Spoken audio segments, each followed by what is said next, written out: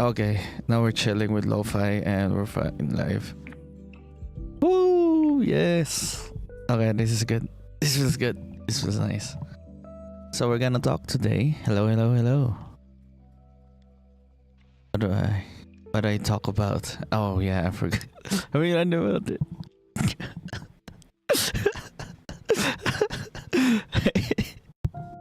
I have a fucking stream title talking about Dune, and I kind of like don't know what to talk about Dune. There's so many things to talk about Dune, man. That freaking saga, that entire thing, is just filled with what do you call this? It's filled with trippy, very very trippy themes, and the way he tackles how we think these days is crazy insane. And just okay, first of all, I'm just props to the freaking movies, how they adapted it,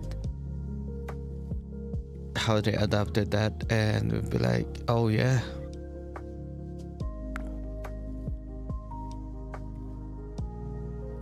How they adapted the movies is insane, because it's just how do I say this? It's crazy. It's crazy how they adapted the movies. I don't know how I sound like this days. I kind of like put a little bit of like a little bit of effects to it, hoping it will get better. Wait, let me just add more for the. I think that is too loud.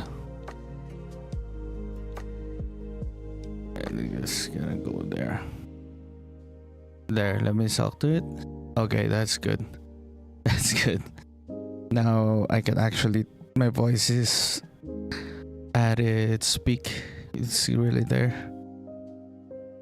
Okay. At least we have background music now. Oh, at least background music now.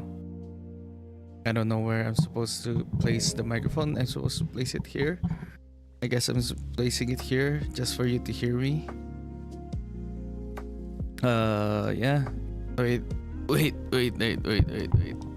me just add one more thing. Oh my god.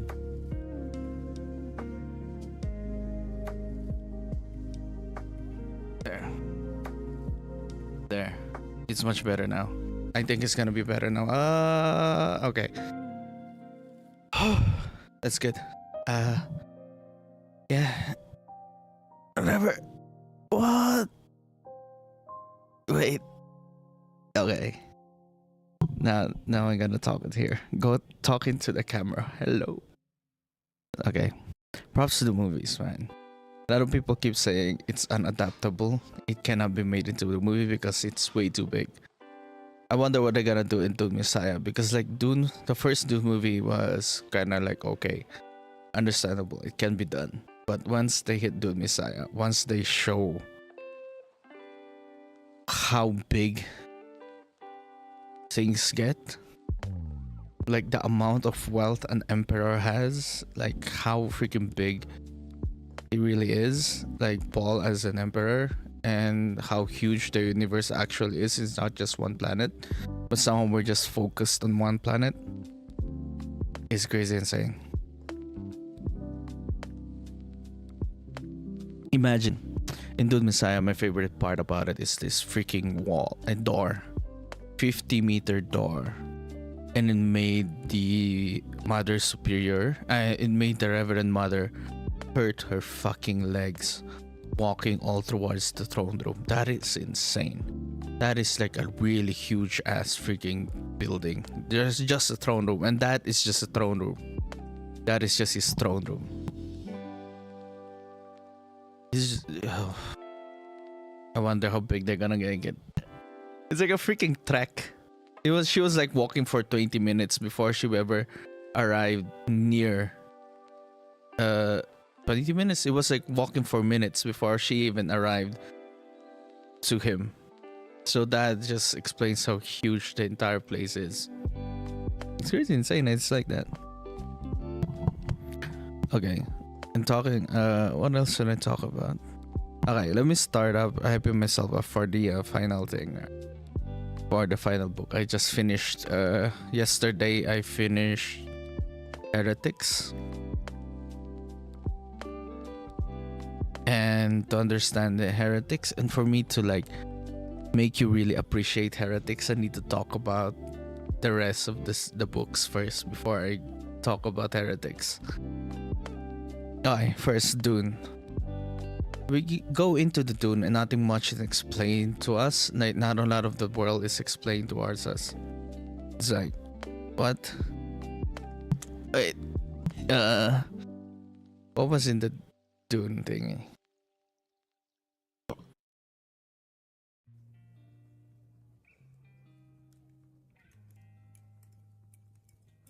So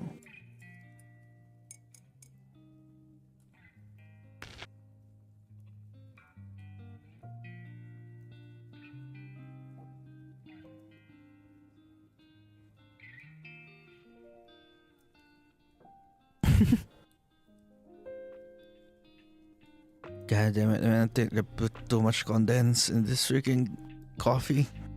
All I taste is the condensed, no more coffee. I'm like, damn it. I put too much condensed milk, man. It's too sweet. So, let's start with Dune. The movies, like, there's like this movie and book comparison already, but it's just the first half of the book and the freaking movies. But one thing that I really like about that video, I watched that video. I don't know who made it. I should be citing who made it, man. I haven't finished it yet too. I haven't finished that one too, but I was like talking about it. And what do I say? What can I say about it? Man, I'm starting to feel awkward now that I'm outside and it's like 10 p.m. People might be listening to me. That's why I need to like put it in here. But that's why I need to put my microphone all the way out to here, so that it will be like chill and me not raising my voice so much. I don't want to raise my voice too much, but it's like that. Okay, like this. Okay. So we start the first Dune book. They say it's unadaptable because it's either the things that you see, the external things that you see, but the how you project these things is like it's outworldly. It's either outworldly, way too big. See, Dune is like something without even an atmosphere. Like in Dune 1, we see the world as something that doesn't have that much of an atmosphere. It doesn't have that much water in it. So we don't see probably clouds. There isn't clouds. There isn't any clouds. The sky is silver. I don't know why it sees it as silver skies. But the skies is like silvery.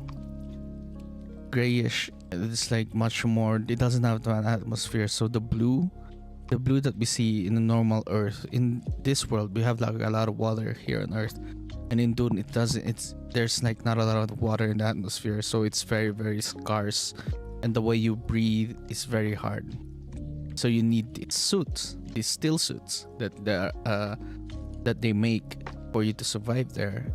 Water, like the main important thing is like water. Water is so important in there.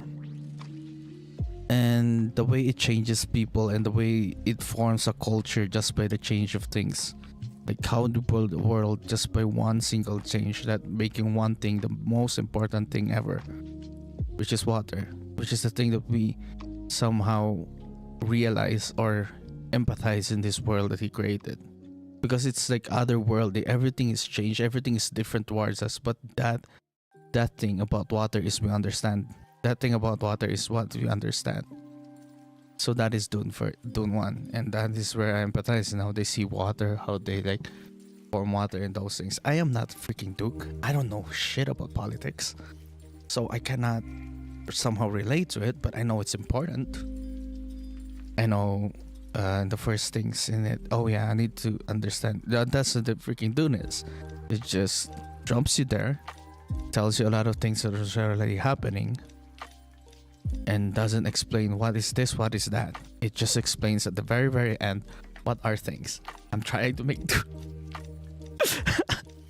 So I'm trying to somehow in this stream make you experience how I experienced Dune.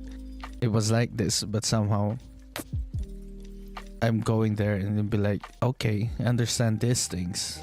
A lot of things that explain, and you'll be like, oh, you don't have to actually know these things. All you need to know to understand the story is to know the people, because there's like a lot of internals, a lot of like looking introspectively, a lot of like their emotions, their thoughts are being explained a lot. And that's the thing. That's the thing when you really, really need like really good actors to really explain things. And that's what I love the movies. That's why I love the movies. The way they portrayed Jessica, where she was reciting the litany of fear while Paul was in this gomja bar, was being tested with the gomja bar. He's put his hands on this freaking metal box and there was a gomja bar and he was reciting the litany of fear. In the books, he was reciting the litany of fear in his head. But you can't somehow portray that in the movie, right? Like, you can't see that in the movie. But you see it somehow in Jessica while she is reciting the litany of fear outside of it, and she's feeling fear. And that is so cool. That is so cool how they do it. Things like that. I like that one in Dune. Wait, let me just take another sip of coffee. Oh, I forgot to add cinnamon. I had cinnamon in my... Wait, let me get cinnamon. Wait, just wait for a bit. Listen to music vibe, but let me get cinnamon.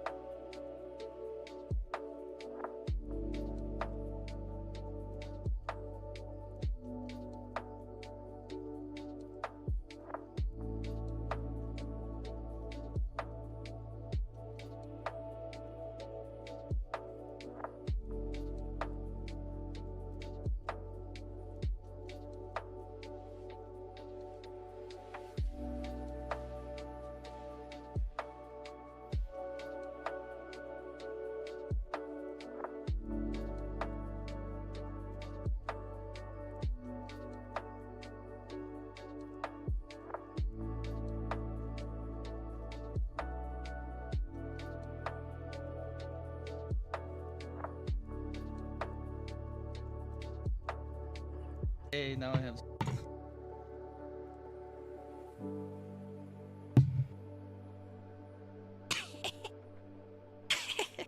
I added cinnamon. Okay. Where was I? So it was like this. That was the Litany of Fear. So you don't understand what is the Litany of Fear, right? Wait, let me get the book.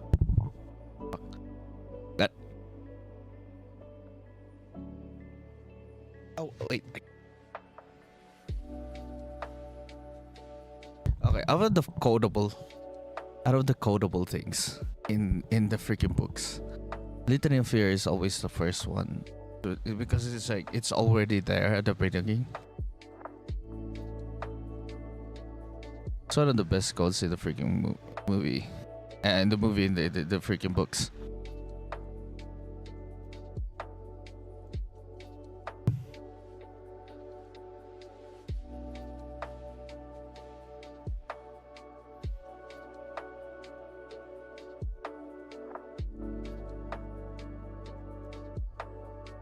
Okay. The Litany against Fear. Oh my.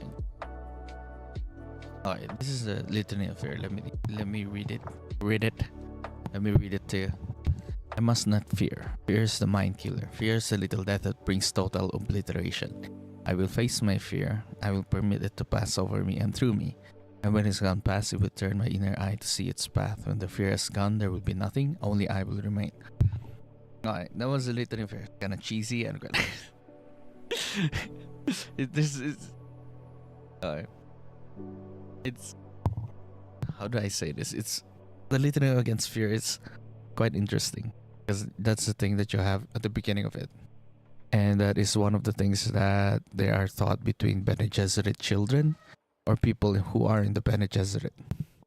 Because the Bene Gesserit is somehow... Oh my god, it's hard to explain the Bene Gesserit too. like they just add you in here. They just put you in here without explaining things. They're somehow, we are Bene Gesserit, and he's being tested by the Bene Gesserit because the Bene Gesserit are looking for humans among everybody else in the world. So what it takes to be human is to be understood all throughout the entire books.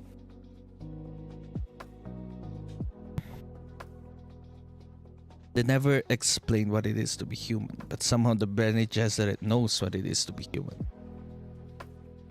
And it's something that I kind of like, it's a question that I keep asking myself all the way until the 6th book, until probably, hopefully it will be answered in Chapter House. I haven't read Chapter House yet, so I'm really hyping myself up with Chapter House, and that is one of the questions I had in the first book that is still not answered, what it is to be human. Because the entire thing about that's what they said to him. That's what they said to Paul. We're looking for people to be, we're looking for human amongst the rest. And that's what Paul is? That's what a human is supposed to be? I'm starting to question things, man.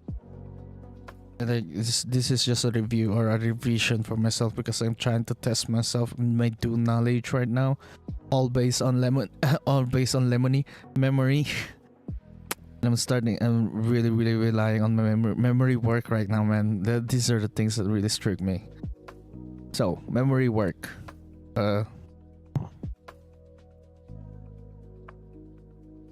There, memory work. All about Dune. So what?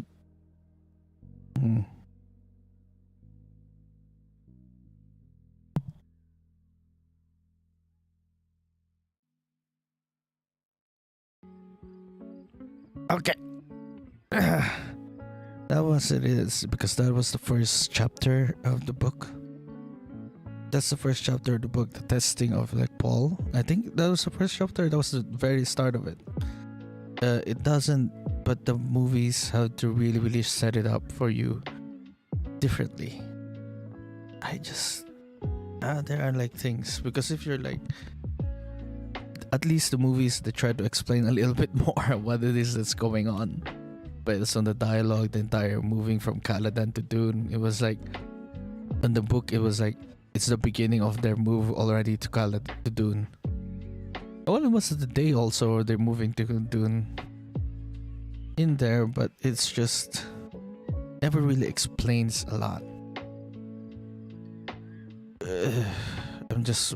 I'm trying to remember. It's hard for me to remember things. Oh yeah, there were like setups too. They really in the Dune books they spend a little bit more time. Wait, what's going on with my camera? I'm having, oh, it's not having a bad time. It's still there. Okay, in the Dune, Dune.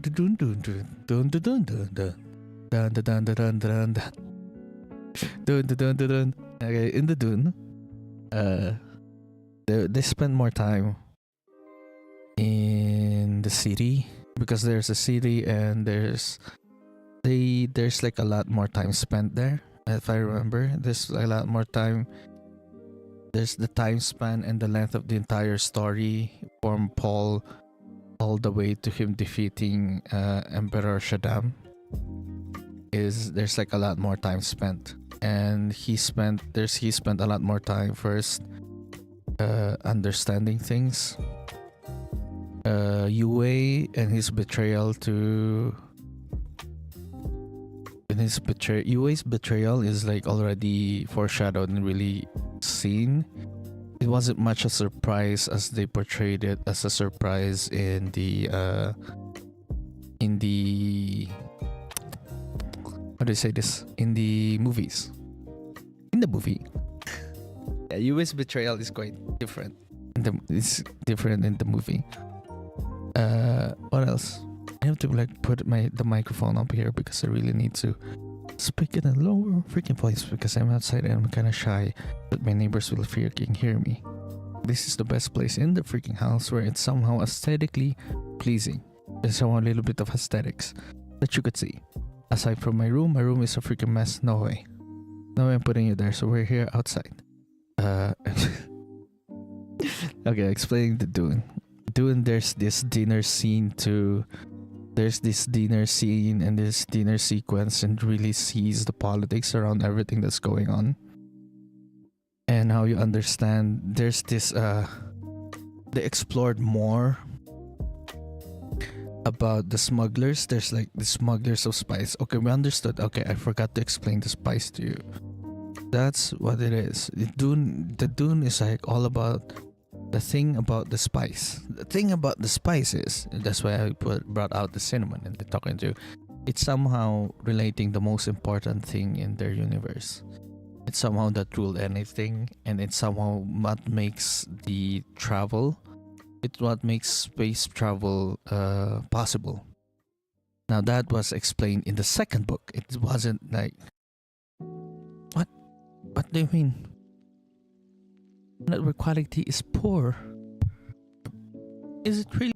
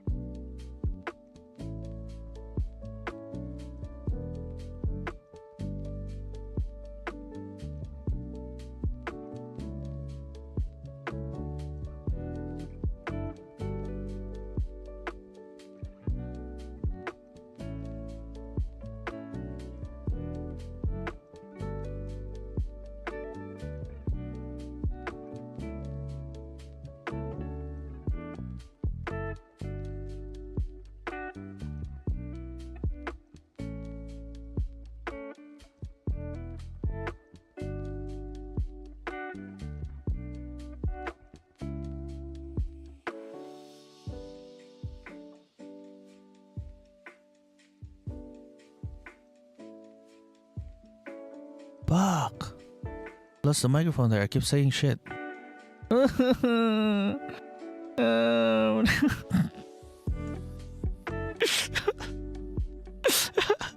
was muted. I was fucking muted. Okay, I was muted. Okay, let me talk to you about Dune. Alright, we're doing. At least I know about the Litany Fair. That was where the last time before I got muted. When did I get muted? Okay, let's start with the Litany of Fear. So after the Litany of Fear and Bene Gesserit, I was like comparing the books from the movie, right? Okay, we talk about Yue. Okay, let me say about Yue. Yue is good. Yue in the movies is like a surprise kind of betrayal, but in the books he was like somewhat of like something, an impending doom that you cannot escape. So you really know it's gonna happen. They're gonna get betrayed. They're gonna get fucked over. So all about the first thing, all about everything about the first book, it was like the survival of everything. The survival of House Atreides and the survival of Paul. It's them trying to survive and trying to win over that survival. But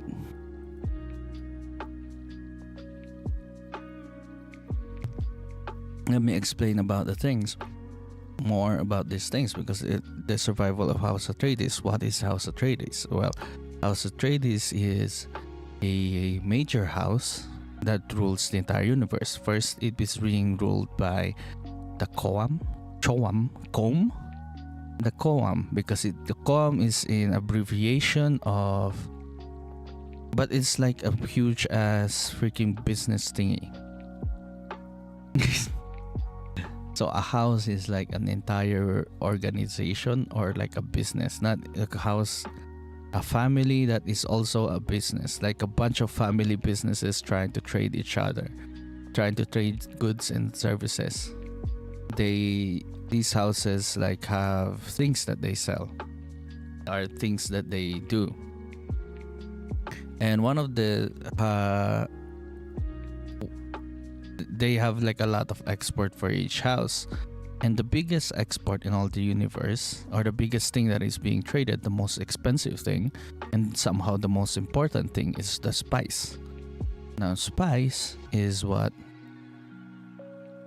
is cinnamon. It tastes like cinnamon. Now spice is like a mind expanding thing. It expands your mind. It makes you see somehow. With enough spice, it comes somehow with amount of expanding in the mind. It makes you see things. It makes you see to the future, and that is one of the things. Seeing the future, in a way, it's a matter of like having predictions, having to be able to predict things accurately. That's how they see prescience. It's not just like a magical thing that happens to you. It's about you. It's about your mind being so calculative enough that you can see it. It's so accurate with your freaking data that you're gathering through your freaking senses that you somehow see the future. That is how prescience work. That's how they see, how they portray people seeing the future. And by seeing the future, you can be able to navigate an entire huge ass ships all the way to the galaxy and all the way to the universe. And the way to do that is for you to have spice. And that is what the guild navigators do. And this is like a monopoly. This is like being run by only the guild navigators, are the only one who can do space travel. That's what they do during this place, during this time. Earlier in the Dune book, the first Dune book, it was like that. The guild navigators are the only ones who can make people travel the universe and go from planet to planet. That's how important it is. So without spice, you cannot travel the universe. And also, you cannot. It also elongates life. It's addicting.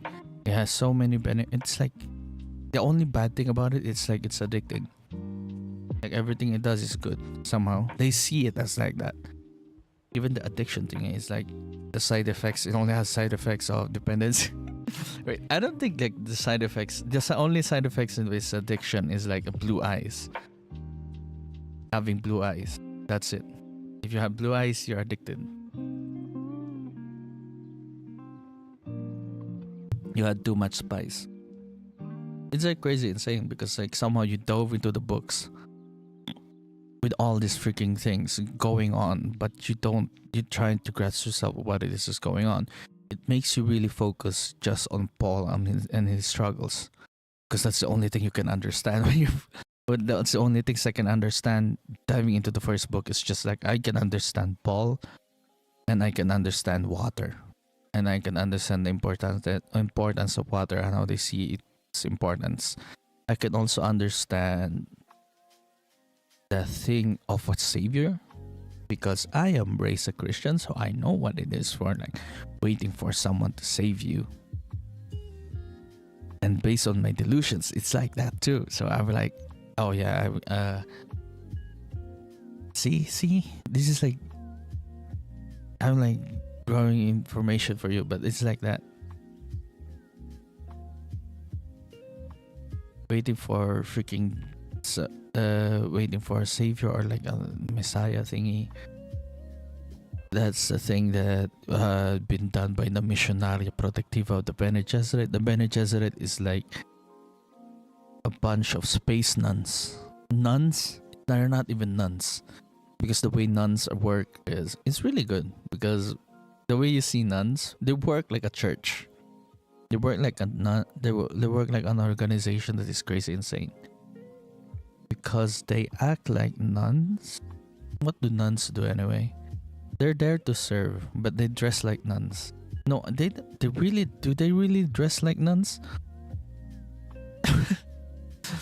Their dress code is like black aber robes. That's the only thing I can do. I don't see them as nuns. Why do people see them as nuns?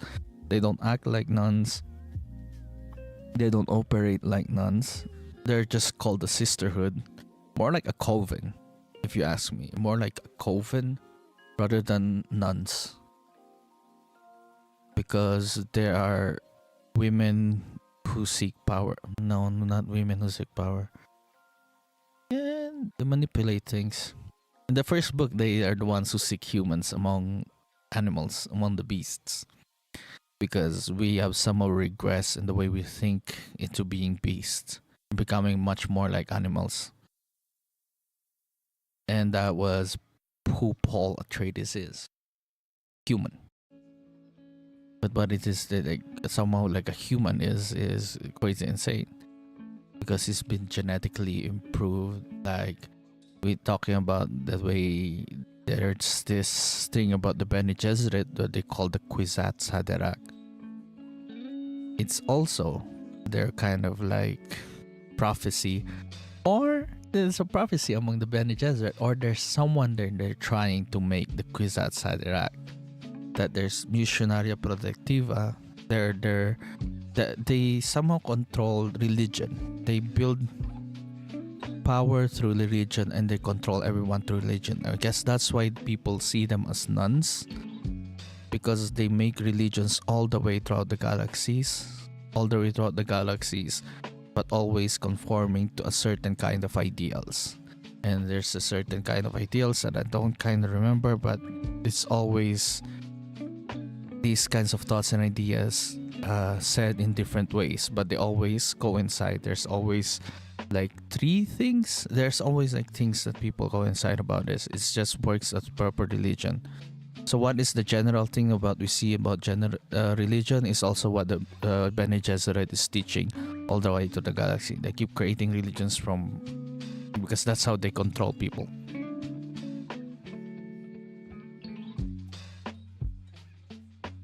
Okay, they control people like that. And the way one of their missions, one of their sayings, they've implanted things of like a savior thing, but it's supposed to be their Kwisatz Haderach. Their Kwisatz Haderach is someone who is present among many times. Anyway, based on what they said, it's like someone who's present among many times or many things or many times. Under the Kwisatz Haderach. But it's just someone who can seize the future. But the way they say it is different. But they know Paul Atreides is not supposed to be the Kwisatz Haderach. It's like made a mistake. See all their plans, the way they see time too, the way everything works is like crazy insane. Wait. What more by talking about this? The first Dune book. Well, he's supposed to be the Kwisatz Haderach. He's not supposed to be the Kwisatz Haderach. He's like one generation away from Kwisatz Haderach. Someone has to be born first. Like a woman has to be born, and then the person born from that woman would be the Kwisatz Haderach. But no, it's somehow advanced a little bit. So they're trying to look if he is the Kwisatz Haderach. They're even doubting that he is the Kwisatz Haderach, Paul. But after the Gom Jabbar trial, he was like, they see him as a potential Kwisatz Haderach, but he's never been said or really confirmed that he is the Kwisatz Haderach. Because probably it's Don Kanai the Hawk. I don't know. I'm just still on the 5th book. I just finished the 5th book and I'm like, it is him. The freaking honored maters somehow see him as the guy, see him as him. But I haven't read the final chapter house. I haven't read Hunters, and I haven't read Sandworms of Dune yet. So I'm kind of like working on it.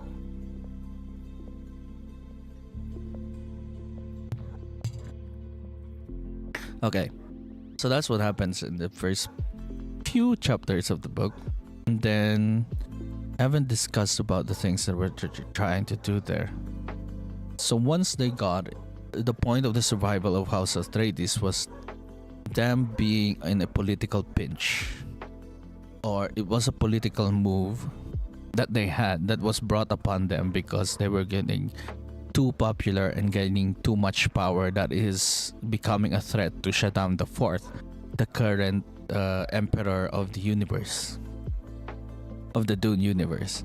And this is a political move by him to eliminate House Atreides. Now House is using the Harkonnens. Now the way that he does this is by entrapping House Atreides, somehow giving them a gift, which is Arrakis. Arrakis is the place where spice is. This is the only place where the most important thing in the universe is. The most important, most expensive object of this most expensive product is in the universe, which is the spice. Spice is there. They have the spice, less spice. The cinnamon. They have cinnamon. So they put it there with the cinnamon. With them, they've been put to Arrakis for the cinnamon, and it seemed as a gift when it comes from an outsider. But if you do it deeply, it's a fucking trap, because Arrakis is owned by the Harkonnens, the grave enemy or the mortal enemy of House Atreides. They hate everything about the Harkonnens, and the Harkonnens hate everything about the Atreides. That's the first thing ever. But man, I've just read Heretics, and I fucking love. I've just read Heretics, and I love it. I don't know. Okay, it goes better and better. Okay, so they brought him there. They brought them into that place, and oh my god, I'm trying to like do this out of memory, and I'm having a hard time remembering 5 fucking books.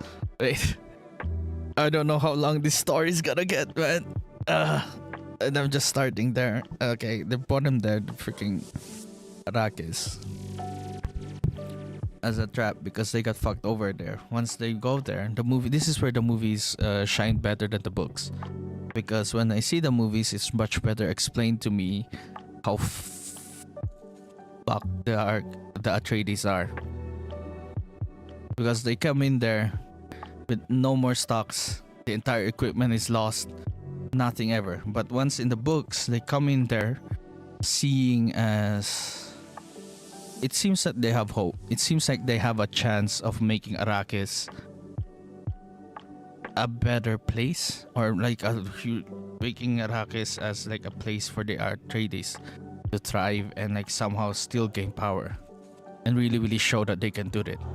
Because in the books, Leto only sees it as like a challenge from Shaddam, like a challenge that for them to be able to rise up against. That's how Leto sees it. Oh my god, Leto's thoughts is crazy insane there, man. I really love Leto in the freaking first book. Which is like, it lacks. It was like really lacking in the movies, right? And I love Leto and Jessica, and those were like my favorite characters in the first book. But they just they don't have enough screen time, because it's the story of Paul. It's always a story of Paul. I wish they had more time in there. Duncan Idaho really didn't have time. Duncan Idaho in the first movie didn't have time, but he did the time.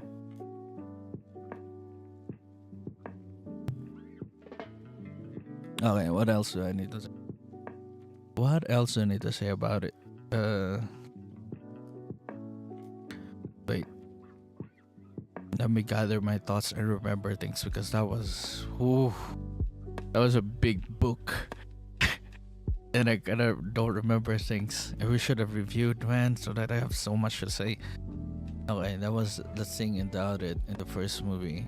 But they saw a lot of things, like really Paul being knowledgeable. That's what I think about the entire Dune freaking saga, is how they treat children and see children. Somehow 15 is like enough age for you to be able to be seeing things as a grown-up. And for women, it's much more younger than that. Once you're being able to... It's much more younger. It's much more younger for women to grow up than men. Men is like 15. Women, 8, I think. Because once they're able to get the pregante, they're like adults now, and they have to see things differently. And how Paul was able to grow up at the young age of 15 and be able to see things differently. He already sees things differently as a son of a duke, right? Everything feels like a political move.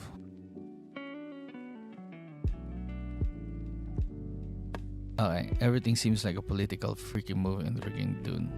Every conversation, all of it. Okay, what else we need to talk about it? The first book was like that. See Paul being like that. It's just the love for Leto. The love for Leto is like not really shown there, because that's the reason why Jessica turned her back against the Bene Gesserit. At first, we don't really explain. None of that is really explained when it comes to freaking Jessica. In the first book, I kind of understood Jessica's motives and what she does, but by the second and the third book, I'm kind of questioning things. She loves freaking Leto and Shama wants to bury him a child, which is going to be the Kwisatz Haderach for... I think she really believes that Paul will be the Kwisatz Haderach. No, she made a gamble. Did she make... It's like she made a gamble, or was like... But the thing is that really confirmed in the book was like she had Paul out of love for Leto, because Leto wanted that boy, because they can somehow control the sex of the kid that they're going to be able to have. That's how freaking good they are with the breeding programs. That's how freaking crazy insane the Bene Gesserit are.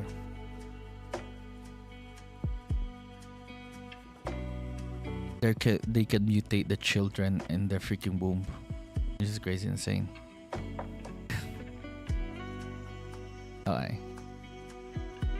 Afterwards,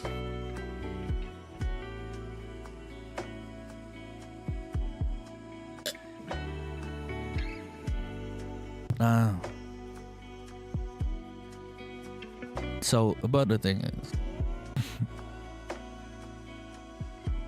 wait, I'm just adjusting things because I'm gonna like not saying things properly. Okay,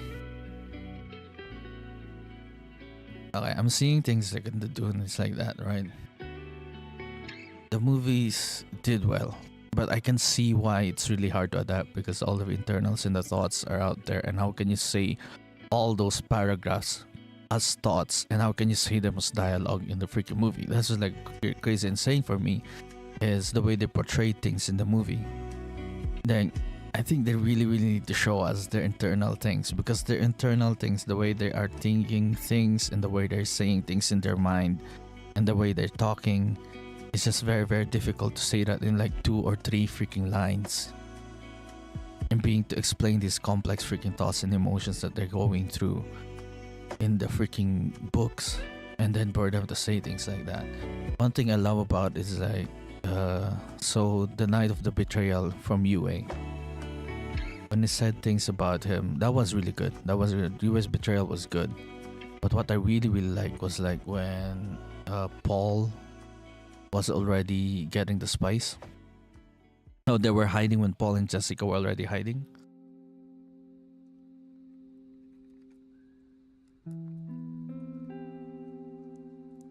And there was like the night Paul became a man rather than a kid.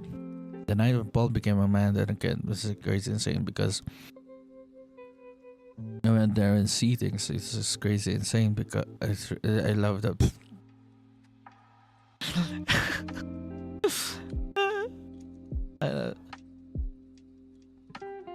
Wait a second. Let me just fix things up a bit. Let me just check things. Let me gather my thoughts for a bit.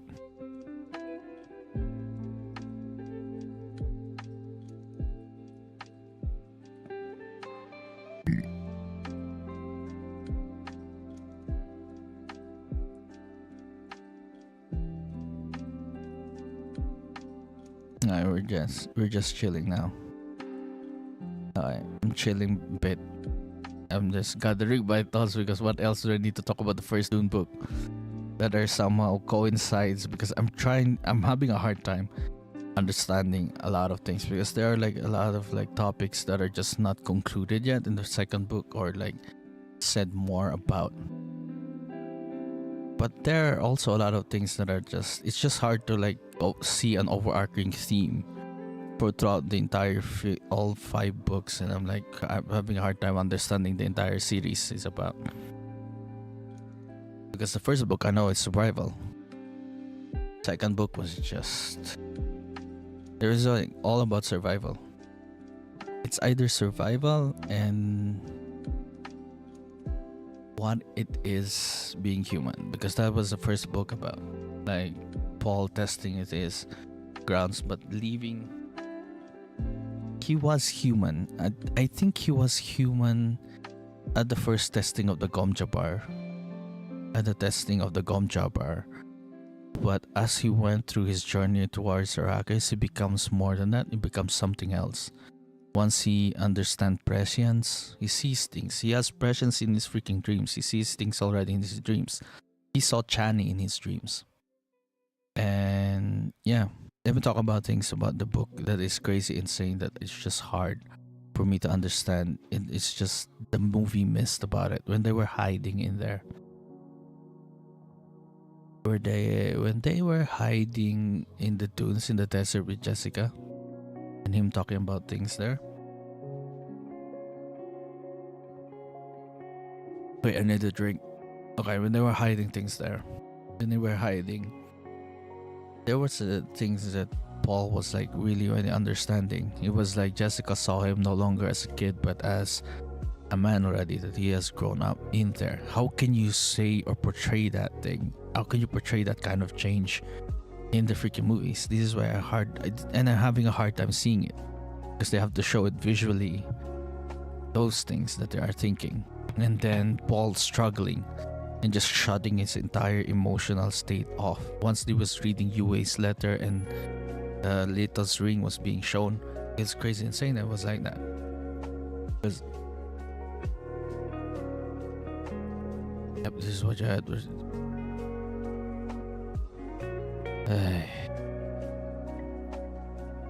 hate it when people are awake.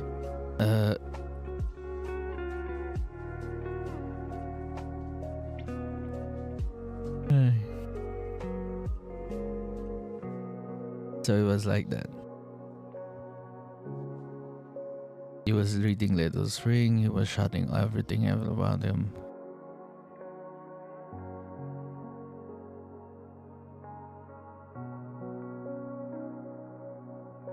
Okay.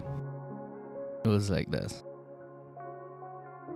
He was shut off his entire emotions. His father died.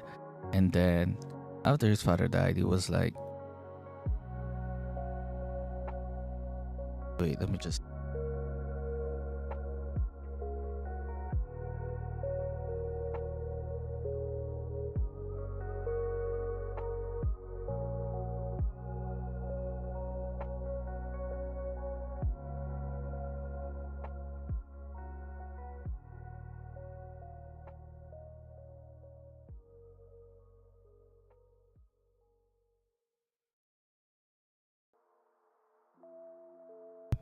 Oh. Okay. It's just hard for me to talk when people are outside or people are like right in front of me and be like, dude, just no. So it was like that. It was like his father died. His like internals were like, I have to shut this thing off because survival comes first. I have to live before I be able to have like emotions. And this freaking thing about Paul went throughout him all the way until they went to Siege Tower, all the way until he was arrived in Siege Tower, where he was being able to be allowed to mourn. And the crazy thing about it, or the movie about thing, is like really, really the thing about the movie. Let me talk about the movie that really, really landed. It could have landed the thing about like Jamis's funeral. Jamis's funeral should have been really, really in the movie. They should have put it really in the movie, and that would really explain the thing about the scenes of him being friends with Jamis. He sees the future. He sees some fucking parts of the future. Like he sees other timelines, other futures where he's friends with Jamis. And that explains in the books where he was like crying for Jamis in his funeral. That was the best part in the freaking book, in the movie, and somehow like ties up with the books, and I understand more about his prescience. I understand it explains more about the CC things. This is the movie. The movie is really good. The movie is good. Yeah, other things like that. And Hara, wait, what's her name? Hara, Dune. That thing is crazy, insane. I don't know how you'll be able to like do that or adapt. tell me how are you be able to adapt Hara in the freaking books nowadays with what it is going on with the political environment these days. Because Dune is somehow like a very, very, very political kind of book, because there are like themes and like aspects about there that you should be thinking about. Makes you think. Not a lot. But that's just how their world works. Just crazy, insane. You're dove into the story like that, just like how Paul is dove into the culture and the things that there needs to do and be able to survive the thing. And able to survive oh my god, I'm quite nervous. And able to survive the desert or Arrakis. They were like really counting on Duncan, Idaho to be able to like bring in the Fremen there. There were like things and hints about Duncan and freaking Jessica that I'm like thinking, what are they trying to do here? In the first book, it was like Jessica saw Duncan freaking drunk as hell after the freaking night party, and it was like, and I'm thinking, oh yeah, this is the betrayal now. Duncan is drunk, everybody's drunk, UA drunk them all, but it's not the night of the betrayal. The night of the betrayal was there was this hunter seeker going into the freaking Paul's room, and him just it was crazy, insane, because the way the hunter seeker came in the books was just stupidly crazy.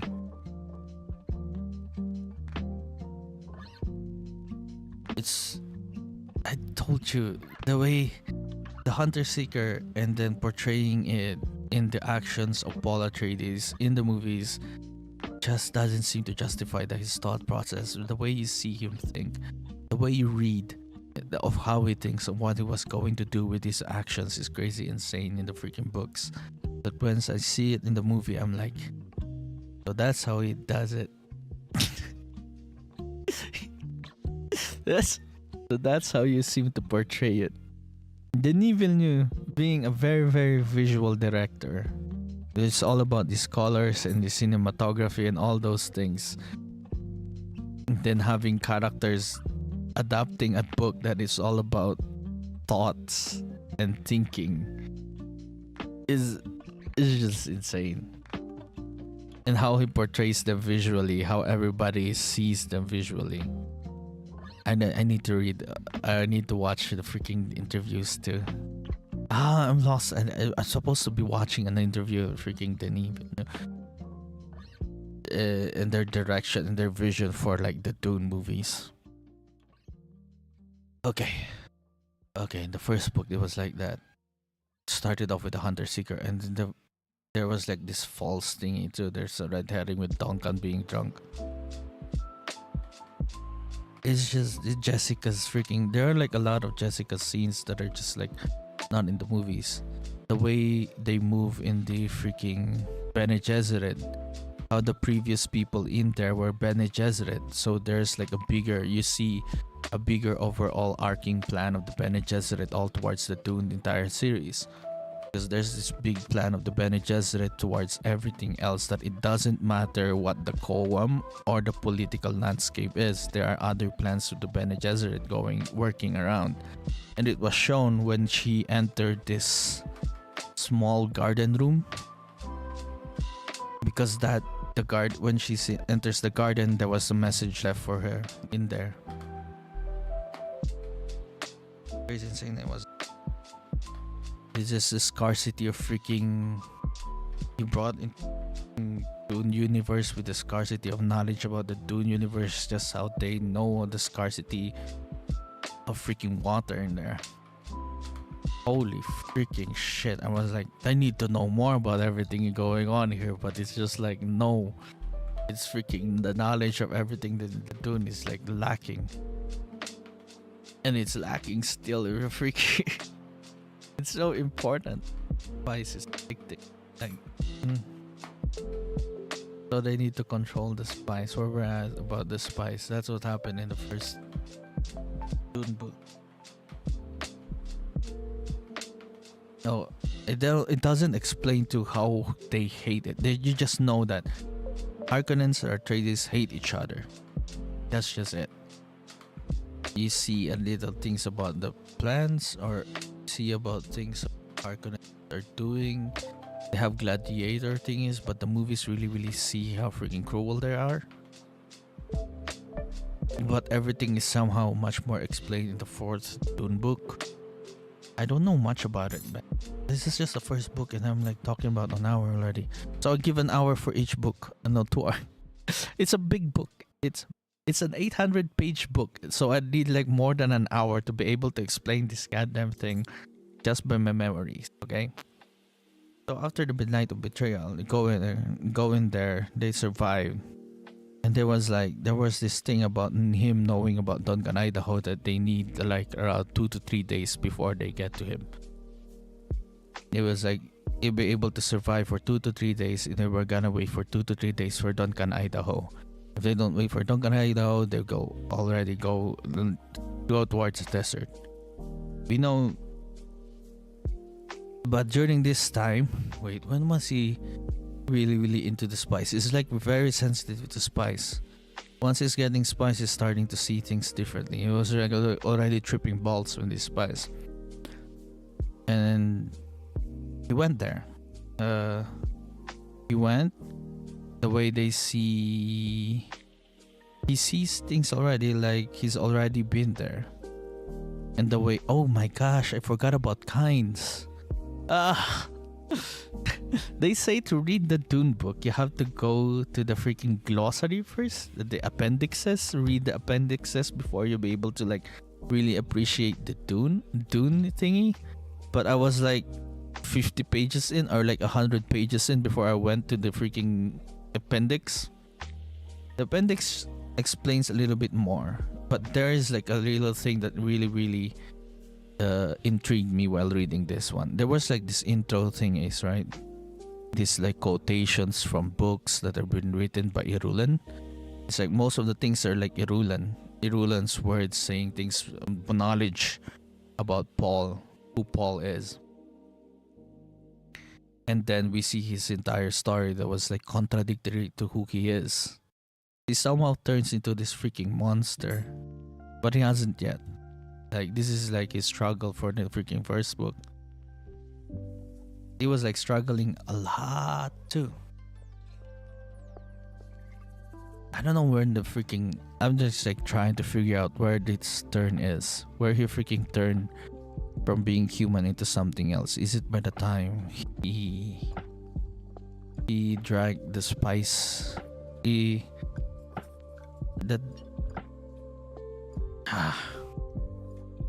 spice, wait, what do you call it?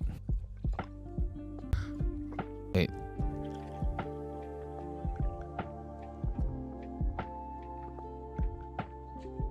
Wait. There, the spice agony.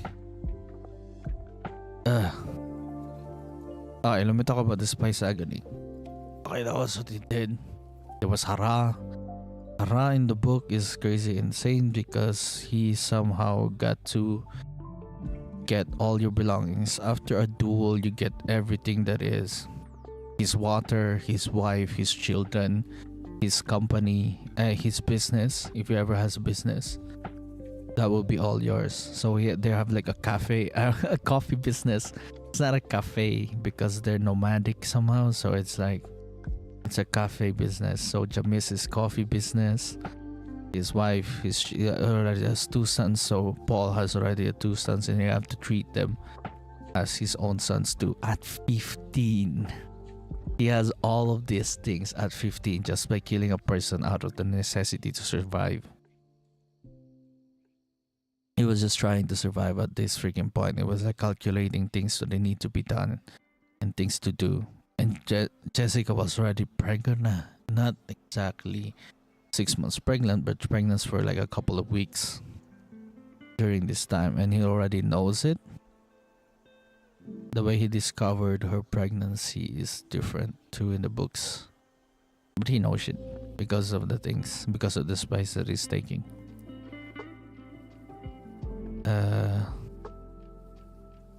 What else about Dune, the first book that I really liked? So we're just, it spanned for like 4 years, I think, because it was the first 6 months landing in there, and then we get a 2-year time skip to part 2 of the book, and then the part 3 there's another 2 years. It was like 4 years. Yeah, it was another 2 years because Alia was already 2 years old. Yes. It was like 4 years. He spent 4 years training and learning about the Fremen ways. So about the Fremen, okay, this is where I talk about Liet Kynes and the Fremen. The Fremen have lived on Arrakis, which is like I already told you that Arrakis is like very, very harsh on humans because there isn't much water, and I really understood how important water it is to humans. Like right now, water is the most disregarded freaking resource we could ever have right now, living here on Earth. And then it being that freaking difficult and that freaking hard to buy is crazy insane, because understanding the Fremen is understanding what it lives without water, to little to no water, and they take it very importantly and very important. So a person's water is crazy insane. The way you see water, the way you treat water is insane. This is why they build the freaking Fremen, the steel suits. The steel suits survive. You can survive on your own sweat. You can drink your own sweat and only lose all of your water is being recycled back to you in the freaking steel suits, and you will like only lose like a thimble because of the face, the water you expose on your face. That's the only thing. Yeah, that's crazy insane. They all have this eyes of Ibad. The thing that I really want to learn more about the books, the movies that they somehow hinted about the books, and there's this moon in Arrakis. The moon in Arrakis, and there's this handprint in there, and that is the hand of God. I don't know what it is about that freaking thing in the movie that I'm like, is it a hint to the freaking prequels? I don't know. Let me drink water now. Speaking of water.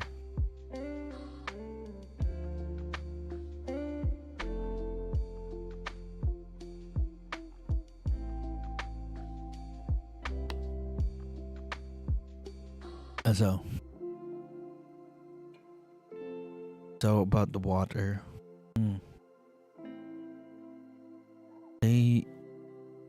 It's a crazy ass freaking world, because what it means to survive in a world like this does create a culture that is very different. Because whatever it is that needs to survive is what they need to do.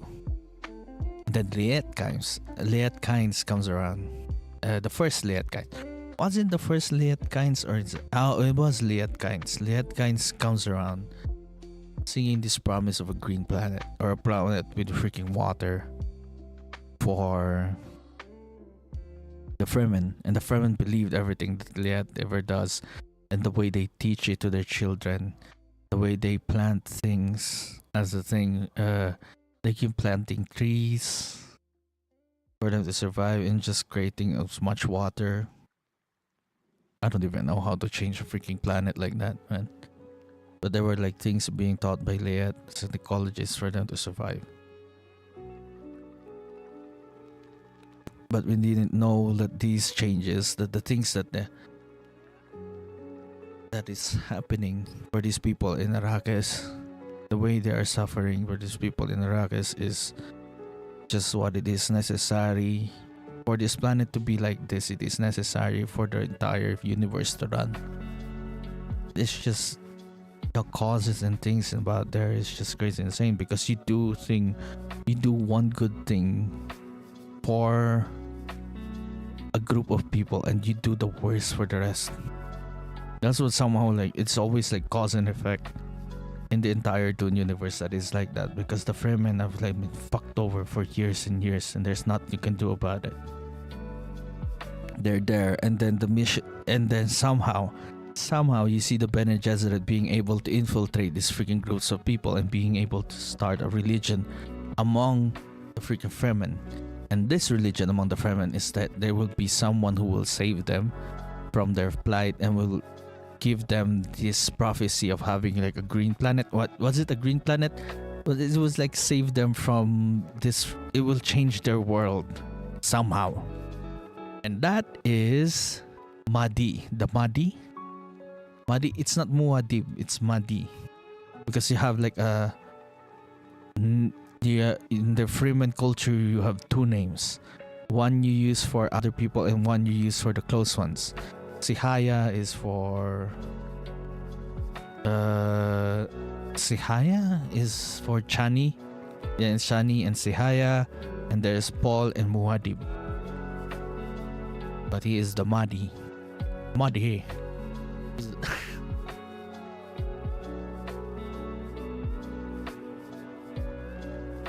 Oh yeah, I've read. By the way, I've read the back. What do you call this? The blurb.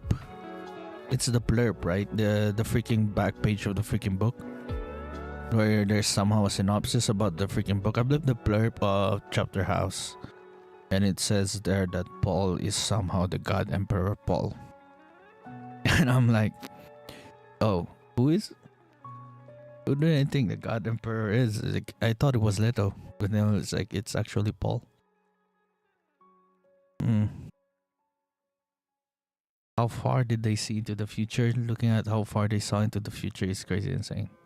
Especially for someone who lived for 3,500 years and still can see farther into the future. Yeah, that's just I haven't talked about those things yet. And okay, the first book, it was like that. It was surviving and understanding a culture that is different from his own. And the way you understand this culture is the way we understand. I somehow see and understand Dune. I need to do a lot of things for me to survive reading Dune. It's saying that it's like that. Alright. So you go there, being able to you're supposed to be able to kill. No, he was challenged. They made it as an excuse that she is pregante. Jessica was challenged by Jamis because the way she speaks is freaking different, and she chose Paul as a champion, and that was his first kill. After his first kill, there was like after a freaking duel like that, they went into Siege Tabir. Once they went to Siege Tabir, they held a funeral for Jamis. And this is where these people see water differently. And the way you cry, that is you wasting water. It's a waste of freaking water because it's just you're losing water for nothing. Oh, it's very, very important. The water for the dead is very, it symbolizes someone who really cares for it's something more. Crying for a dead person is something more for them, because like dying is like a matter of necessity. There are people who are actually living to survive, and that is like very, very common around them. So crying for the dead is different. It's seen as something else. is seen as something like a deep, more relationship with that person that you'll be able to cry for them. And that's what he did to Jamis, a person he just killed or he just freaking barely even knew, but they cried for him. And people see that as something different. Because Jamis is his friend. That is insane that it's like that. They see it like that too, because be able to survive, you be able to like, do things that are like untraditional, because it's a very survival based freaking culture.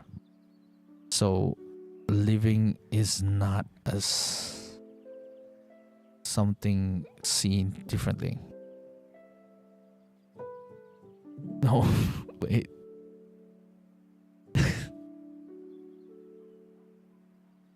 Okay, it's 1 hour now talking just the first book. I'm gonna talk. Holy shit, wait.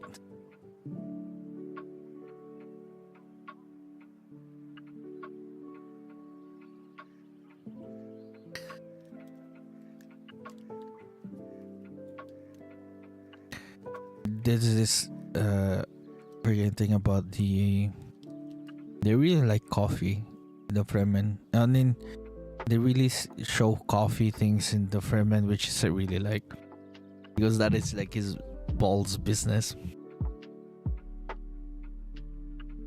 Yeah, I barely understood the Muad'Dib, something that creates its own water. And the way they show it in the movies is like crazy insane, because it's like they show an actual rat now it creates its own water,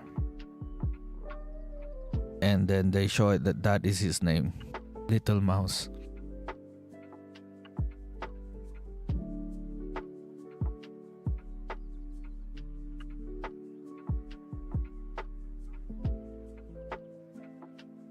That was that.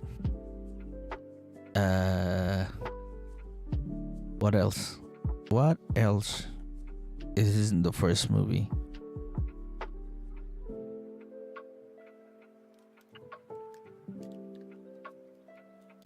The way they see it. Oh yeah, the first book really prepares you how you're supposed to see things.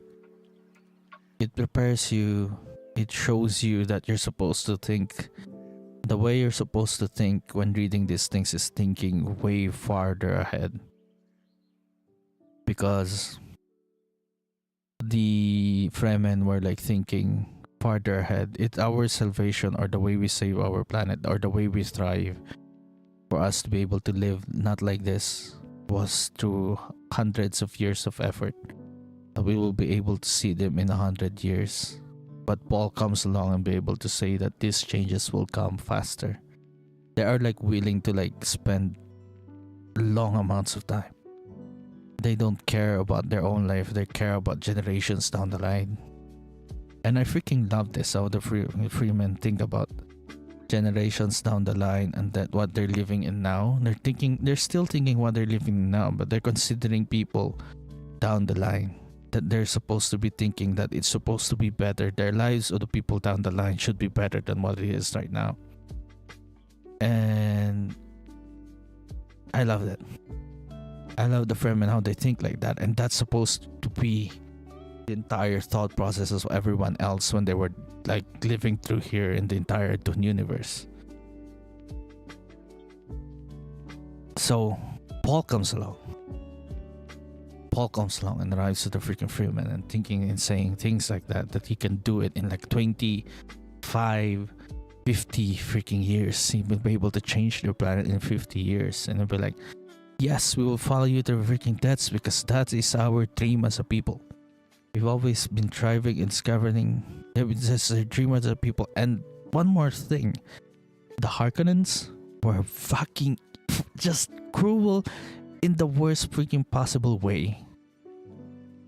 That their entire freaking planet, is fucking them over already, right? And then people comes along that fucks them over harder than the entire planet does. That's what the Harkonnen does. See, you're already living to survive, and people come along and make it even worse for you to survive. That's what the Harkonnen did. And that Atreides comes along saying something different, promising something different. But they are not like the Harkonnens. It may be less, it may be completely different from what the Harkonnens stand for, but it's better than the Harkonnens because nothing is ever actually freaking better than the Harkonnens, but the Harkonnens is the worst of the worst. They do every, and then that's what's happened there. And for you to see the Harkonnens like that is just, so they're somehow the epitome of evil. But that thing changes. That's what the Harkonnens are, and so the Harkonnens left. So you have to. So now we see things differently, right? By the time he is with the Fremen, we understand that the entire story. There's like a story going on. There's a plot going on about the Bene Gesserit and their Kwisatz Haderach. There's the story about Paul and the struggle of his house Atreides, and there's a struggle between the Fremen. There's this story. There's like 3 stories interweaving. There's multiple stories interweaving that I can see these 3 major stories interweaving all throughout the entire book. And them concluding that, oh, we need to see Paul as this. He is this one because Stilgar sees him. Oh, in the freaking movie, Stilgar sees him already as the Muad'Dib. As the Mahdi. Is it Mahdi? Am I saying it right? Wait, let me Google. Okay. Ooh. Guided one. Yeah, they're great about Arab culture there. Okay, Mahdi. See the Mahdi, like Paul is like somehow the freaking prophesied one, right? But there are like a lot of freaking people who are like prophesied one, but never really seen as that. Because there are tests. He needs to pass through a lot of tests before they be able to see him as the one. But in the books, Stilgar was like doubting this. Stilgar trusts Paul. He sees Paul as someone of potential, but he's not like a believer right at the first step. You can see his doubts there. Jessica was actually the person who's like really believes he could be the freaking Mahdi. And it was like the way she influences Stilgar, and this is the way they're talking. Wait, is it really like that? I don't really I cannot confirm. Truly, I was like, let me think about it. Let me recall. I don't know a lot about Jessica and Stilgar.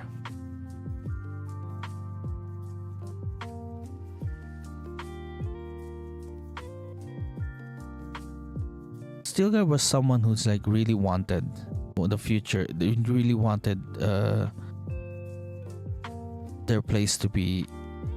He really wanted the change for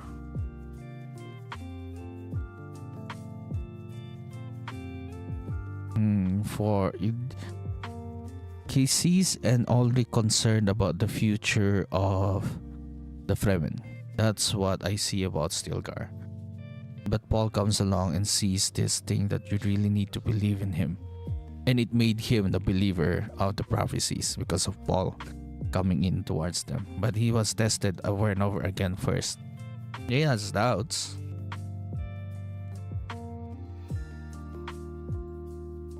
And then Chani, being the daughter of Liet Kynes, is there too.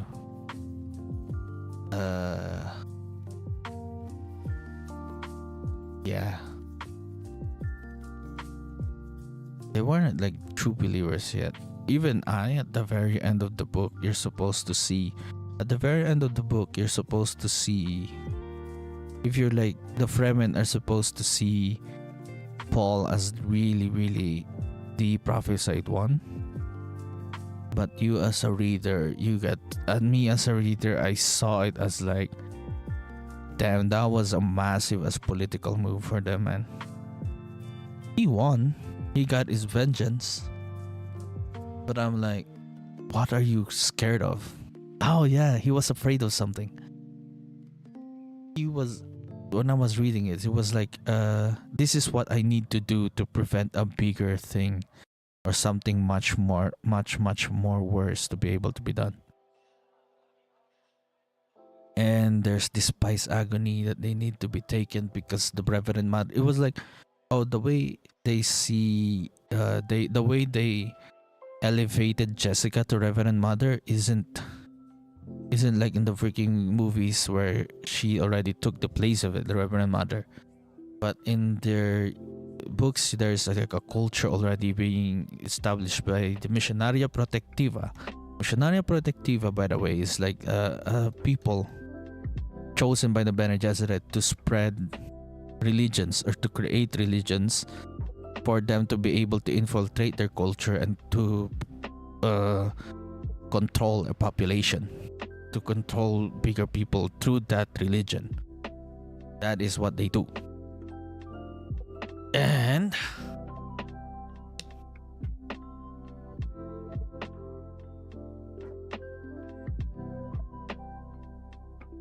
oh my god.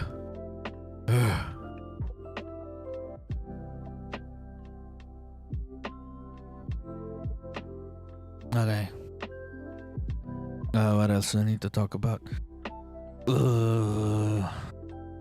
So the way Jessica became a Reverend Mother in the freaking books was like this.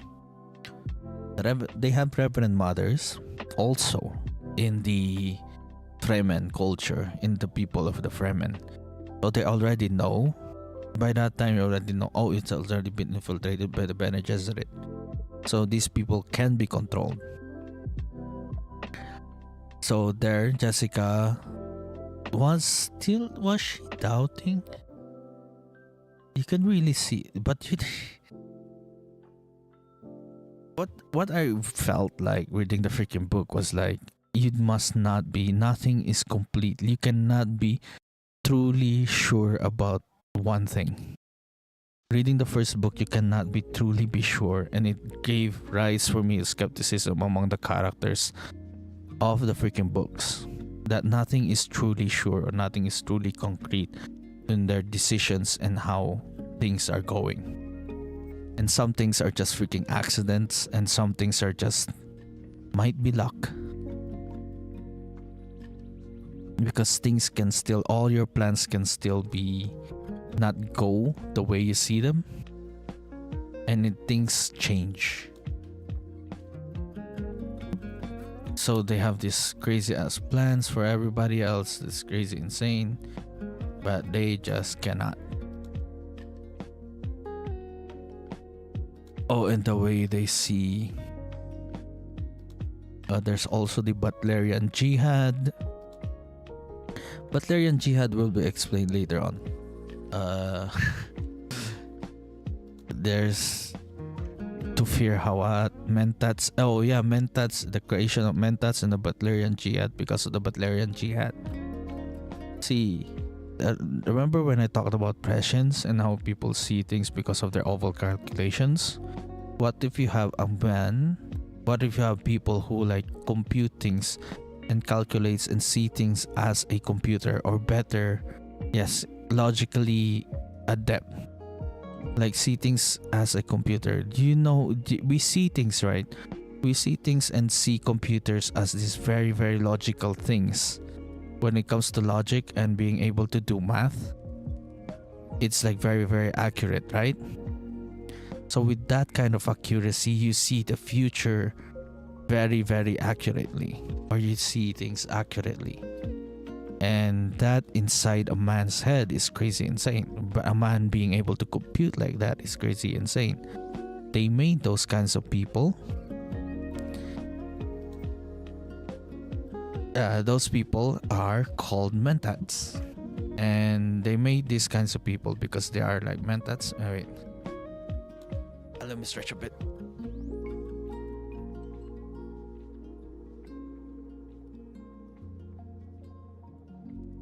Okay.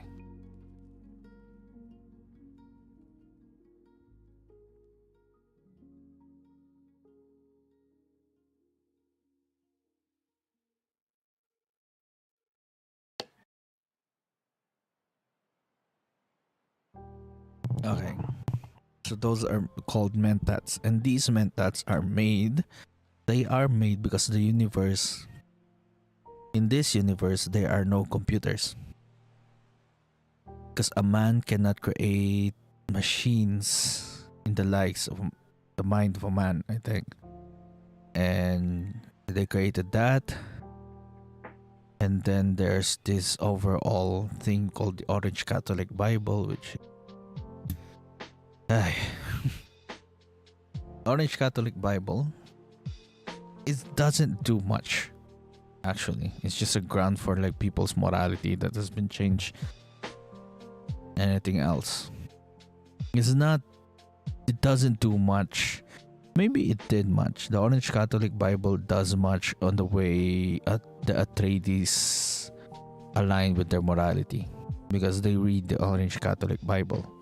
No, it's not. It didn't came from the Atreides, but it was being taught to the Atreides, because Yue gave this to Paul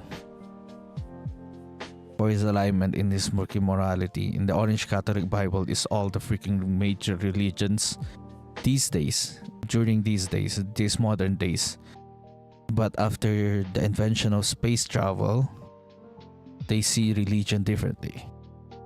And all the religions came together and made the Orange Catholic Bible as the way people should act, or as the way people should be able to align with their morality. And that's the Orange Catholic Bible. And that was the thing that Paul was reading. Paul was reading the Orange Catholic Bible, so we know that he's been influenced one way or another by it.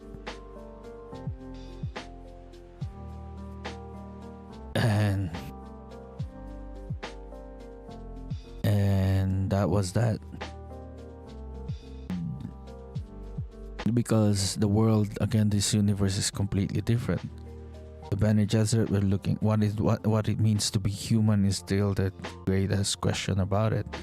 And that's the question I keep asking myself all throughout Paul's journey.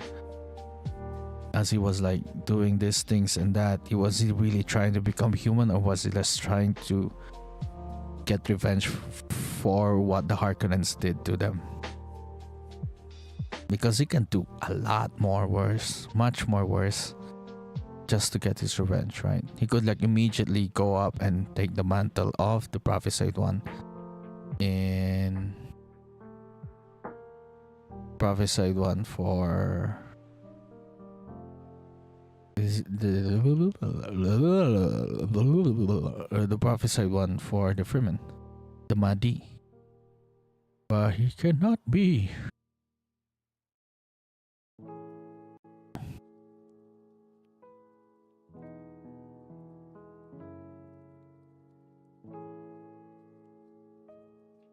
That was like Paul.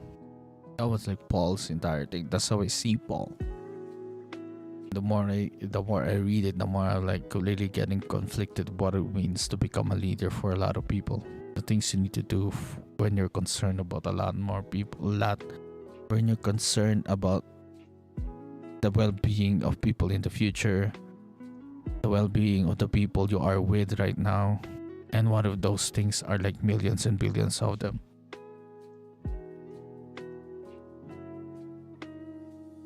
That was like Paul was going through, and I'm like, damn, like what really matters to, right? The way he sees things is right. It changes the way you see things, and that was the thing. And after he was in Siege Tabir, when he was like finally in Siege Tabir, when he could rest a bit, that's where he was like allowing. I told you about the things that you need to suppress, right? He was suppressing things.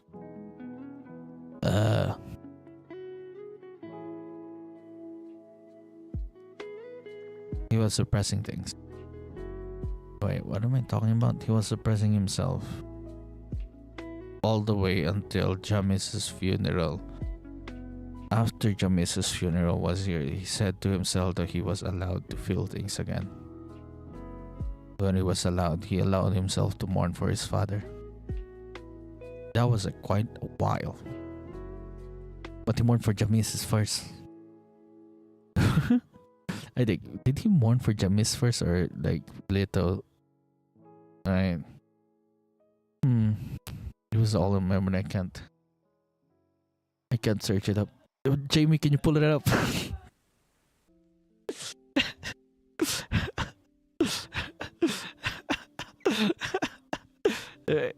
Okay.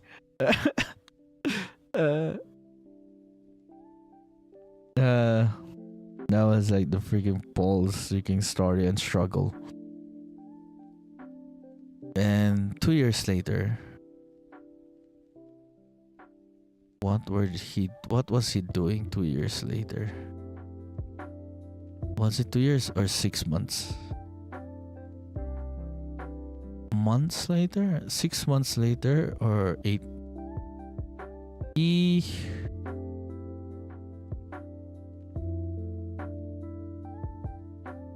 was being tested by a lot of things, by the prophecies and what he does based on the prophecies, but the prophecies he need to fulfill somehow. And the final way for him to fulfill was he be able to ride the sandworm. But I forgot a lot about book 2, part 2 of like Dune. Part 2 of Dune was like that. Was it completely changed in the Dune part 2 and part 2 of Dune? That's where like created a lot of changes. The time frame too is crazy insane. But all I know is like he's been with the Freeman for at least 2 years. And he has a son.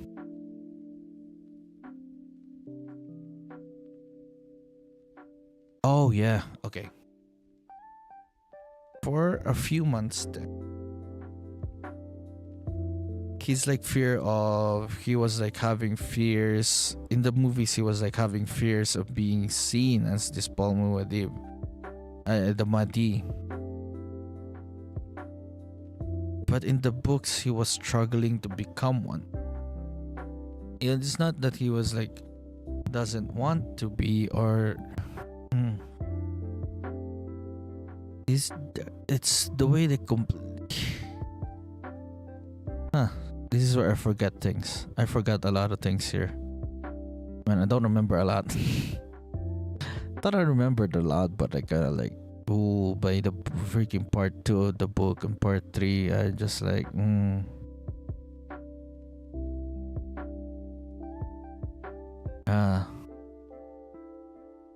I don't remember those things now. And that's where I freaking left out because I'm planning on reading them again. And really taking down notes and studying it. I'm just like reading it for the sake of reading it, for the sake of entertainment. Because I'm planning to make a video of it and hyping myself up. What happens in the second book anyway? One of it's like Dune. Dune part 2 is crazy insane. It was like that. Oh yeah, there was this. It's a known fact that no one can defeat me. It's a known fact. Oh my god, I freaking love that part, man. It was like a freaking fact.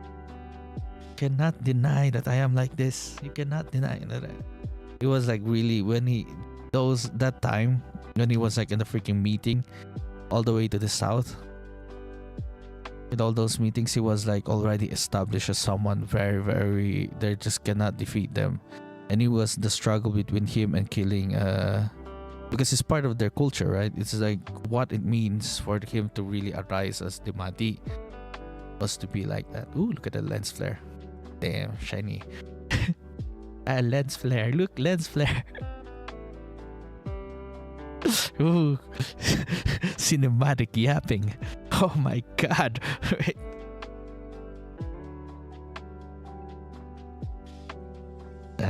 Okay.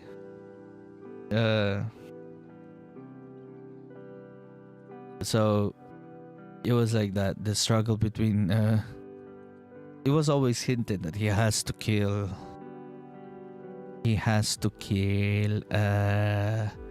Stilgar, but he doesn't want to. He needs to change the way the Freemen think. And that's his entire power for him to like, it's a known fact. It was like that. He was like fulfilling the prophecy and also changing the way their people think. Because by fulfilling the prophecy, he needs to by just fulfilling the prophecy. He has to just kill Stilgar, right? But he was thinking differently. The way he thinks his morality is of the Orange Catholic Bible. Assumed that it is of the Orange Catholic Bible. Morality is assumed of the Orange Catholic Bible, but he really, really holds them to heart. He read that and he kind of sees it like that. Assumed that he has to do things, but these are the least worst amounts he can do. All his atrocities are extremely calculated, you know? This is the best he could freaking do. That's the only thing. Because it could be freaking worse. It may be bad, but it could be worse. You always have the thought that all these actions could be freaking worse. And this is the best we could ever get.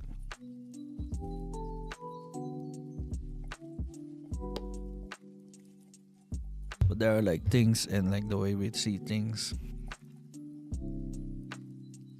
So that was like that. That was the best thing I've ever. About the ending of him taking over the freaking being the leader of the freaking Fremen was he was saying it was a known fact because he was stating facts already. He was basing things upon prophecies. He wasn't basing things about speculation. He was stating facts, and he was the known fact that he was like this and like that, that he can lead them into a better place, no matter you believe him as the freaking Mahdi or not. That he can bring them, that he can lead the Freemen into a better place. That's what the fact is. And that was so freaking good, because it would be like, it's not adhering to what the Bene Gesserit wanted him to become. And he wasn't adhering to just the prophecies. He was changing the entire way the Fremen think.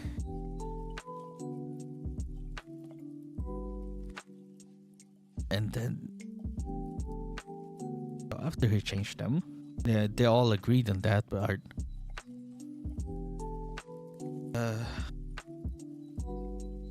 what else? Water. Someone's water.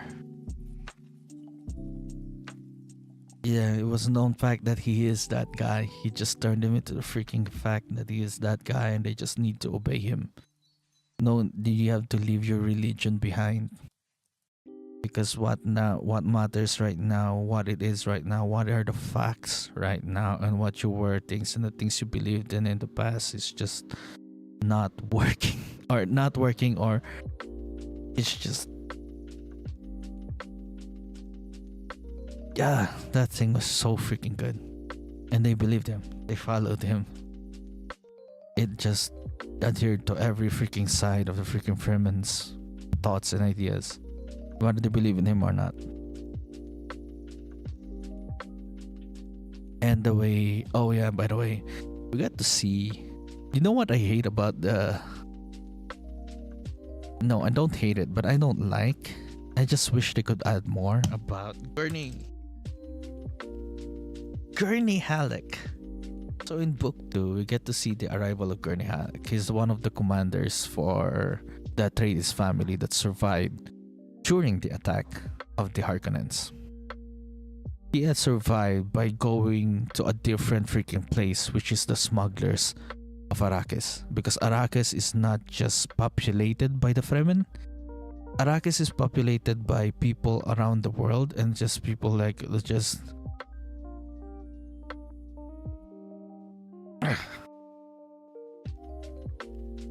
okay. You see another side of people in Arrakis is not just filled with Fremen. There are other people living in there too, and one of those kinds of people are the freaking smugglers. And these smugglers, this is where Gurney Halleck lived in, the freaking bunch of smugglers in that freaking place. And Gurney has lived with them and just completely just wants revenge towards the Harkonnens for what they did.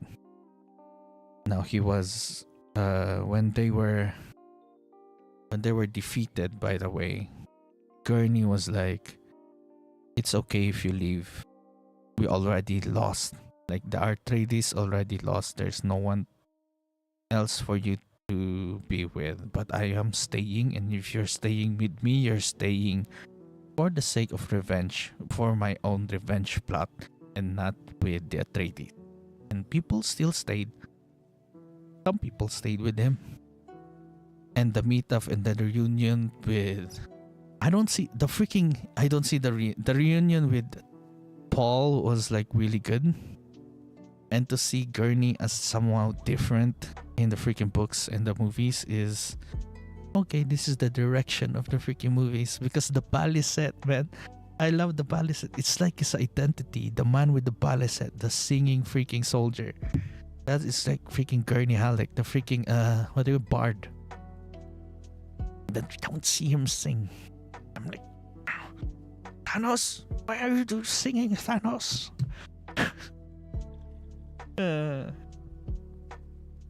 Gurney Halleck. Yeah, and the reunion. The best part about the movie was like when they were shown the atomics. We don't see that one in the books. In the movies, I was like, you want power? Let me show you real freaking power.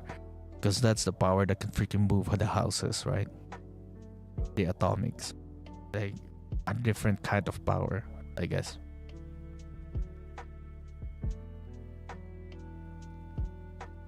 In the movies, it was like that. And I'm like, I didn't see it like that. But they see it like that. The ban with atomics is still there. Like somehow honorable. They banned atomics. Like somehow it cannot be used in warfare.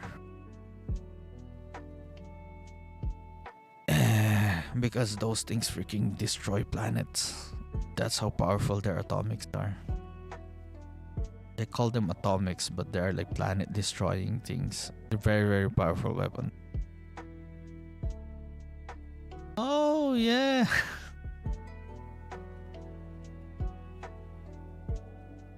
Oh, they're already 15. Oh yeah, I forgot about that one. I forgot about the after. Okay, after Jamis's funeral, they were like thinking about Bene Gesserit, the rise of the Bene Gesserit, from Jessica's being a Reverend Mother, turning into being a Reverend Mother to the Spice Agony, right? Jessica turning into Reverend Mother is like quite different from the movies and the freaking books. Because in the books, she was replacing an old Reverend Mother. Through the Spice Agony, she'll be able to take, and this is where we get to see things, suppression things, right? Because she is pregnant. And the way they see things, the way they portray this, is what it means to become a Reverend Mother. Becoming a Reverend Mother is taking all the memories of the previous Reverend Mothers before you and taking them all the way to the present. And you get that through the Spice Agony. There's this ritual where you get the spice thingy.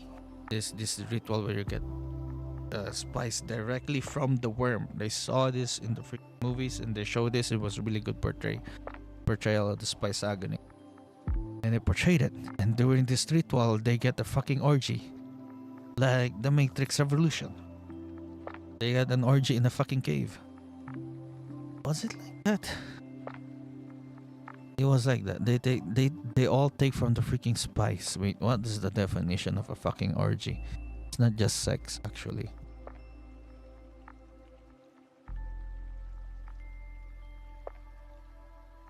Oh my god. And a wild party characterized with excessive drinking. Wait. An indiscriminate sexual an instant of excessive indulgence in a specified activity. It was like that. Spice orgy.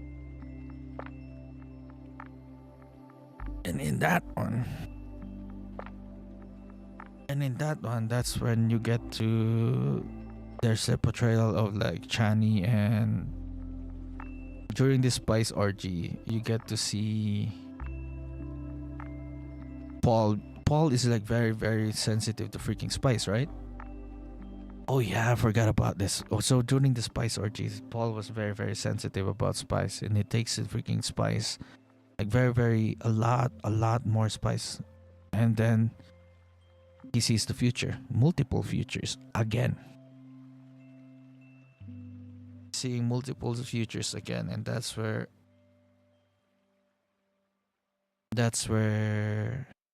him and Chani, just to freaking fucking calm him down, he needs. That is so freaking weird because that's how you that is so freaking weird because you go like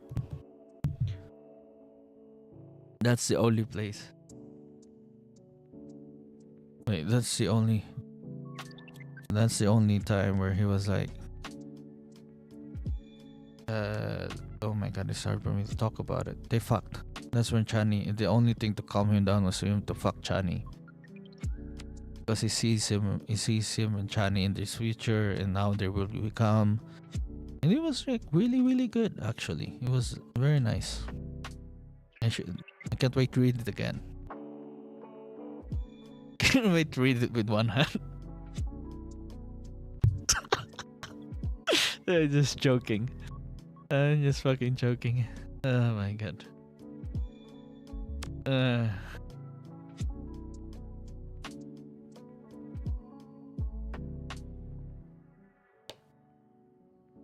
Oh yeah, the fucking books talk about sex a lot.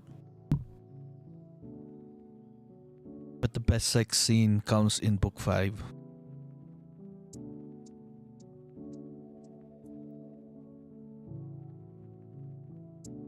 Because goddamn Duncan Idaho. Is it in book 5 or book 6? I don't know, man. Maybe in chapter 6, in chapter house, there's a better sex scene. But these are like one of the few sex scenes in the entire freaking saga. Are there others? No, this is the only one. There are like 2. There's just 2 I can remember. But there's like a lot of sex on the mind. Oh yeah, I remember. I remember when there was like I remember when I was in law school, it was like one of my professors actually said it like that. Like to someone to debate or to converse in deep conversations is like having sex of the mind. He said it, not me. Okay.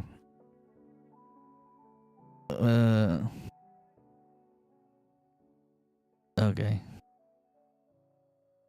So they fucked like that. Oh, sorry, that was the entire book too. It was like Jessica turning into a reverend mother. And then when he become reverend mother, he like saw Alia. While be Alia in the freaking womb. Like also happened to Alia. Like all the memories coming into Jessica also went into the freaking baby, the freaking fetus inside her. All the memories came into the freaking baby too. And the way they portrayed it in the movie is just, it's hard to explain it like that in the movies. I don't know why they can just freaking say it. How do you portray it like that in the movies and in the freaking the spice agony ritual is like that. And that is what made Paul tried it too, because it was like it happened to him, but not the first one, because the spice agony is like it was the reverend mother taking in the poison. The ritual was like a reverend mother taking this dangerously poisonous thing, and for her, as with her Bene Gesserit freaking skills, be able to alter the poison and make it safer for people to use. But for them, you need to take it in first and change it. That's the ritual, I think. You need to and change it, and then give it to the rest of the freaking people. That's why they have these orgies with it. This is the freaking party or the ritual in the freaking Fremen world, and that's what Jessica did.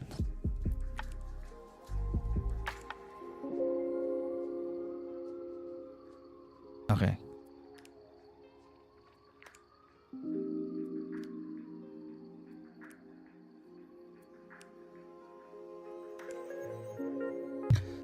That was the entire thing, entire book. the end of book 2, it was like that. Oh, that was like book 1. That was a part 1 in the freaking book. It was ending with, Jamis's funeral was ending with it was ending with what do you call this? The sexy scene. Yeah, it was ending with the legs. And then what else? Part 2, I don't know. It was like that. It was his struggle being and taking over the Fremen, and then leading them into war with the Sarkodar. And the thing is about this is like, why the Fremen, right? What's so important with the Fremen? Well, take it to Leto's words, was the Fremen. The Fremen is like very, very important, or it's not just because they are a necessity for Paul, because they are somehow, it's not just because they are the ones available for Paul to be able to raise as an army, but they are the actual people kind of people who would be able to stand against the armies of Shaddam.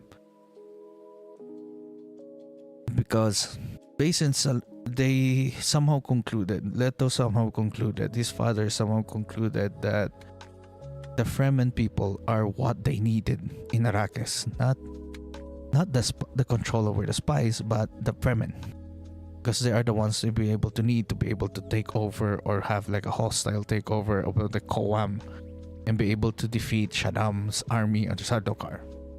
Because they already know, they somehow figured it out that they're getting fucked over by Shaddam and they need to retaliate.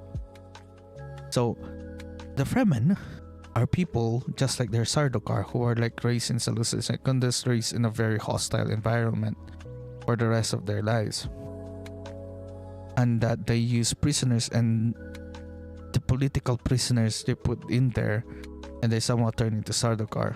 But people who live in the Seleucus Secundus turn into Sardaukar and become just like the Fremen. Now, if the Fremen already are like a level of Sardaukar warriors, because the way they portray them and how they fight in the books is crazy insane. They are like fighting in the books is like, the way they fight in the books is like they beat 3 to 5. The ratio is 3 to 5. Once they fight in a 5-on-5 battle, they're 3 to 5 or like 2 to 5, I think. So 2 Fremen can take on 5 Sardaukar, or 3 Fremen can take on 5 Sardaukar. Something like that. And once they fight like that, it's crazy insane. That's how the freaking Sardaukar fight. The freaking Fremen fight. They're really, really good warriors. And they race in Arrakis, but they need to have military knowledge, and that's where the Atreides comes in. Because there's some really, really good military people. They just like me, the way that's the knowledge of Paul that he's bringing into the freaking Fremen. But it's not just that good, it's just really good as a warrior too. So he needs to become one of the Fremen, and become one of the Fremen to be able to test the freaking prophecies and all that. They already tested the prophecy, but some of it is not just yet convincing enough. Oh yeah, I forgot about that. I forgot that it's like his prophecies. Once he fulfilled the prophecies of being, it was the last test of the prophecies for him to be able to ride a sandworm. He needed more to be able to like fulfill, to take over as a leader of the Fremen. For them, he needed more for them to become, to be able to lead them or to be able to control them. So that's when he was like laying down facts, because he can just be adhering to them. It's just him confirming their prophecies and for them believing that he is the prophesied man. But now it's time for them to be able to understand him and to be able to just follow him, follow what he says. And that's where he took over. That's why he was just laying down the facts. And that's like a hard thing to like understand and to be able to set up in the freaking movie, that I really need to like freaking want to see. And so after that, they took over Shaddam. The thing about Shaddam is he doesn't look like a fucking old man. He's supposed to look like he's 35. Because that's what the power of the spice is. It's like someone that elongates your freaking life. It makes you look longer even though you're 85-year-old. An 85-year-old man. 85? Or 100 something. It was like 100 something, right? It was like an 85-year-old man that looks like a 35. At least he was in 30s. And that freaking change and that freaking look is crazy insane. That difference in the looks is crazy insane. That's where we get to see Irulan. Irulan is also Bene Gesserit trained.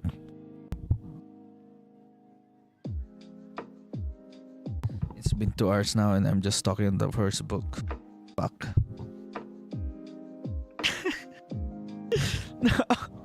How am I gonna make a video? Is this video gonna be like freaking 4 hours now? I'm just laying it all out and I'm like, oh, God, editing and just like. Okay, gotta go pee. Here, take a break.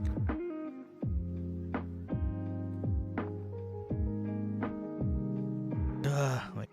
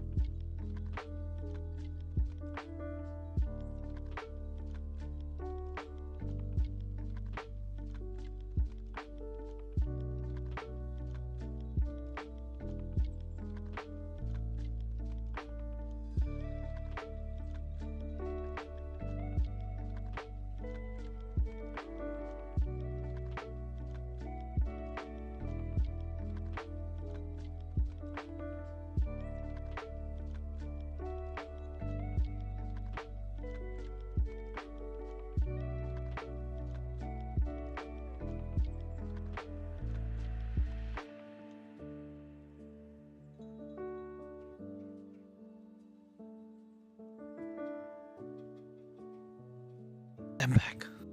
I'm back.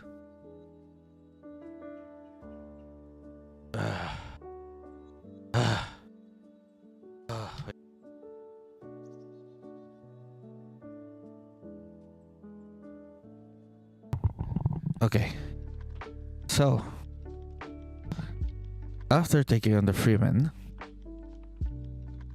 they need to have a plan to be able to take over this city that they're going to take over it. So they have 2 years later to be able to take over Arrakis. They need to make Paul the Emperor. And for them to make Paul Emperor, they need to have a plan. And for their plan is, what's their plan again? What did they need to do to be able to do the plan for like Paul to take over the entire freaking thing? Well, Therefore, they need to defeat. They're not just to be able to like make Paul the emperor. They need to defeat the Harkonnens too. And for them to do that, they need to like get them out of the freaking planet. So they have like guerrilla freaking warfare. They were like fighting, having skirmishes left and right, and winning every freaking skirmish. They were cutting off the freaking things. They were making it hard for the Harkonnens to mine the spice in the freaking Arrakis. So they were like winning every freaking thing. And then the Harkonnens were freaking losing. And that is a good freaking training for the Fremen. So the more fights the Fremen get, the better they get at freaking fighting. So until one day, the Harkonnens came along. Oh yeah, and we get to see more of like the Harkonnens came along to take over. We see Vladimir Harkonnen. So based about the things when it comes to the Spice Agony, I forgot about one thing about the Spice Agony too. It's not just the memories of the person you're taking in that you need to take, that you need to see. So this is Spice Agony. But somehow in the book 2, in the part 2 too. Yeah, I'm thinking now. In the part 2, Paul needs more because he was like trying to like freaking find a way. He was like thinking he needs to keep finding a better way for him to win, right? He needs a freaking better way to plan. And for him to see that plan and for him to really, really succeed, he needs to really, really see the future. He needs more of the spice somehow. And the best way for him to see the spice is for him to like take that Spice Agony ritual, the Bene Gesserit ritual, and the Kwisatz. And for him to get the Bene Gesserit ritual is for him to become a reverend mother, somehow a reverend mother of the Bene Gesserit. And that is the Kwisatz Haderach. Kwisatz Haderach that the Bene Gesserit are waiting for or wanting to do is like a Bene Gesserit male. Because the Bene Gesserit so far has been dominated by females, but a reverend mother dominated by females. The reverend mothers are dominated by females, and the reverend mother male is the Kwisatz Haderach. And that is who Paul is supposed to be. Paul is becoming that. And for him to do that, he done and did the freaking Spice Agony. He did the Spice Agony, but for him, this is what happened. He somehow unlocks the memories of your ancestors in your memories. He somehow added those things up. So him being a Mentat, he got accurate freaking data, right? Yeah, and to be able to conclude in those freaking data, that thing is amped up by the spice. And you add the Mentat compute being able to add more data. He needs more data to be able to do that. And by doing the Spice Agony, he has that data. All the freaking things from his ancestors. So everybody else from the lineage of his father all the way back, and from a lineage to his mother all the way back into the days of old. Like really, really old. Into the ancient days, you see the freaking everything. And that's when he sees. That's when it also unlocks that he is part Harkonnen. That his grandfather is some of Vladimir Harkonnen. And that his mother is like a Harkonnen child. That is his grandfather. And then he sees the freaking memories of his mother too. And that is when Paul sees things differently, you know? And that is the entire end of book 2, I guess. Paul became the Kwisatz Haderach. And then 2 years later,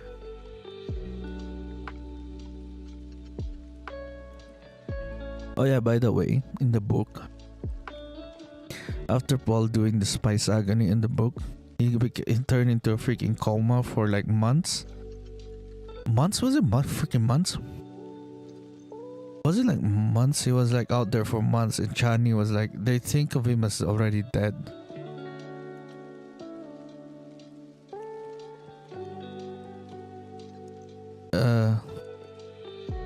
The freaking thing about this is like I don't remember much, but Shani was like took over it too.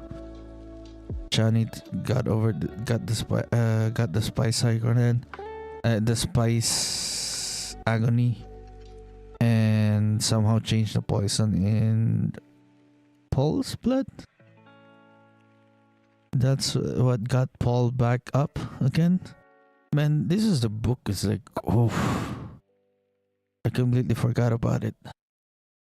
I mean, I'm at the fifth book. I don't know much about the first book, man. I'm just relying on memory. Wait, let me check this out.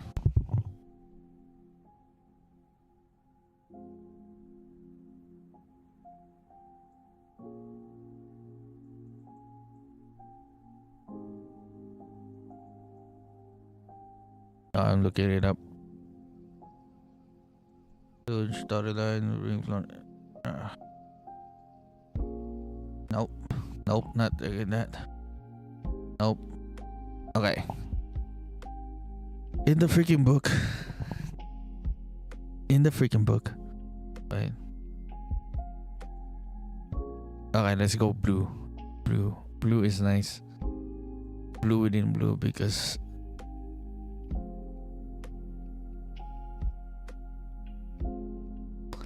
I'm getting blue because blue and in blue. We are addicted now, and we're in the spice African agony.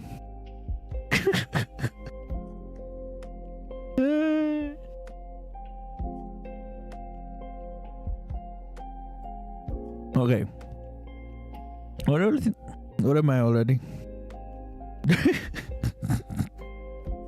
I just can't fucking laugh, man. I can't stop fucking laughing. Wait. I don't know what happened in Dune Part 2. I don't know how to set you up for freaking Pedrota. Somehow grandfather is like a Harkonnen, so he's like part Harkonnen. And these are the people he hates the most, and he's like, oh, he's one of them. They're a family now. And to be able to see that is like crazy insane, because family values is somehow different in this freaking, and being an Atreides, you uphold family differently, you know, and that is your grandfather. So how do you see them differently this time? That revelation is quite insane.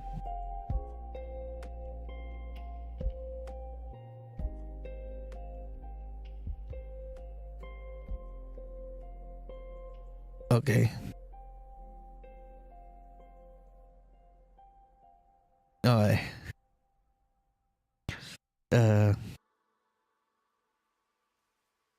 So what happened now? Where am I now?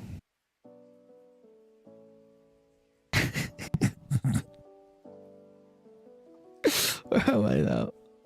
Drank too much freaking water. So I took the spice agony, went to a coma for freaking months, being hidden, and then Chani saved his freaking life, and yay, Chani!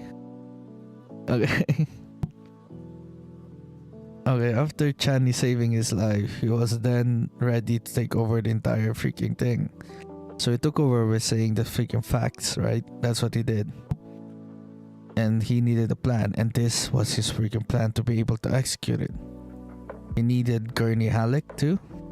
He needed Gurney Halleck. You need to bring back Gurney Halleck and the freaking commanders of the freaking thing. He brought back Gurney Halleck by invading one of his freaking spice hordes. Wait, did he?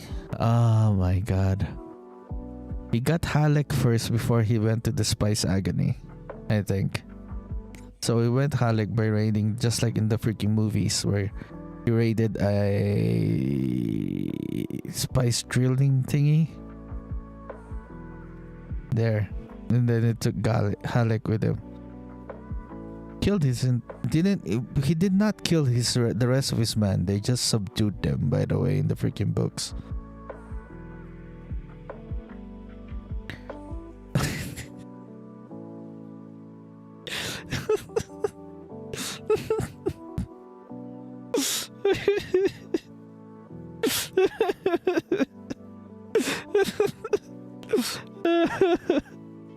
Okay.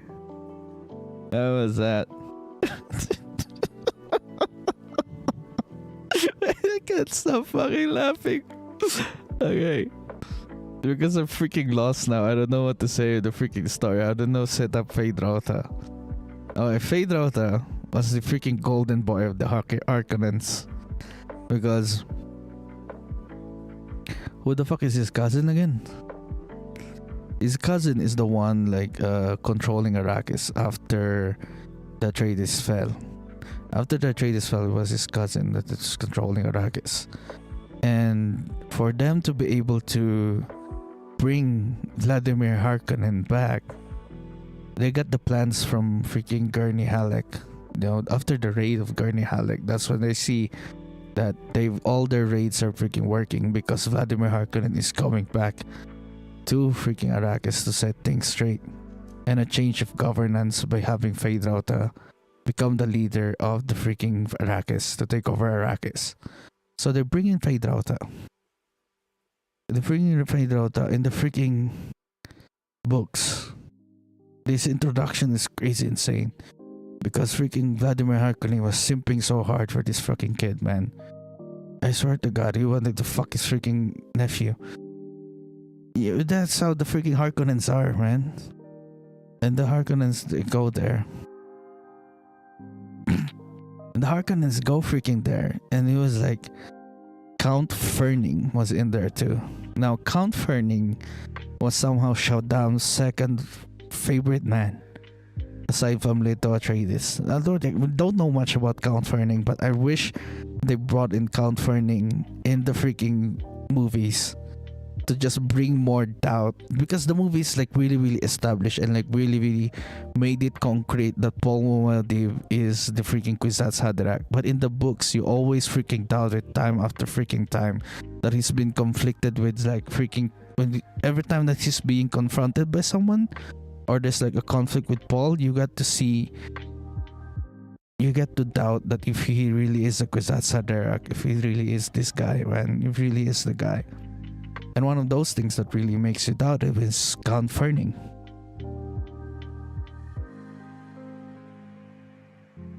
And Fade Rauta is like a freaking horny ass freaking kid that was like being trained to be able to like set up for this fight with like Paul.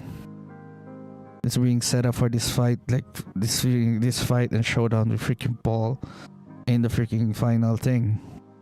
So the Harkonnens are coming back and having a change of governance in Arrakis because his cousin is like they're fucking up all the freaking raids being done by Paul. But everybody knows, the freaking Harkonnens know or see that there's no Atreides line left.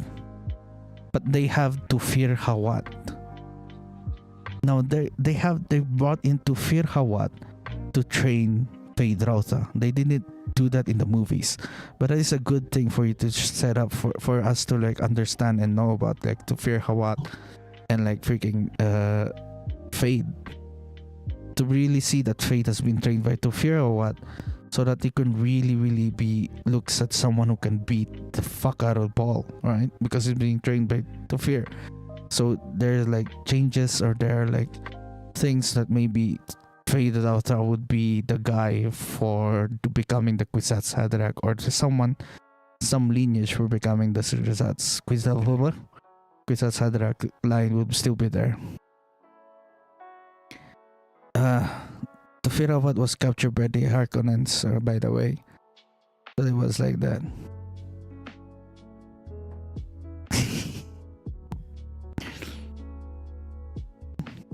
So it was like that. So Tufir was like that.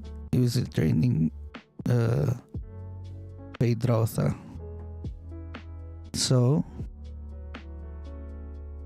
the time has come for the change of governance. And then Paul was like out there.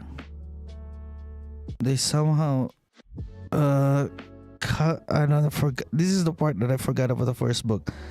Because they needed to bring the entire Koam to understand and witness this entire thing that's happening. Because they need to bring in Shaddam in the freaking place too.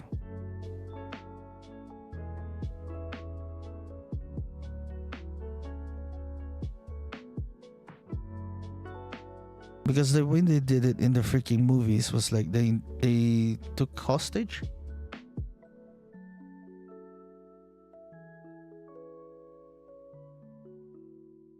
I forgot about that. Forgot the books. Let me like almost the entire plot for the final thing in the freaking book, man. In the freaking thing. Shaddam was somehow there too. Because it was like being a huge ass problem. Him being Muad'Dib. They call him Muad'Dib, but they don't know him as Paul Atreides. Call him Muad'Dib, and he's like showing. Oh, he was like starting an open war now with Arrakis. In Arrakis. Oh fuck! Wait, let me just.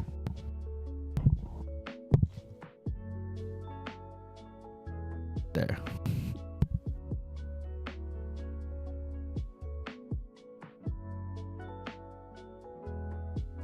Oh fuck! It's bright.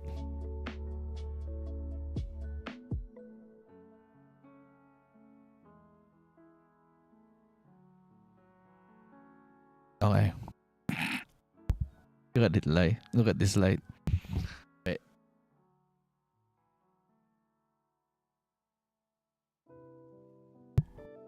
There. Okay. What happened? What happened in the freaking book? There's thing that has to happen for Shaddam to be able to go to Arrakis.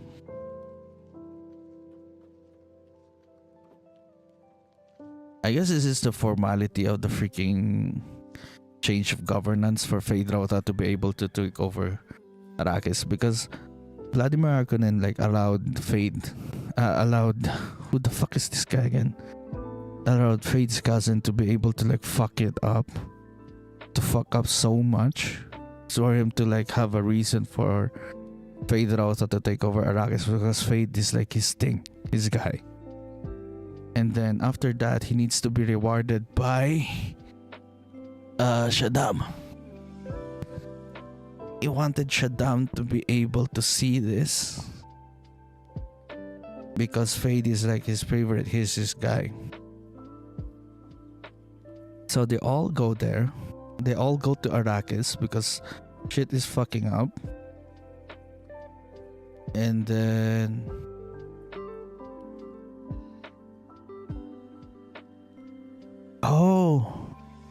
this is what he did. So it's fucking up. There was like a change of governance, so everybody knows already it's going on. So what Paul did was he took over the freaking entire governance.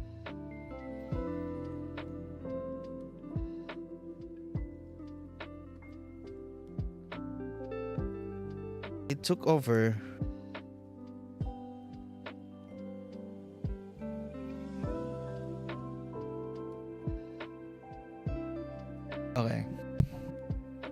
Okay, there's this thing, right?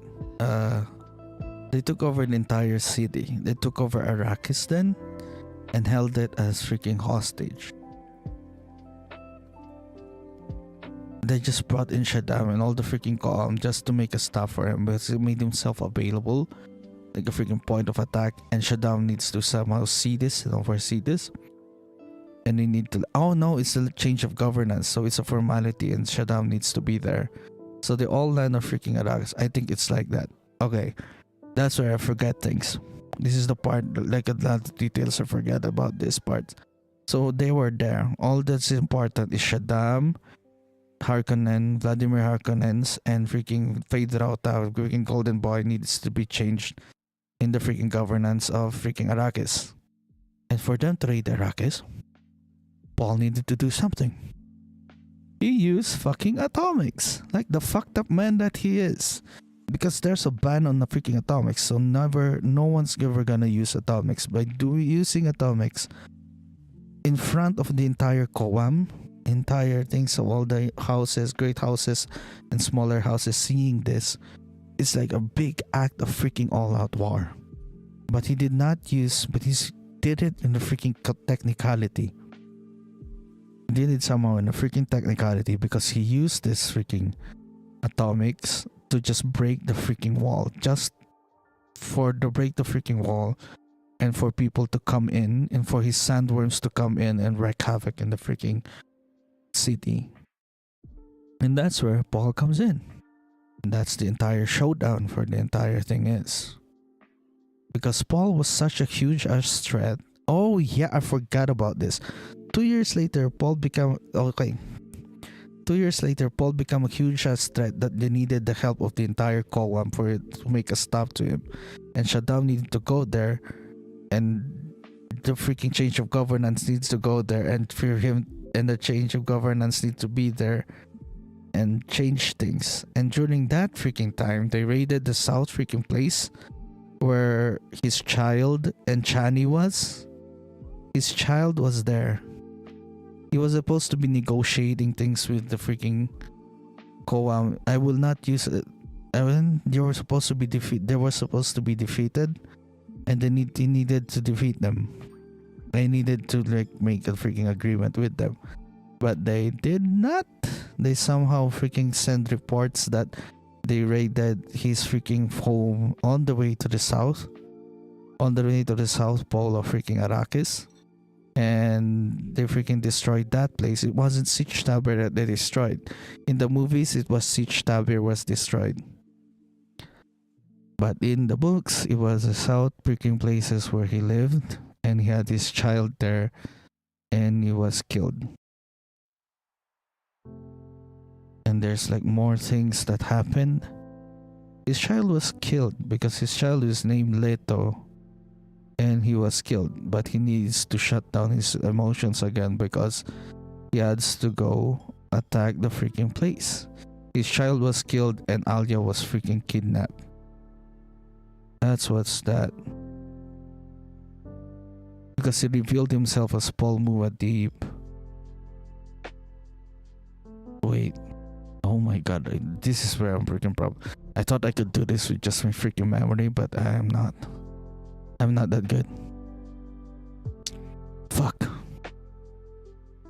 I thought I had this. Thought I had it. Thought I had this, man. So it was like that. He took over it. Leto was dead. He went and took over the damn thing. So he used the atomics because he was like freaking pissed off because his son is already dead. And his sister was being kidnapped. And they brought... everybody knows he was Paul now. So they somehow wanted to negotiate by having Alia as a freaking hostage. But nope. He doesn't want to negotiate at all. He just freaking went and fucking used atomics on them. Technically it was not on them. It was on the freaking wall. But people are freaking the Harkonnens, and Shaddam was near the freaking wall. He freaking raised an atomic and they went and raided the entire freaking place. So there was this freaking thing. In the freaking throne room, Alia was brought to freaking Shaddam. And Alia was like a talking freaking 2-year-old baby. Like a freaky baby, man. If she was like 2 years old, 2 years later, Alia was freaking talking like a freaking adult because she had the memories. But she never got to have her memories of her own self. This is the freaking problem of like abomination. They call them abomination. Okay, this was explained later on in the freaking third book. But it was like this. Alia had the freaking memories. Every memories that Jessica has. She was basically like Jessica at the point of the freaking spice agony. It was her too. They had the memories all together. And she was talking in the 2 years later. She was a talking freaking baby.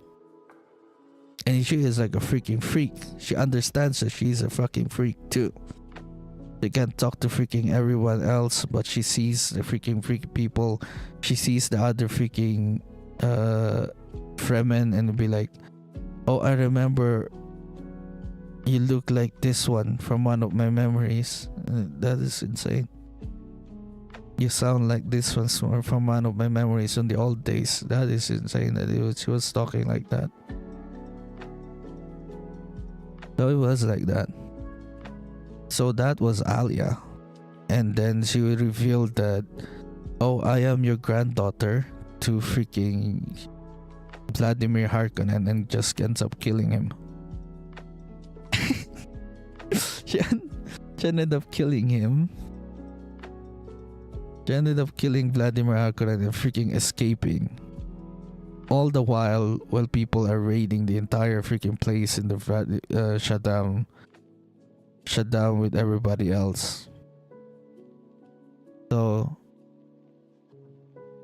after they freaking raided the entire place, Paul arrived to the freaking throne room of the freaking. This was a really good setup for this freaking throne room, because it was the place where they had their first ceremony in the entire thing. She just came in there with this freaking Fremen and like obliterated everybody. But somehow still, he just wanted to prove himself. Again, he challenged freaking Shaddam to a fucking duel. But Shaddam wanted a freaking champion. Just like the Jamis freaking fight. And Shaddam chooses Fade Rautha, because Fade Rautha is freaking there. He just like, Fade Rautha was freaking there. Oh, and also, by the way, Count Fenring is still there. And somehow it explained the thoughts of Paul that he just cannot predict Fenring. The thing about Fenring is, this is why he's important, because he's somehow concealed by the prescience of freaking Paul. But somehow he cannot see the future when it comes to freaking Fenring. He's like an unaccounted for freaking random freaking thing. And that's why it's hard to put that another subplot like that in the freaking movies for me to really understand it, because it's like a good freaking setup by the freaking fourth fucking book. And not just the fourth fucking book, the fifth freaking book and the second freaking book. Because you're always gonna be supposed to be always doubting this freaking golden freaking savior. Because that's what this is all about. Like a precautionary tale for the freaking savior one, because he manipulated all these freaking people. And by the time you go to Dune Messiah, you'll be able to see that, fuck, was he really like doing this? He wanted to become one of them, but it feels like a necessity for him to gain freaking power.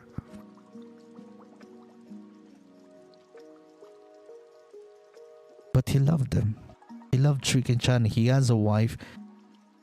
His true wife is a wife that he really understands, is freaking Chani. That he loves his Chani and not Irulan.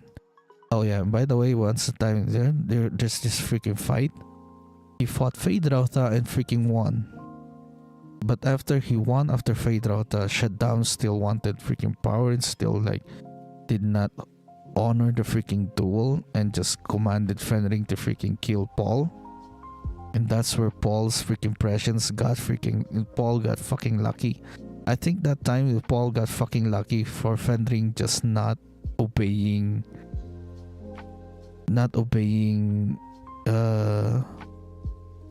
Shaddam.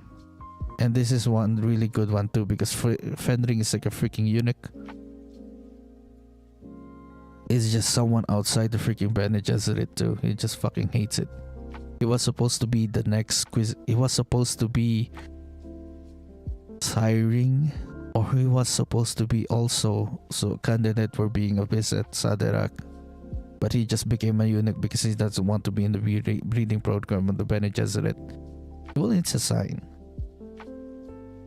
that he doesn't want to be the breeding program of the Bene Gesserit. That's why I love Fenring, even if he's just there for like a couple bits. But they led up with Tonkan Ida. People love Tonkan Idaho more than Fenring.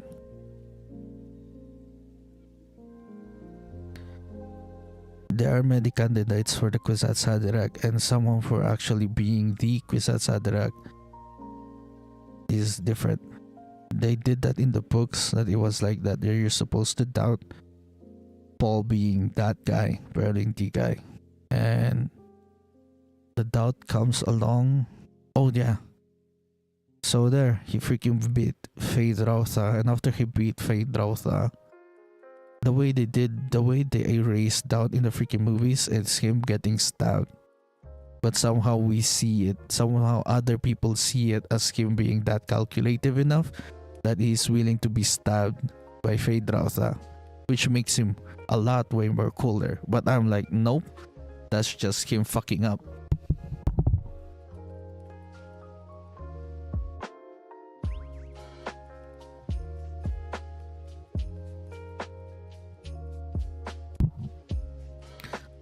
Because that's just him fucking. I see it as Paul being able to fuck up. Because this is a cautionary tale about charismatic leaders and how they manipulate freaking people. They are not perfect. They are not the ones who like seem to be the savior that we seem to see them as. Because in this freaking movie, in this freaking book, it'll be like, oh, he's just to see it cynically, I guess, that he's just motivated by personal freaking reasons. He just wanted revenge for his freaking father and be able to like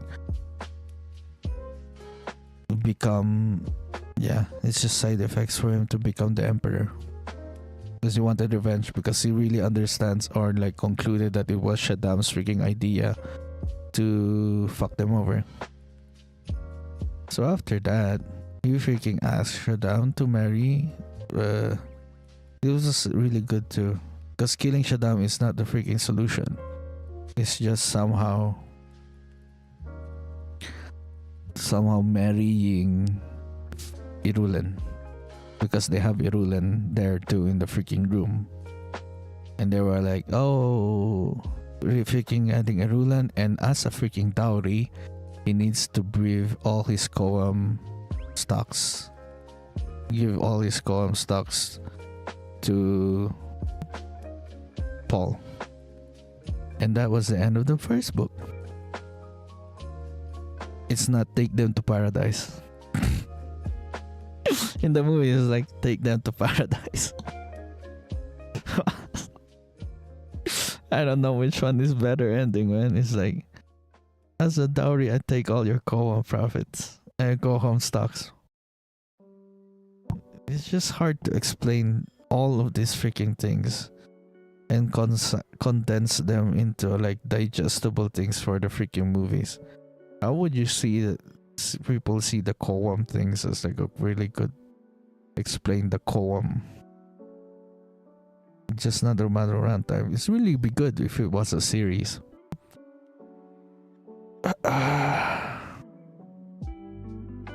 I'm glad that Dune Prophecy is like a freaking series, man.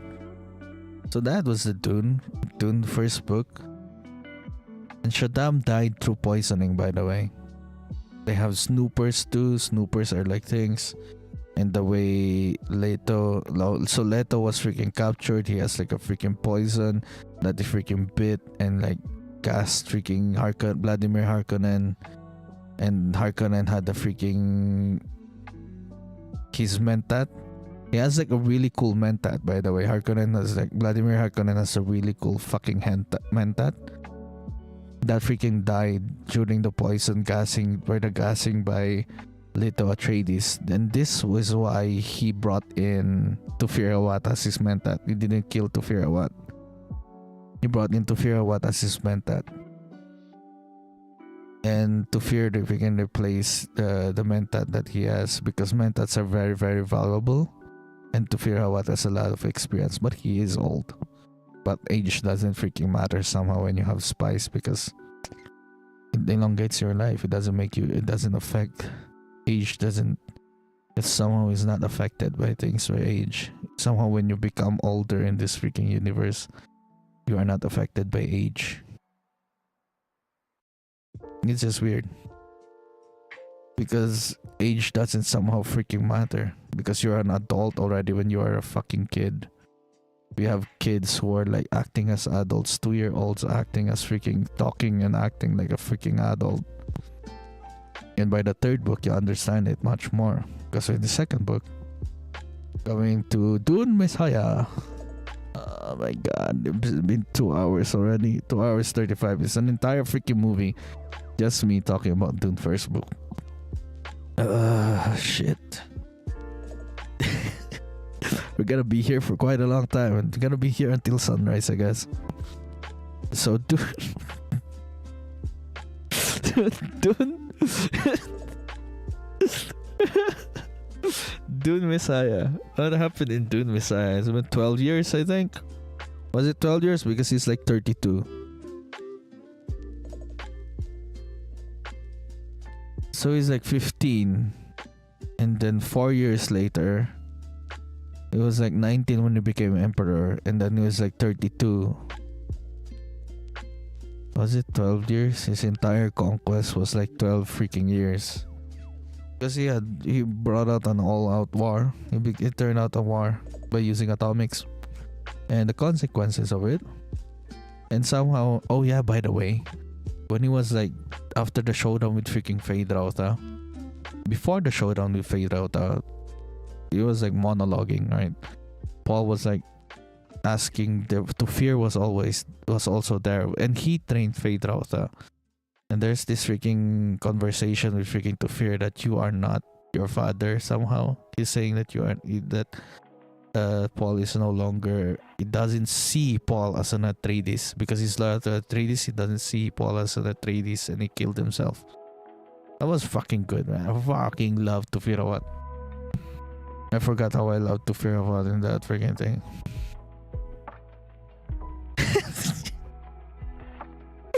That's what I freaking love about Tufir Awad. Tufir Awad was really, really good, man. It's just like, it just brings more doubt to seeing Paul Atreides as this freaking savior guy.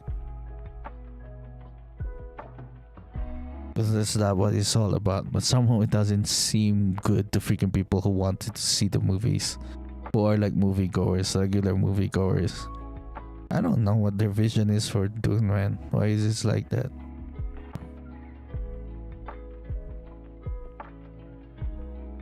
It doesn't seem to be clear. The message doesn't seem to be clear when I'm watching the movies. The message doesn't, especially when I watched Dune Part 2. Dune Part 2 for me was like, oh man, they didn't bring more about Tufir Awad. I was like already upset when I was like seeing the Balisette for freaking Balisette. Gurney not playing the Balisette. I was like, it's visually appealing. It's very, very good visually. But I'm like, oh, I wanted to see Tufir Awad. That's what I wanted to see. Tufir Awad, Feyd-Rautha, Count Fenring. Those people, those things were like cut out.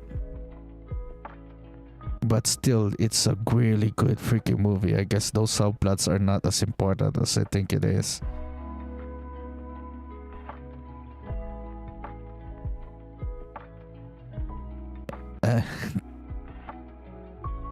I don't see it. It's like I don't see them as like as good. I guess the way I see Dune is not the way Denis' vision for Dune is. It just sucks and it's like that. And like, damn, how do you even put all those subplots in there anyway in a freaking movie?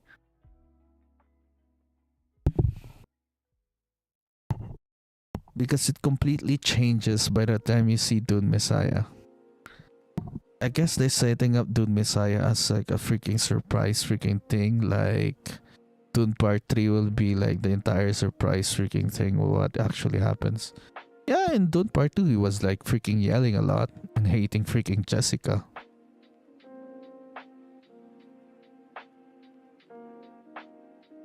Does he hate Jessica in the fucking books? Like, you turn me into this, you turn me into a monster. I'm a fucking freak. Freaky ass. He's a 69 god. Freaky ass. He's a 69 god.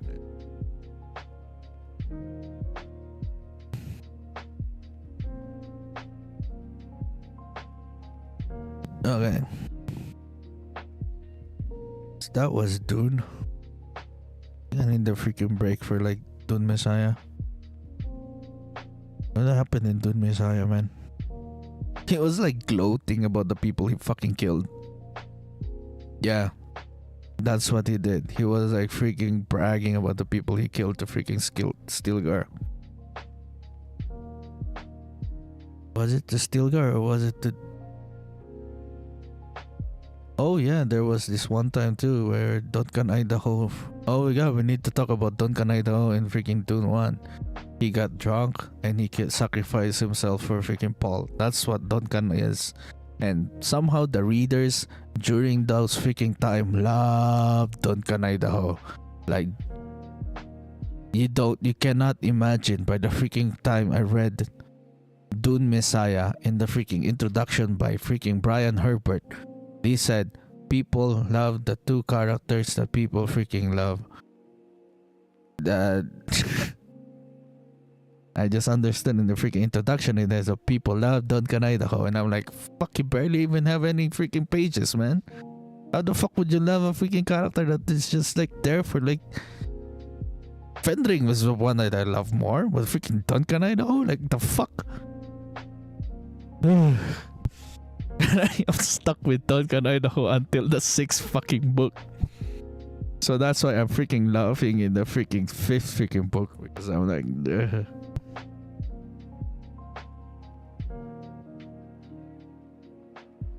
Fucking Duncan Idaho, man.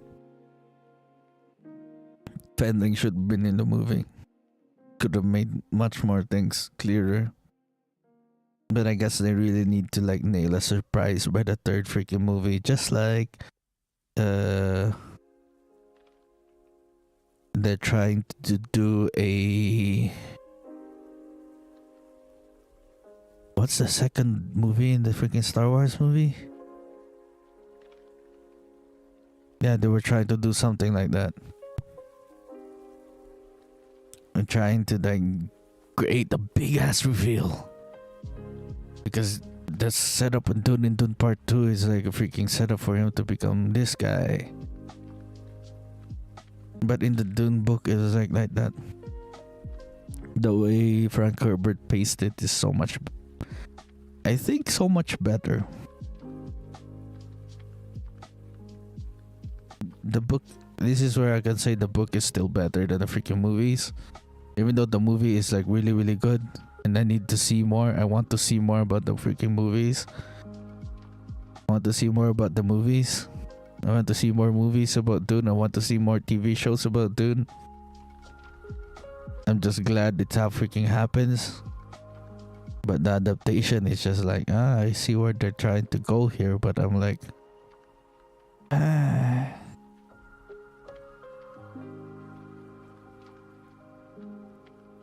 because it's really, really difficult. Again, it's really difficult to adapt Dune because all of these freaking thoughts that you need to condense and all these freaking large ass plot lines that is going on that you need to condense for it to be digestible by casual freaking viewers. Because I don't know, man. Do I consider myself as a casual fucking reader after talking like this? Do you talk about Dune for 2 and 40 minutes without even having notes? Am I still a casual fucking viewer?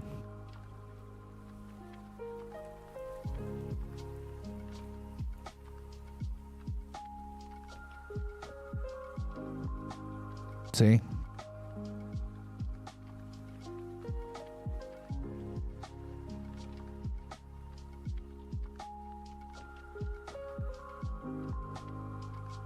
I really freaking like it, man.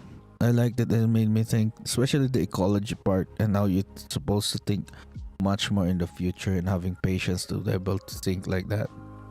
Because okay, what it did to me by reading this freaking book, it made me think further into the future.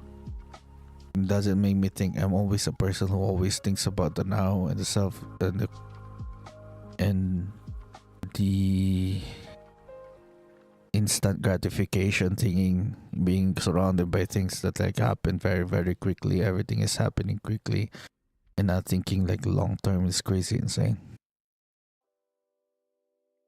Yeah, so that's why I need to think more about things like that. Oh yeah, and by the way, in the freaking books, Paul was struggling with like thinking, oh, there is this jihad that is coming on. It's way too complex. It's just really, really hard to nail down a really, really good storyline unless you read the entire freaking books and more into the freaking books to be able to understand that there's a theme going on. And reading the entire freaking books made me more fucking confused about what the fuck this is about. As I was thinking, oh, it's about survival, because by the 5th freaking book, it's all about the survival of the Bene Gesserit. And the 4th freaking book says the survival of freaking... It's the survival of the entire human race. The 3rd fucking book is the survival of freaking... I don't know, man. The 2nd freaking book is all about seeing things. They say the 2nd freaking book is the one that sold the least, or the least performing one. And I'm like, no, it's not. The least performing one for me is like the 3rd freaking book, because that's when I was like, what the fuck is going on? By the 3rd freaking book, that's when I was like extremely confused and lost on what the fuck. I lost the plot by the 3rd freaking book, which reeled me in with the 4th freaking book.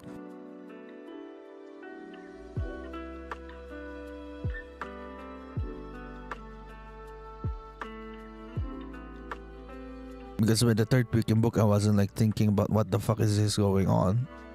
Overarching story of the entire thing. I was just in there for the ride. Maybe the 2nd time I read it, I'll be like thinking much more of the other aspects and thinking about the previous freaking books about it. Okay, what else do I need to talk about? Okay, Dune Messiah.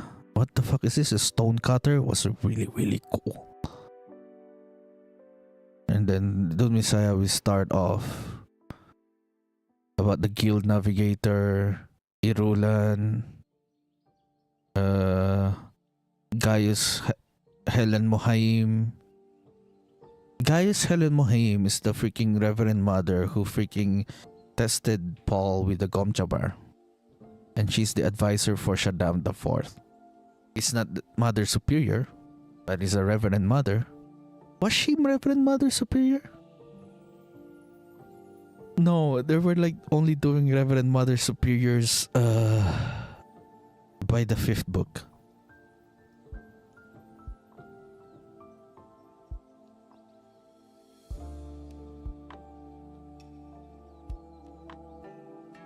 So in the 2nd book, it was like them plotting, and then we see more about the Bene Tleilax.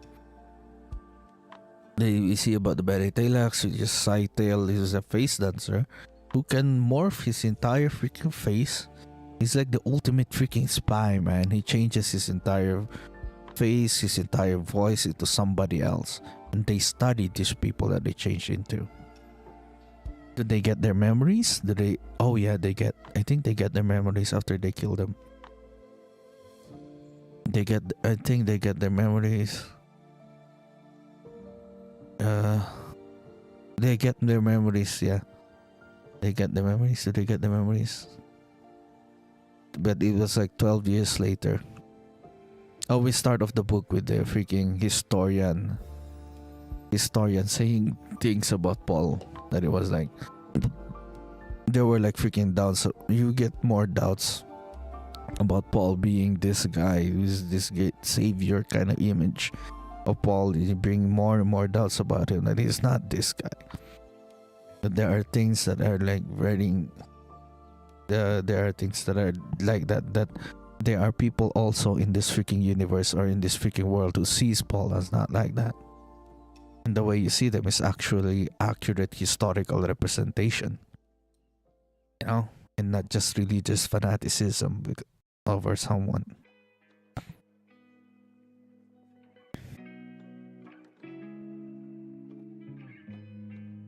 Because he was being seen as somebody else. Because of his prescience, he was seen as a freaking god.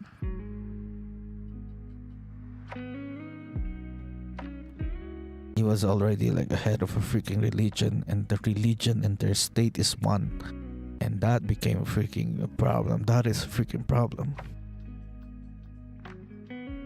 They don't want to see it like that, but it is like that. That's what Paul freaking did. That was Paul has become 12 years freaking later, after killing 61 freaking billion freaking people, all throughout the universe. We don't know how many planets are there yet, too. Are there in the freaking entire Dune universe? In their known universe, you don't know how many planets are there. But we are introduced with. We are only know 3 planets: Gadi Prime, 4 planets: Gadi Prime, Caladan, Arrakis, and Salusa Secundus. There's also one more planet, which is the Planetalox planet. I don't know what it is. So there's a guild navigator, which is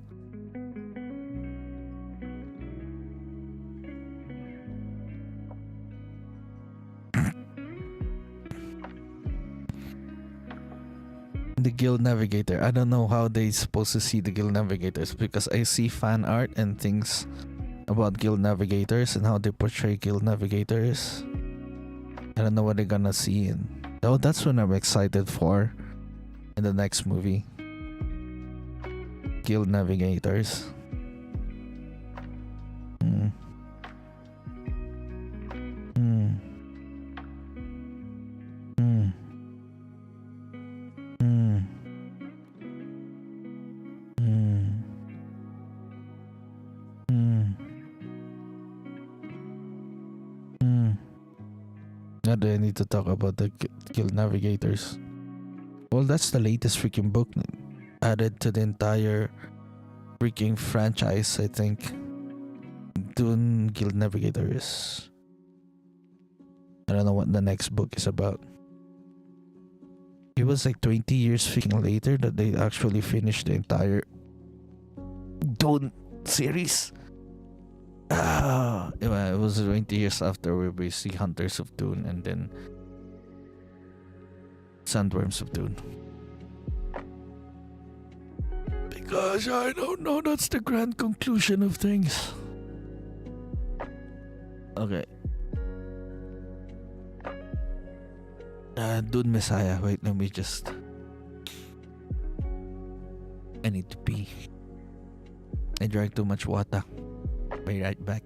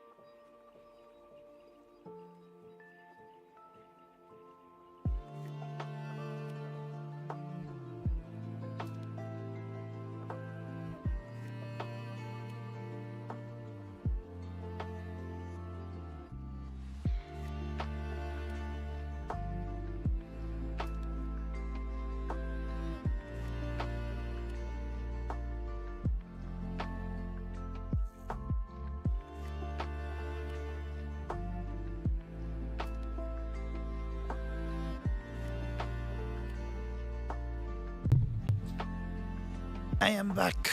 I have returned. Hello, hello. I have brought water, more water. God freaking damn it, I am not a Fremen. Ain't no way. Ain't no way I wanna be a Fremen. The way the Fremen has evolved all the way to the fourth freaking book, I'm like, no way.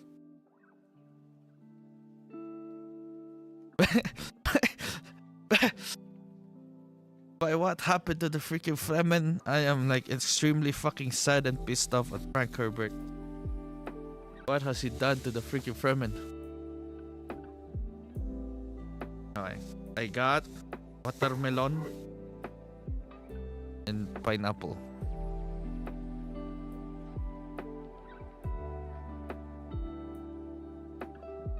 Okay. Wait, I'm gonna talk about Dune Messiah now. After 3 fucking hours, then we finally gone to Dune Messiah. Because yeah, freaking damn it, man, 800 pages and like 800 pages for me was like an entire freaking week. But all I do is like freaking read the entire day. I'm like, is that slow?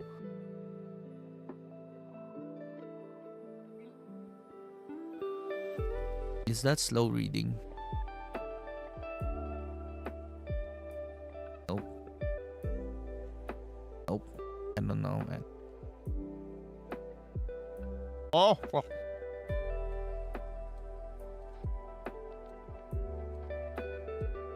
I was Dune 1.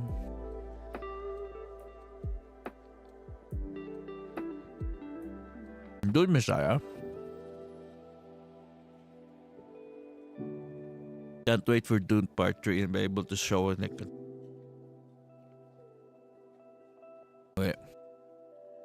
field navigator. His entire freaking. They somehow live in a freaking box filled with freaking spice and they're smoking freaking orange freaking clouds. That's what I see. He's like pumping off freaking clouds. He lives in a freaking box. And he's in being in the clouds. In the clouds.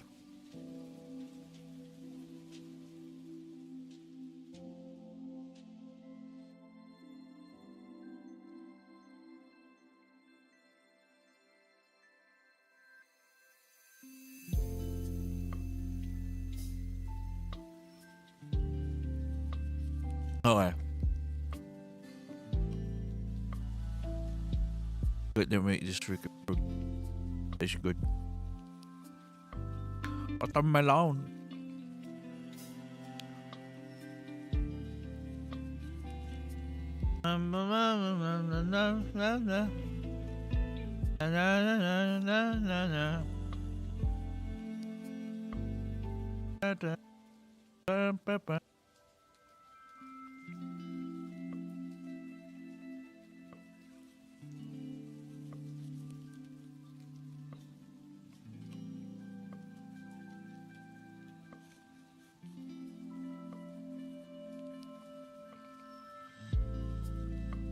So, questions from Dune Part 2.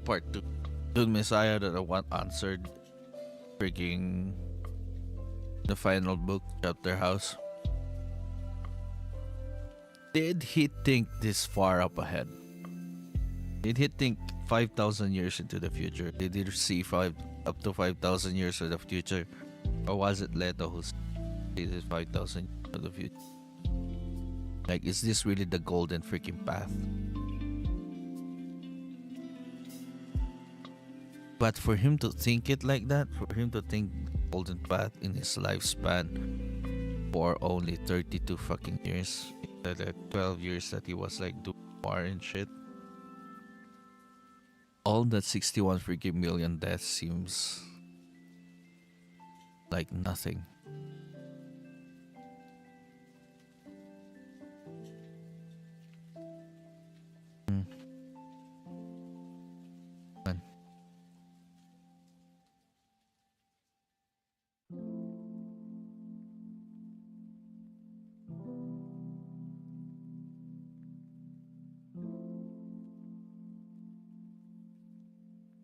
It's like Golden Path is insane.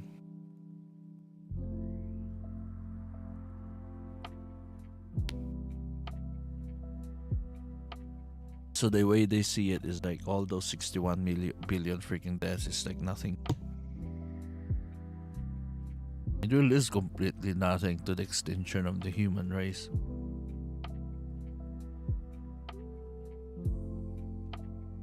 I don't know what to expect in the final fucking book.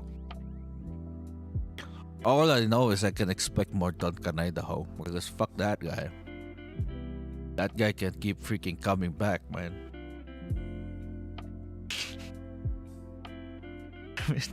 Duncan Idaho can keep freaking coming back from there.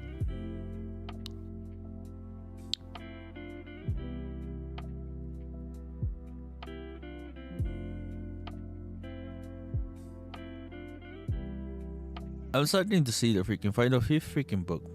By the way, I'm starting to see somehow a pattern when it comes to things.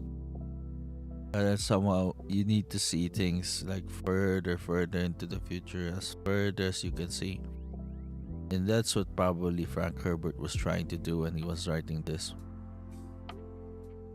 As a freaking reader, you also need to accept things, and this is how he sees things in the future, in the far freaking future. It might not be what the good things it is. It might not be his wishes or his ideals in the future, but it is the future that he sees.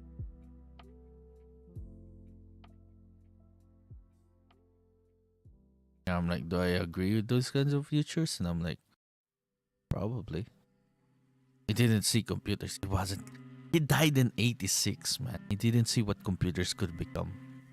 But he already sees future computers as like something crazy.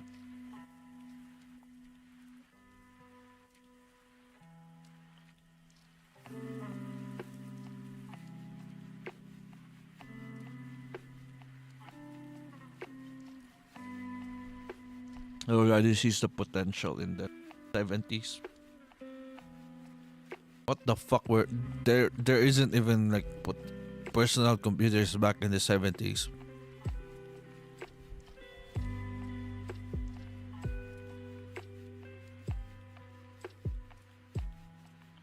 That's insane.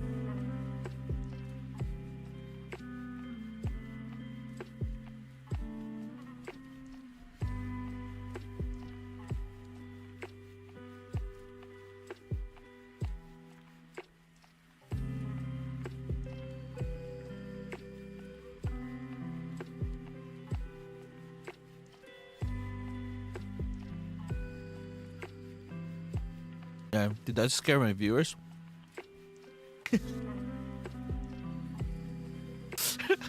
I only have 2 people freaking watching me and talking about Frank Herbert, and I'm like, fuck.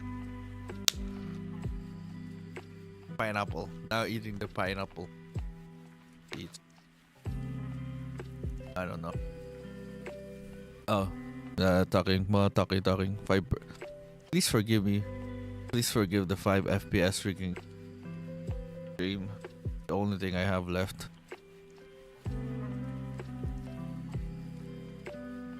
It's the best I can do. With everything that I have is the best I can do.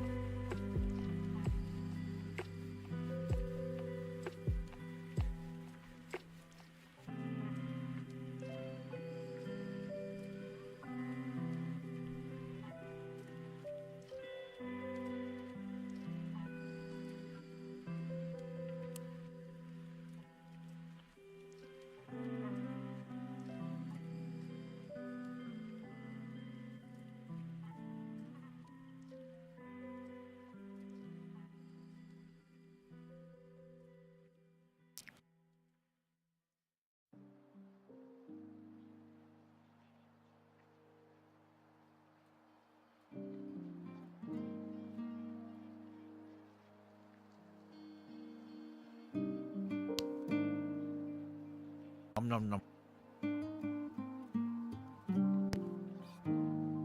Damn, bit my lip there.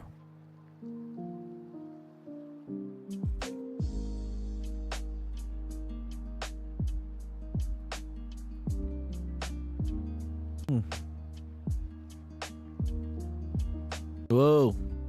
What the fuck was that? Blue.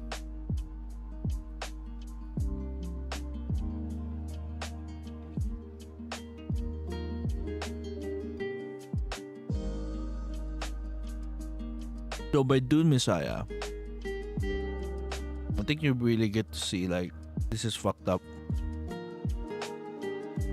I don't get to see things that are irredeemable for what Paul did.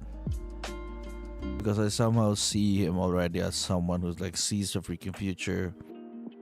I just believe him. I just believe that this is the best freaking possible way for him to do things and for him to see things.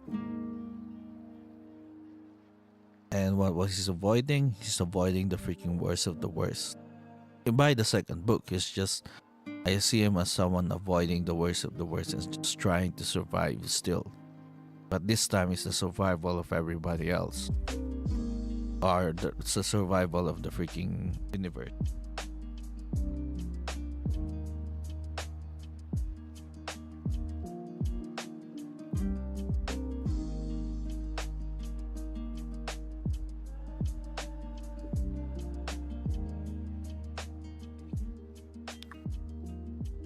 Just be able to see the future, you'll be able to see there's gonna be people who'll be able to see the future just as well as you do. But for them to replicate that again, took about the fifth freaking book. It took them 5,000 years.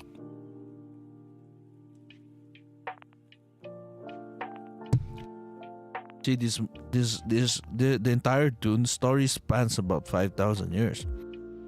So for you to think like these 12 freaking years that happened, right now it is like that. 12 freaking years have freaking passed. We don't know how freaking big it is or how long it was going to be. That was like the entire freaking story. It spans for like a freaking thousands of years, and you're like, fuck. That's how he was like thinking things. That's how he saw things. And I'm like, damn. It's the best he can do, and it's the best he can do is like killing 61 billion people, and just like that fucking does things to you. And still be able to care for the people who are like personal to you, who are close to you, and still be able to like somehow have freaking Irulan still matter to you. Even she was like plotting those freaking things. She's one of those people who are like plotting for your freaking assassination and downfall. Stupidly crazy for freaking Paul to be like that.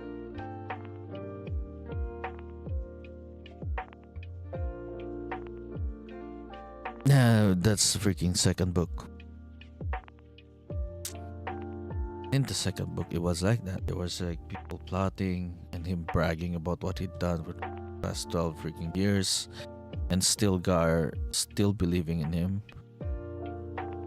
Oh yeah, and there's also this Gola subplot. 12 freaking years have passed.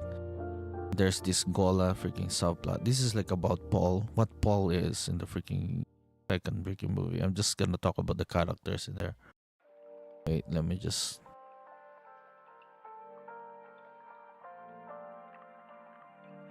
Because that was his story, right? We're talking about what he's done now in the second freaking book.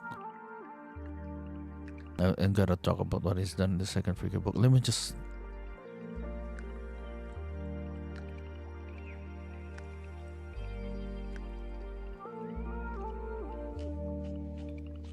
There. Chani, Stilgar, Saitel, Idaho, Alia. Oh yeah, there's also Alia. The 12 years has passed. She is a teenager now. How old though? 17? He's 17? 15 years?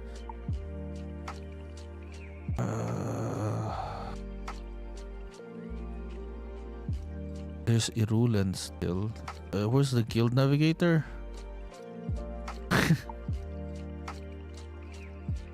Edric. Man.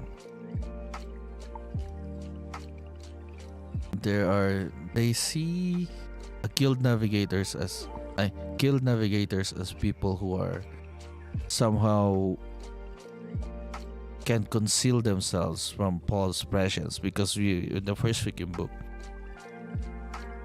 we see Fendring as someone who conceals himself from Paul's freaking presence, right? You can get that see or calculate freaking Fendring in there. And by the second book, we get to see Guild Navigator being like that. When I was reading it, I was like thinking, no, it can't be. He's just that. He's that guy. But the second book, I was like, Paul is that guy. It's just really hard reading freaking Dune, and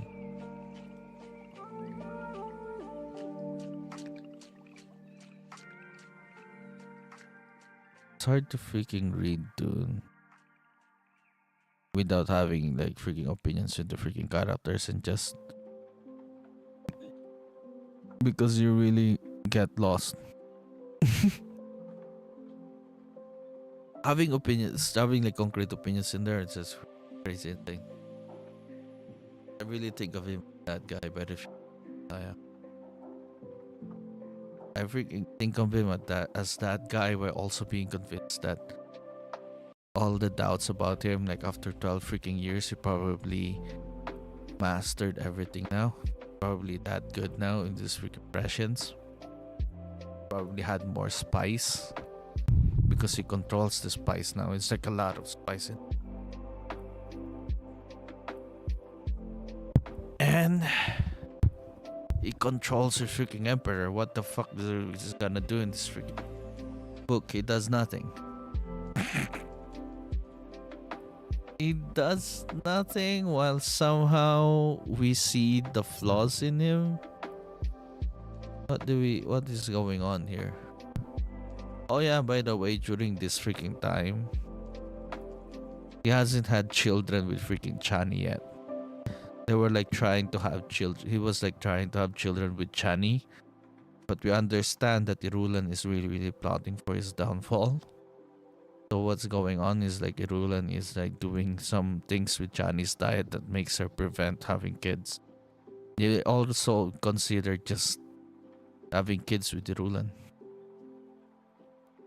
Oh, and the last freaking thing is like the last freaking photo freaking.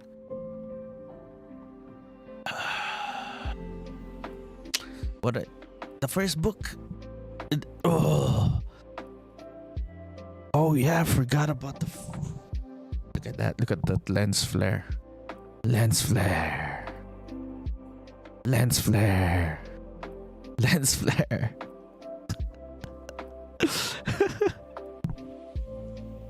Hey, lens flare. Okay, lens flare.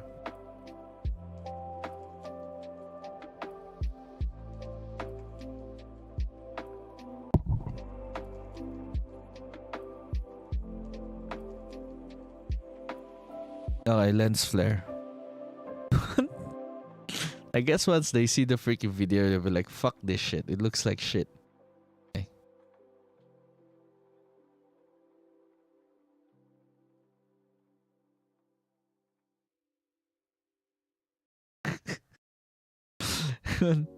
Guess once they say click on the freaking video, they'll be like, fuck this shit.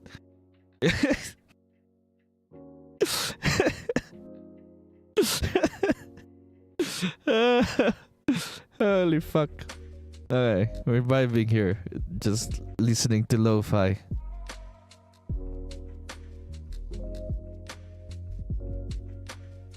Oh yeah.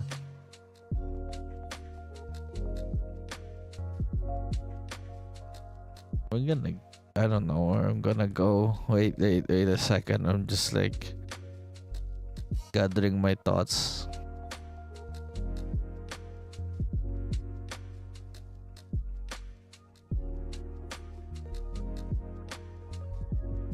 You know what? You know what? You know what? I'm just arranging my good luck charms. Wait. I'm just fixing my good luck charms. Wait. Fuck no!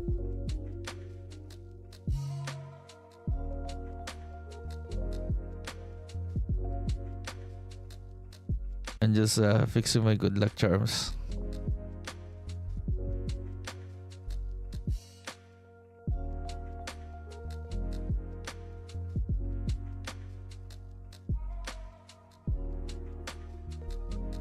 I go here.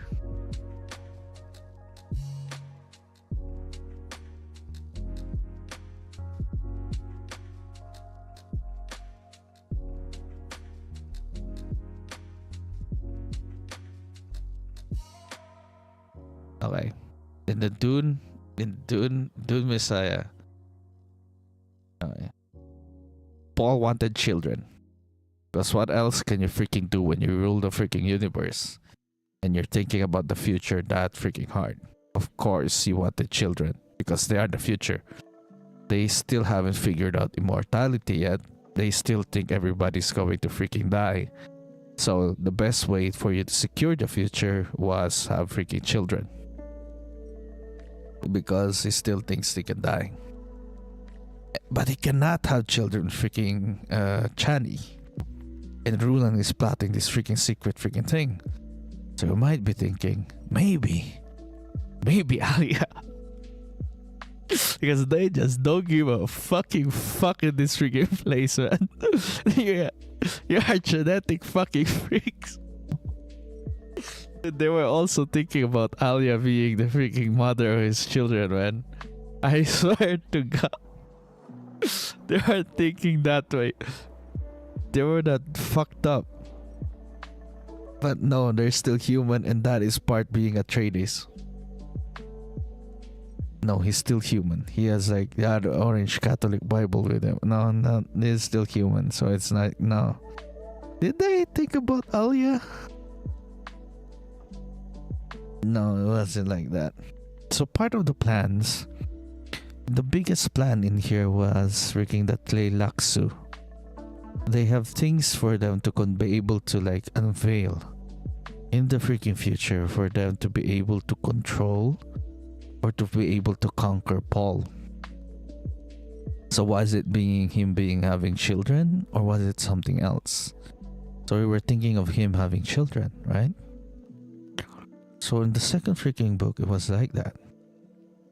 It was always this mystery thing or unveiling. Is this the freaking plan that they have for Paul? Is this the plan that they have for Paul? Does Paul know about this? You're always like questioning, does Paul know about this? Does Paul know about that? Did he plan this? Was this all planned? Or was this not part of the plan? Was this part of it? Did he see through this, but is it not? That was the entire thing that I was like reading. This entire second book is all about like everything that I've seen like that. And then the way he sees things is like kind of different. The way the Fremen are like being left and abandoned by like freaking people.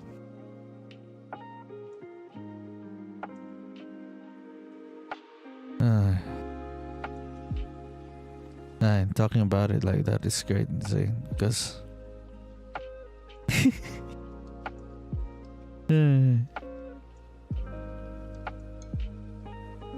I'm gonna bring the hood up because it's getting quite chilly. Okay, what do I need to celebrate Dune Messiah? In Dune Messiah, it was like that. I don't still need to talk about Dune Messiah. Dune Messiah was like that. You're always questioning. I'm always questioning if this prescience is really real. But they call it prescience, by the way. Prescience is a person's ability to be able to see the future. That is prescience.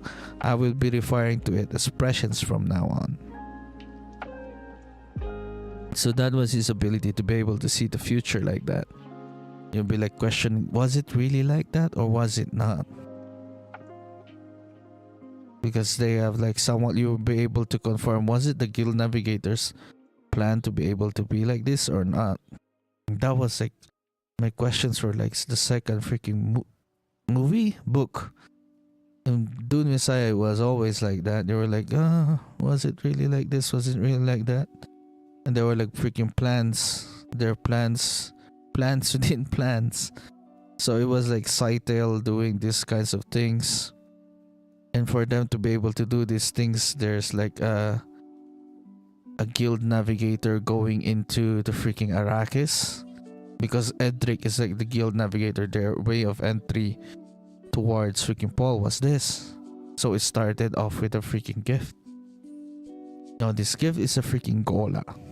A gola is somehow the Benitelax, the Telaxu, not the Benitelax. So a gola is somehow, there's the plan with this freaking gola. Because a gola is someone they brought back from the dead. Like a person getting regenerated from the cells of a dead man. And that is a gola. And they brought back a gola who is somehow Duncan freaking Idaho. I swear to God. Duncan Idaho. By the third book you'll be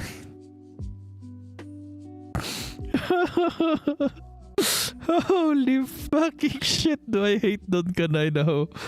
Oh my God, I've read this fucking book. I've read this series. Holy fuck. I freaking hate Duncan Idaho. By the fourth book I hated him. By the sixth I liked him now. I liked him a bit more in the sixth one, but like right now I'm like, oh my God, I thought it was like another plot device, but they somehow made him into the freaking main guy. I don't know why they like Duncan Idaho back in the days, man. Okay, well, so it is Duncan Idaho, this freaking Gola. It doesn't somehow look like him exactly, but somehow Paul knew it was Duncan Idaho by the way he moves. Because somehow instinctively you carry around your past memories, or the Golas carry around characteristics of their previous life through them. And this is the Gola Duncan Idaho.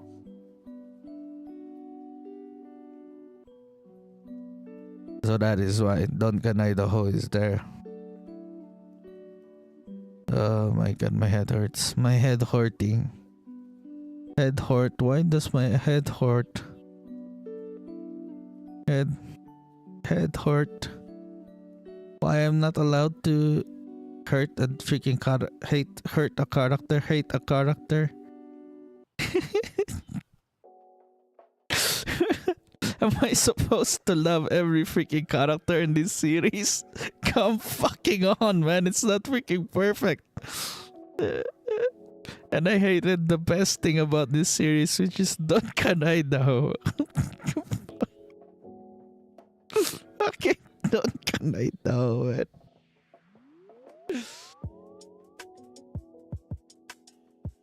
I just don't understand him that much. Because I'm a Leto fanboy, man. I like Leto more than Duncan Idaho, okay?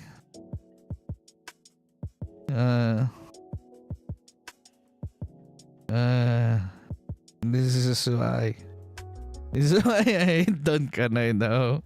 And him knowing that he's older. Okay, do you know why I hate Duncan Idaho? Because of Alia. I know this universe is far, far in the future, and their morals and their values are different from what it is right now. So I have to see this like far, far into the future. And I hate him because of Alia and what he does to Alia. You know? Like you being an older fucking man. I guess that's not freaking Atreides freaking values, man. To not care about the age of your freaking person that you're fucking. But you do not see Alia as that kind of person, because Alia somehow sees as an adult because of all her freaking memories that it is within her. So you're not supposed to see her as like that, because her age is like, do you know the freaking progressive that is? Like how much of an adult a person has to be for you to be able to see them as an adult.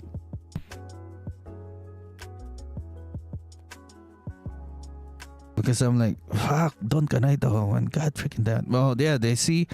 So that's one of the freaking traps or the freaking things that you need to be thinking about is in Dune Messiah. Because in Dune Messiah, you're thinking about, is Alia their way into Paul? So they brought in Duncan Idaho for them to attract Alia, to seduce Alia and be able to get closer to Paul. That was their plan in Dune Messiah. Was this their plan? Is this their plan again? And I'm like, freaking Alia is like 17 freaking years old already in here. But she's not a freaking 17-year-old. Remember, her memories or her mind is not a 17-year-old. She contains memories of people who are... The thing about this is... you contain memories of people who are your past... people of the past before you, knowledge of like people who like lived before you, or knowledge of people, and be able to relive them and go through them. But you still have experiences in yourself as being a child. You still become a child, you still become a grown up. There's still parts of you who are like 17, who is still 17 years old. You know, even though you have those kinds of memories, it's like having the internet. Even though a kid is like having the power of the internet within them, for them to access all this freaking knowledge, all this grown-up knowledge, and all these freaking experiences that they could experience available to them, and they would like easily think it up, and they could just watch porn, but they are still a kid, right?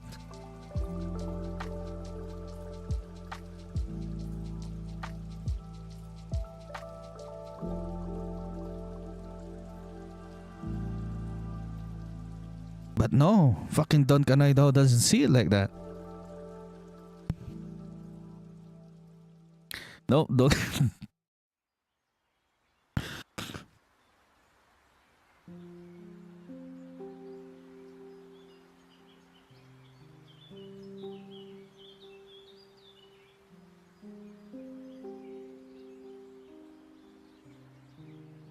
Because that's always the problem as a freaking abominations. Because by the third freaking book, you have this freaking struggle between Leto and freaking Ganima. You know? It was their struggle. Third freaking book. They wish they could be kids for longer.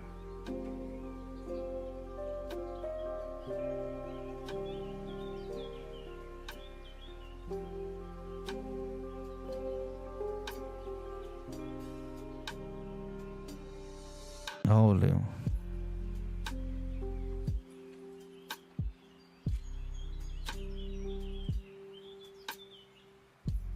Yeah, I just thought of it like that, and I'm like, fuck. And he was really thinking in the far freaking future, and he was like really thinking about issues that we still think through this day. Damn, that's smart. Damn, I hate Don Ganaido. I hate Don Ganaido just because of that. Anyways, there's more about Don Ganaido, man.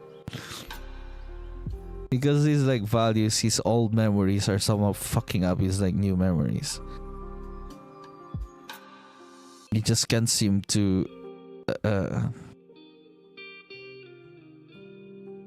yeah, because the abominations is like that, right?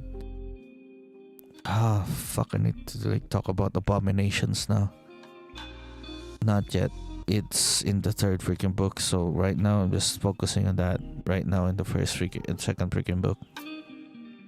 So second freaking book is like that.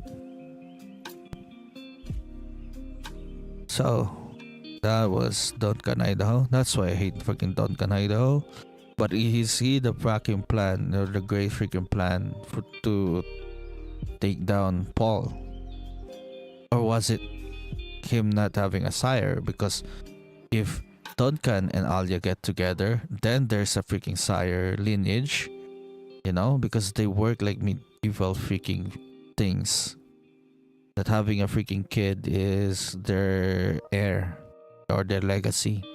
So the kid will be coming from Alia. Maybe that's where the freaking plan is. And so Paul gets into a sense of freaking discovery of like going back into his freaking Fremen roots. Because this is like really the best thing about freaking Paul. This is what I like about... This is why... Oh man, I'm starting to hate freaking... I'm starting to see...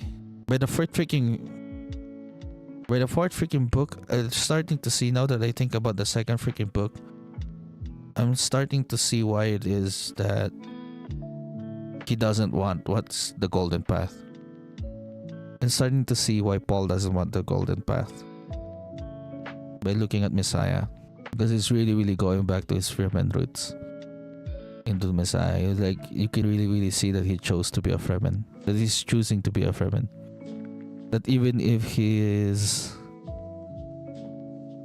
the Emperor, he's like still residing in Arrakis. He's still going to the freaking desert because his wife is Chani. Ano yun? Sihaya. He's Sihaya. He calls him my Sihaya. And I was like fucking cringing looking at freaking Chani. And then back then I was reading this, but now that I understand it a little bit better, I'm like, damn. He chose the Fremen ways, man. He went out the Fremen way too.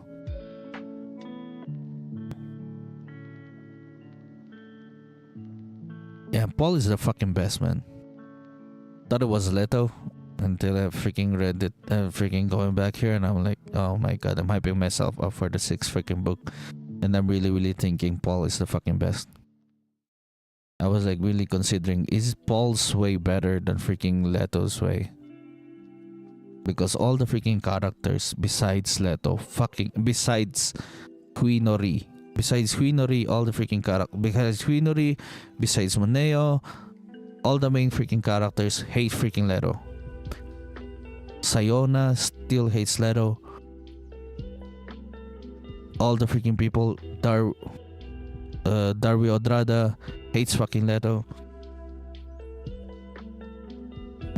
And it was like that. Oh, I'm really, really thinking that would be like a really, really good conclusion if Paul was freaking right.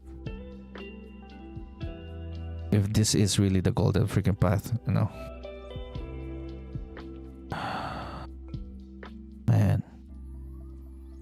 Man, so many questions. So bringing the 6th book might answer.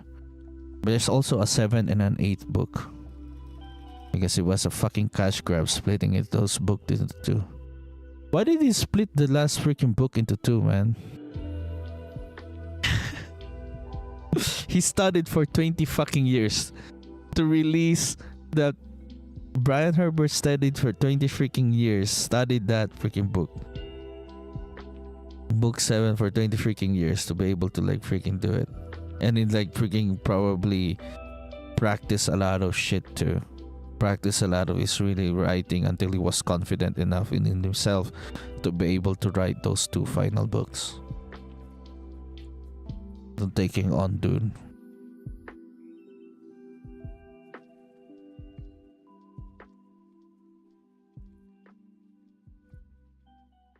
Damn. Because we thinking about this shit is like, god freaking damn it, man. It wouldn't even take me 20 fucking years to be able to write something about Dune. If I was given a freaking chance to write like someone canonical to freaking Dune, I'd be like, yeah, 20 years isn't enough to study the damn freaking notes and things. I don't even think I have 20 fucking... I'd be able to use 20 freaking years.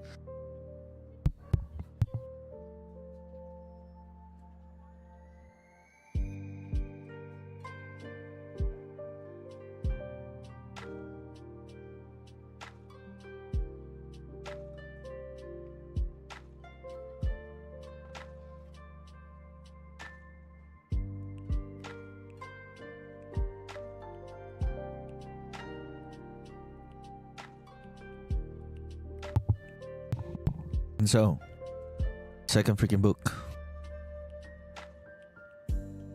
That was going on. They were like freaking planning things, right? What they did to do. What is the plan to take down freaking Paul?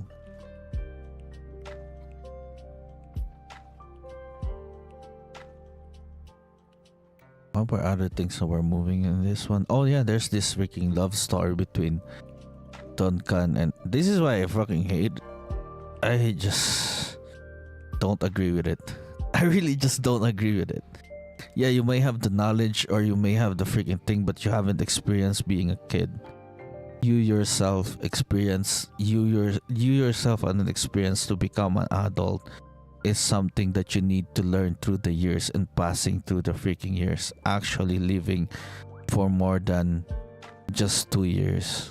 You may have felt like you have lived multiple lifetimes to all these freaking lives that you have in your memories, but you yourself is not there. I guess that's what's the difference between being an abomination and someone who was a reverend mother.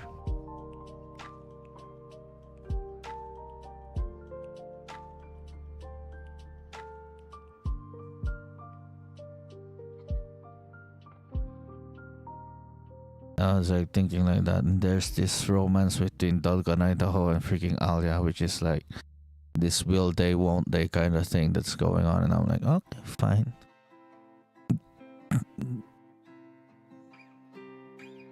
And then you get to see, I really, really like to see Paul like embracing both of his freaking things. But I really see him, by the end of the freaking book, I saw him really him becoming just Fremen. Truly becoming. He chose to become Fremen rather than Paul. He chose to become Muad'Dib rather than Paul Atreides. By the end of it. Yeah, he chose the Fremen, man. That's why he doesn't want the Golden Path.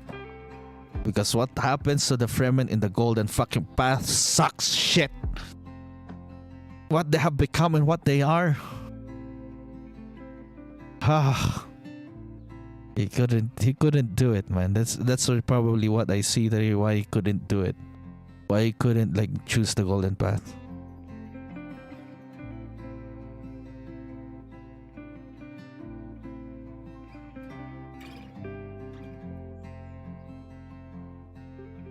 Damn, Paul is really good, man. Fuck, I love Paul more these days. What they're freaking able to choose. I guess that's why he's the main character.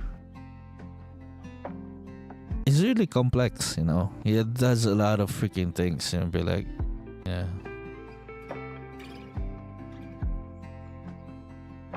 Because the Fremen, by the end of the 12 freaking years, have become freaking weak. They have lessened things now. They have better lives now because of what happened, right? And somehow having better lives kind of forget how they freaking used to do things and how they once were, because they were like surviving in the desert. They have houses. They live luxuriously. When once he like became to able to do that, it's crazy insane. That's what the entire second book is, right?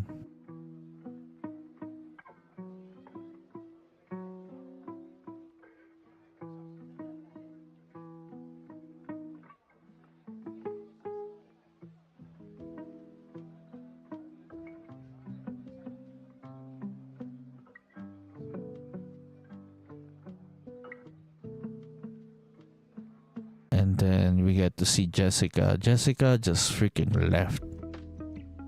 I don't freaking know, just freaking retired by the freaking second book and just went freaking left. I thought I would see more about Jessica, but apparently Jessica was just there to love Leto, man. Fuck me. This is why I have a freaking working theory when it comes to the entire freaking Dune thingy. But it's just, I haven't finished the 6th book yet. Even if it's just the Frank Herbert universe, I am still thinking about it. I'm just like waiting for confirmation or denial by the 6th freaking book.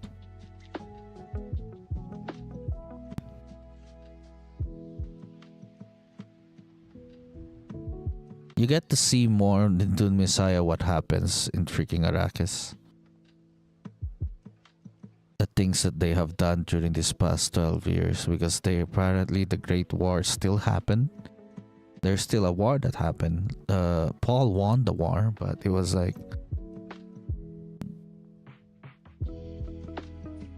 it seems trivial to him. 61 billion people, like the amount of people he killed, seems freaking trivial the way he sees the people that we've killed in the people that were killed in World War II or the people, how we see the people that were killed by Genghis Khan. Because if he said it in like a percentage of the population, that's when things start to change. But he was saying it in the numbers of things. But he was saying it like how Genghis Khan killed the entire like 30% or like 12% of the population were killed during Genghis Khan's freaking rampage or empire, right? It would have changed things. He was stating Genghis Khan, he would like learn more about things. And then Saitel was interesting, but he's just, yeah, that's how they see the future, man. That's how they see things in the past and the future. Like the people killed during the skirmishes back then, when he was trying to take over, trying to become emperor, was like nothing to what he was killed by cementing himself as God Emperor. Yeah, it's crazy, insane. It was like that. Like somehow what happens, like each freaking book should be able to understand like, oh, they see these things as trivial freaking things now. They're not as good as that was going on in the freaking current freaking books. And then they go Saitel with like, oh, he's a face dancer. He just, the way he infiltrated things like that. You know?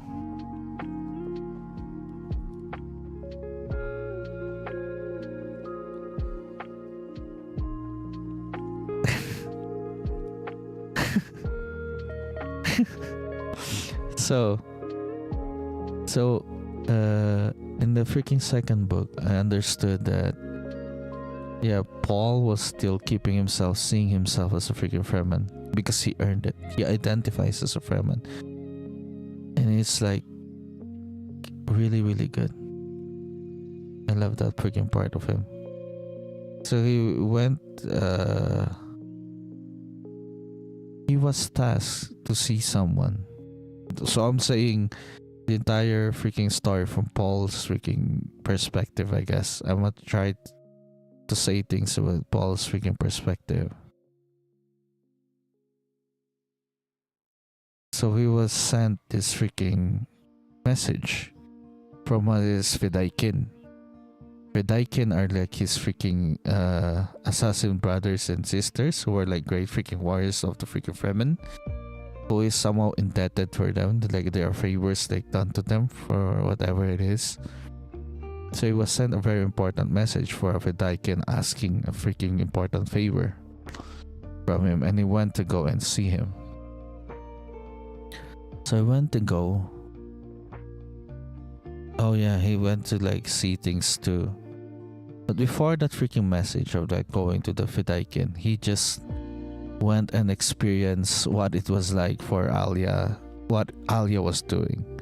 So Alia is also, for being someone who's like a reverend mother, she's like a reverend mother, so she's handling the religious aspects of the freaking empire. She's like a great freaking priestess for everybody, so she's like still feeding in this belief that freaking Paul is this prophesied freaking man, and making the entire universe believe that he is that guy. But Paul doesn't believe that. Paul doesn't see him as that guy. He just sees this thing as a necessary freaking tool to be able to rule the freaking universe as the way he sees fit, and to be able to shape it into the way, into the future that he wants the universe to be.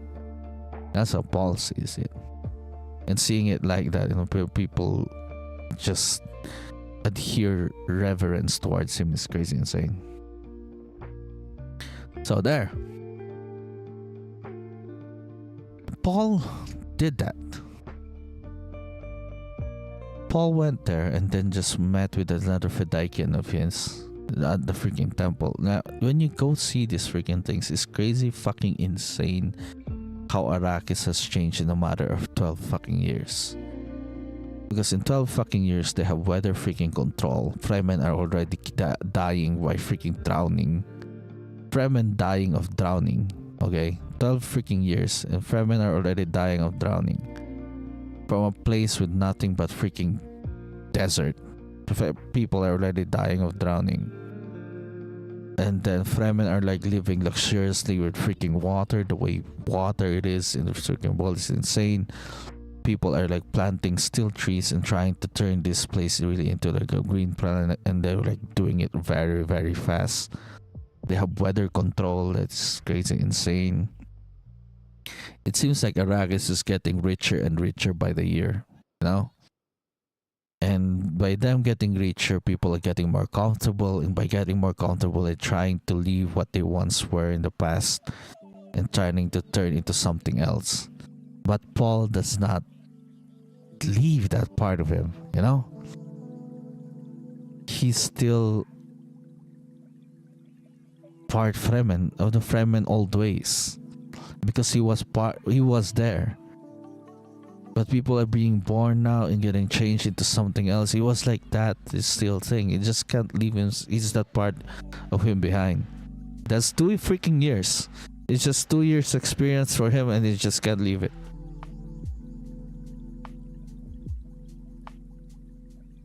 So that's what's Oh, and by the time the second book comes into the freaking close, it was like closing on the second freaking book. We got to see him talking with this Fedaykin who is like living luxuriously, but he's just still talking about things that he has done. And he's like, there's this rebellion coming up, or there's these people plotting against you. He just leaked this entire people plotting against him that were just like having their freaking meeting. Their meeting grounds is just like next to this freaking house. It's just a block away, somewhere like very, very nearby to the house of this guy, his Fedaykin. This Fedaykin is like a very, very close friend of his. They treat each other as a very, very close friend. So that's what he is. And then he reveals this freaking... There's this guy, there's this midget. The midget, little person. Oh, we don't call them midgets. There's this little person that he brought in, that somehow a Tleilaxu freaking being. A Tleilaxu freaking being that controls freaking everything. Now, and that sees everything and recorded freaking everything. And it's had the list of everybody else's who's like plotting against him.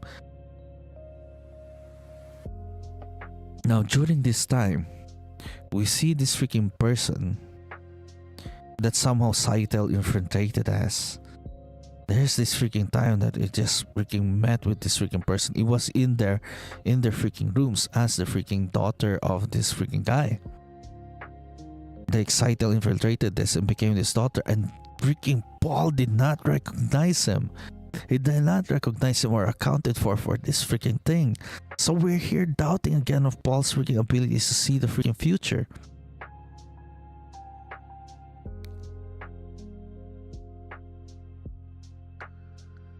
We didn't see him like that, and it was like, oh my freaking god, he's fucked. I don't know if I can trust his freaking future seeing abilities. And then he does the freaking, and then after the freaking chapters here, it makes him more, it just keeps swinging, man. Like one moment you doubt his freaking prescient abilities, and then the next you'll be like, oh my god, he's not just that. Maybe those are just like his freaking moments of weaknesses, but man, when he swings to the freaking other side, it's like crazy insane, because it's like, after that, after they brought him, he was like about to leave, so he left.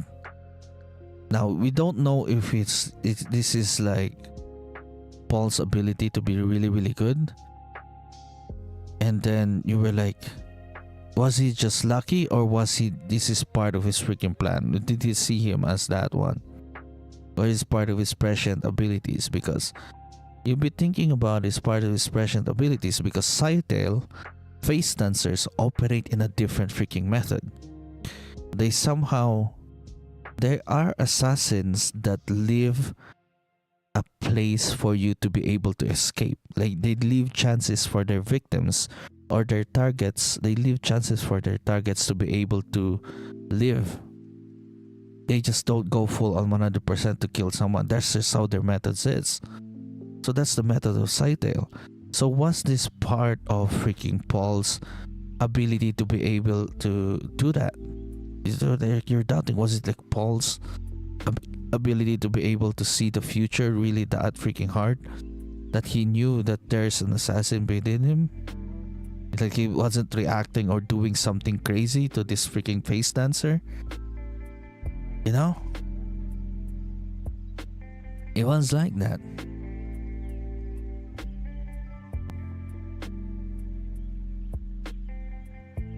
It was like that, and so he escaped the freaking house with this freaking information coming from this small freaking guy, with this small person. And after they left the freaking house, there's just this freaking atomic freaking weapon just brought in from the freaking sky and just strike down this freaking block of freaking away, just destroying. He was like a block away from the freaking place, and this freaking laser, this stone cutter just goes straight to the freaking house of this guy that he just met, of this freaking Fedaykin. And this freaking stone cutter can go all the way to the freaking core. It just goes freaking deep. It's just that freaking strong that once you look at it with your eyes, it just burns it out. It burns your eyes out. So there was that. The stone cutter brought in, cut the entire freaking place up. And the people responded very fast, but most of his freaking soldiers and the people around him were freaking blinded by it. They just gouged their freaking eyes out. Their eyes melted from their freaking faces.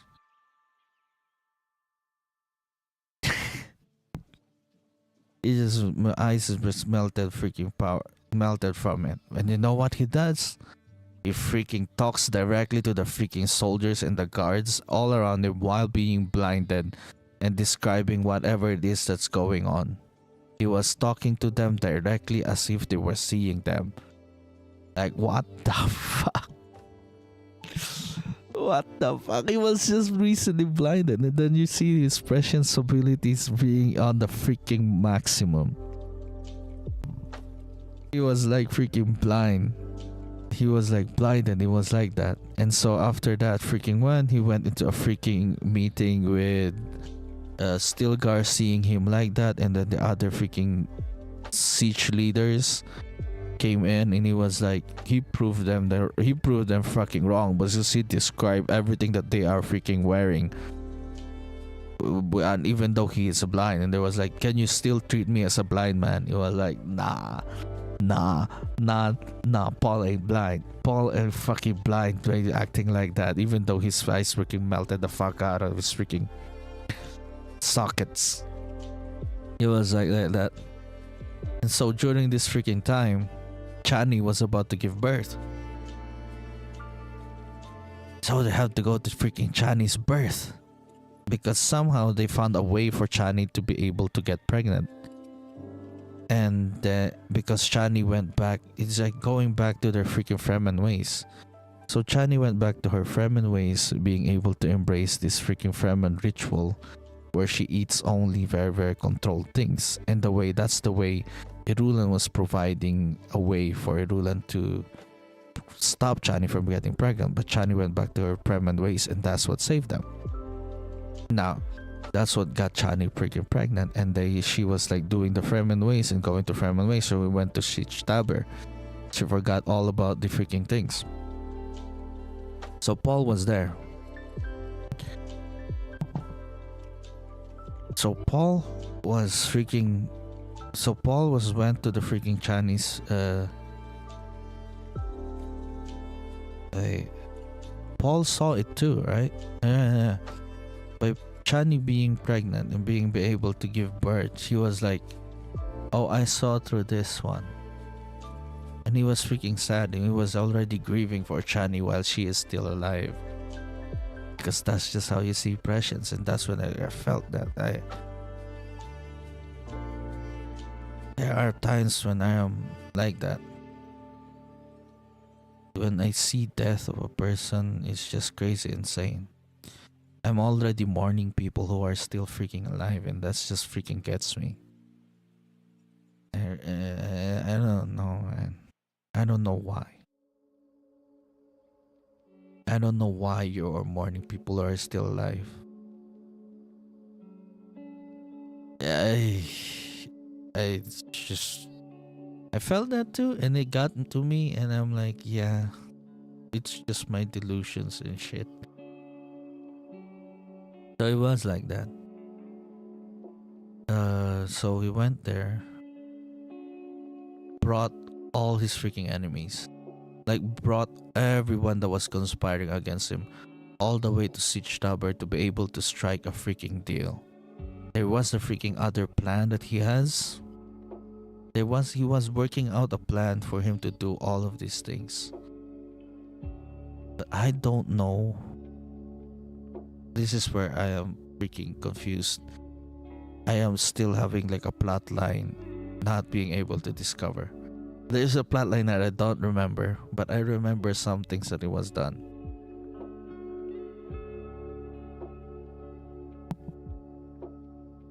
Oh, so this was that. This was this time. See, we brought everybody else to Siege Tower. And so during this freaking time, Chani already was dead. She gave death. She died giving birth to freaking twins. Now these twins, Paul did not freaking account for. He only thought one of the twins would freaking die, but he never thought of the two of them surviving. So he's just calculating more things in his freaking head, with these freaking things that are coming up that are just not part of his calculations. So he saw these things and he was like, it was supposed to be just one. So during this, at the death of freaking Chani, that's when everything freaking popped off alive. So we got freaking the Gola there. The Gola was successful at getting close to freaking Paul, because this was the freaking plan. They have a plan of the Gola being able to kill Paul Muad'Dib. There was like this freaking secret freaking code towards him that awakens him, that never gets to disobey freaking Paul. That there was this freaking code implanted to the freaking Gola to be able to kill Paul. So during this freaking time where Chani was freaking dead,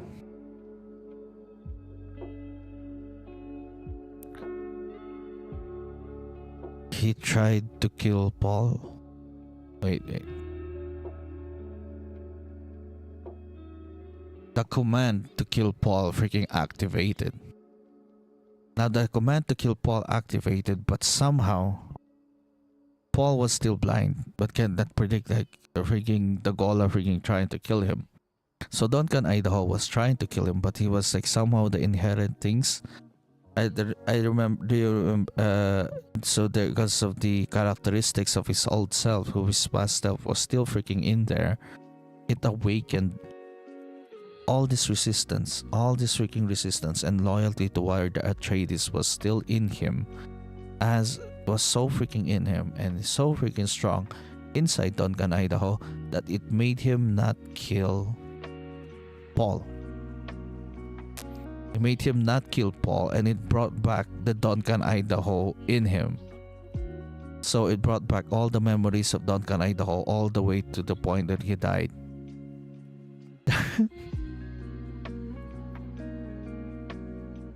That's a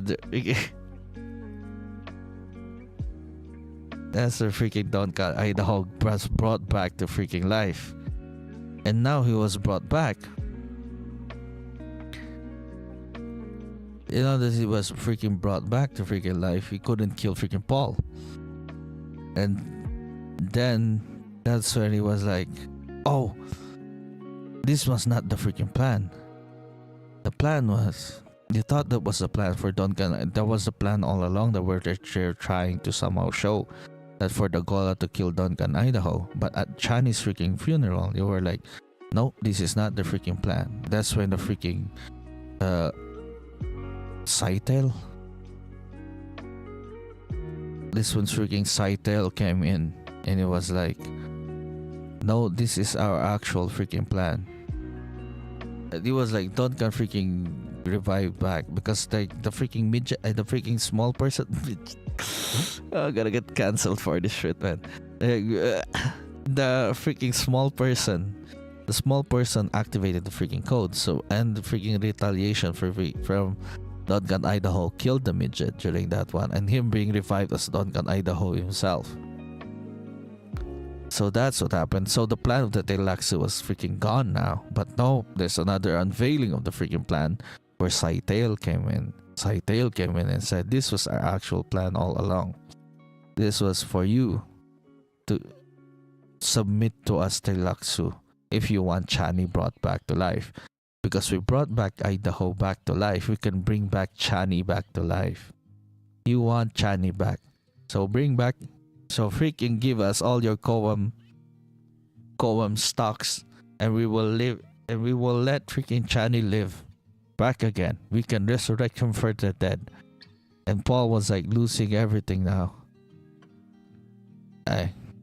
Oh no, the freaking midget was saying that. But Paul was like losing freaking himself again.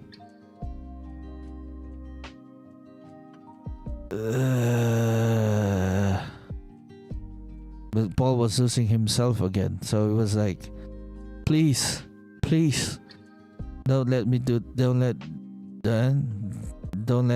this, make this decision or something like that. And then at all, he let freaking Duncan Idaho kill the freaking small person, the little person. It wasn't Scytale. And then Scytale came along. I forgot it wasn't Scytale. Scytale came along, beat the shit out of freaking Duncan Idaho. And there was like Hara there holding the twins. And Paul was like... Oh, they were like talking. Talking with freaking Scytale. Scytale was about to kill the freaking kids. But there was like a freaking a confrontation here where they needed actual physical freaking fighting, because it was like that. It was like Scytale still letting beat the shit of Duncan Idaho, so no one can beat the Scytale physically, and Paul was like losing his freaking presence at this point.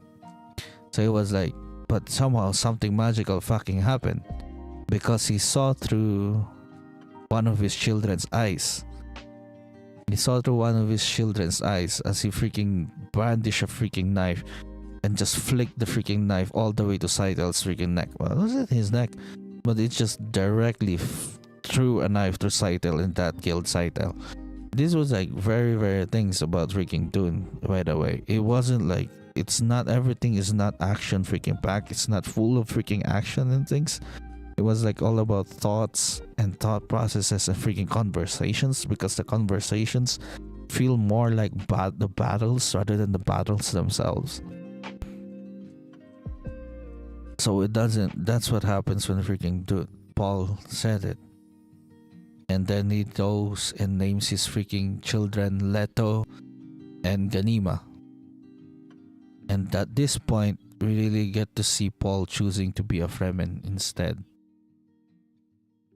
He named his children Paul and Leto because he's always thought Leto would be the one to no, not Leto to be survived. He always thought the girl would survive. So Leto was like the freaking anomaly that he was like never accounted for.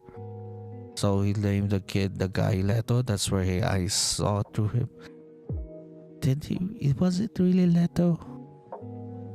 He saw one of his children saw eyes through him, but it wasn't confirmed that it was Leto or freaking Ganima. He saw through the eyes of one of his children. I'm just hoping it was Ganima. I'm just hoping it was Ganima. So he named the guy, the boy Leto, and the girl Ganima. Ganima, see, one Atreides and one Fremen. He chose to be a Fremen at the end by going out the Fremen, being the blind should be left to the desert, should be given to the desert. And so he walked all the way to the freaking desert. And that is Dune Messiah. That is Dune freaking Messiah. He just left there. And Ganima is the name, means spoil of war. Ganima Ganima means spoil of war in freaking Fremen talk.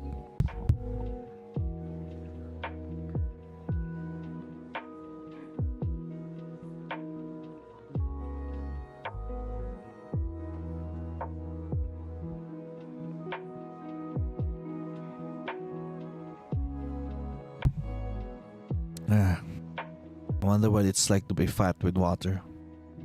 You know? I would stock it like that. They have the fatness of water. Water fatness. That was a Fremen way. And I'm being me myself and I'm like, oh yeah. So that's why by the third freaking book I'm like completely fucking confused because I don't know what to think of it anymore. I don't know what this is going to about. It's like completely new characters. I don't know what they're all about. I need to reintroduce for them with me. And the only thing I could get the grip on is fucking Duncan, Idaho. But I hate fucking Duncan, Idaho. He's the only one I had to like freaking see his character journey from the beginning all the way to the fucking end. But I hate that.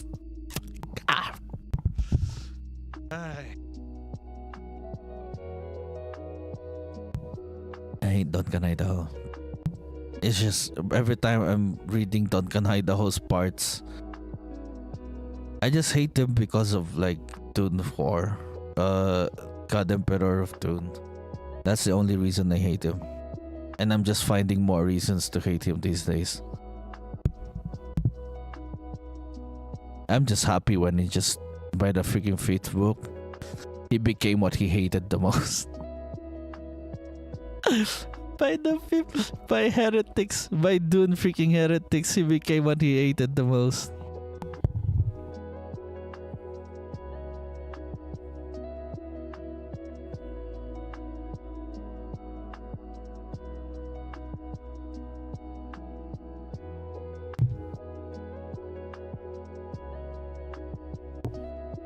So that was that.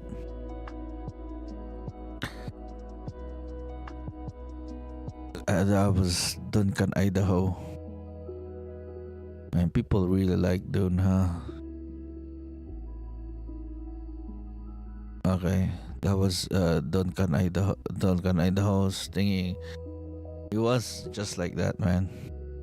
He was his freaking plotline at the freaking beginning of Dune Messiah was someone. Oh, in freaking Dune First, he was like also known as a ladies' man already.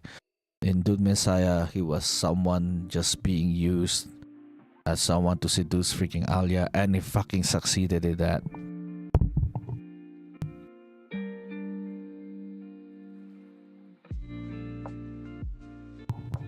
By Dune freaking 3, he got freaking NTR'd, man. Freaking NTR'd. By Dune Children of Dune, he got fucking NTR'd. And fuck you, ano. Fuck you, Duncan.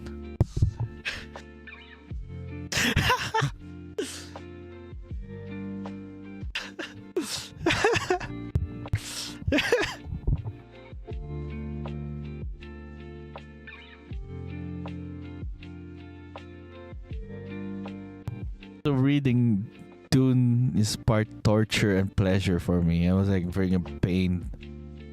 It just freaking sucks reading more about Duncan Idaho.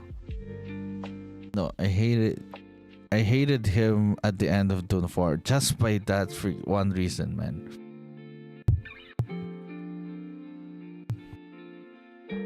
Because is this what like the way Duncan is, he represents what Atreides is supposed to be. What Atreides. Okay, I'm basing all my knowledge on the first 5 books of Frank Herbert. On the 5 books of Frank Herbert. And Duncan Idaho means to be what it is to be an Atreides. I don't see it in freaking Paul. I see Paul what it means to be. I look at Paul and I see what it means to be a Fremen. I don't see Paul as freaking Atreides. Duncan Idaho is someone who is Atreides.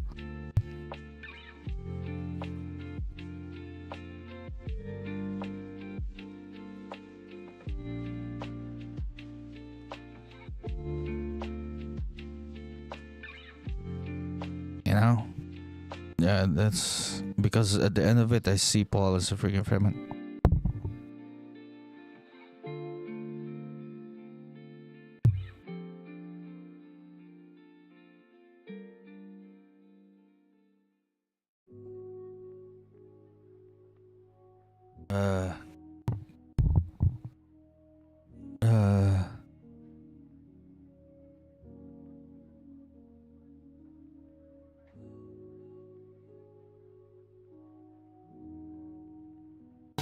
Alright, we're going to the third book. I need a freaking break. I'm gonna go pee.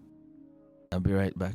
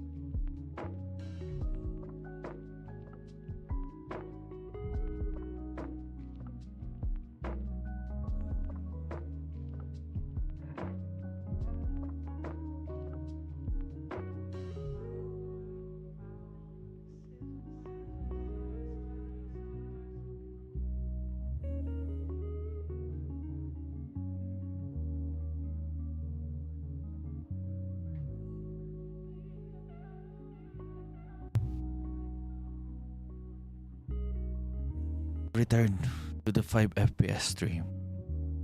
Welcome to the 5 FPS stream. It is 4 fucking hours. Shit.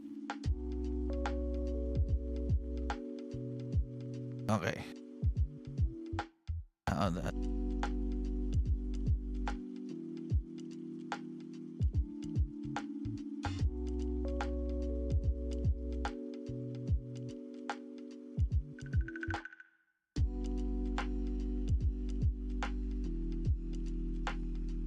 Okay. I'm gonna lean back for freaking Children of Dune because this is the. For me, I don't know, man. For me, this is the freaking weakest because I hated Children of Dune and what they did to Alia. I hated it. And the return of Jessica.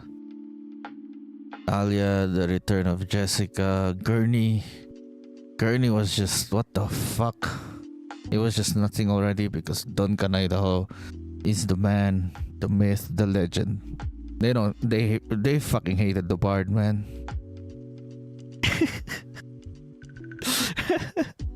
They freaking hated the Bard, man. Gurney has like freaking really good freaking moments in Dune 1. And I guess he based all his freaking characters on the freaking audience's experience or the freaking audience's reaction to his freaking characters. That's why he brought back Duncan, Idaho. I think Frank Herbert was just freaking pressured to bring back Duncan, Idaho. Because being denied 20 freaking fucking times to write that freaking book for that book to be freaking published. Yeah.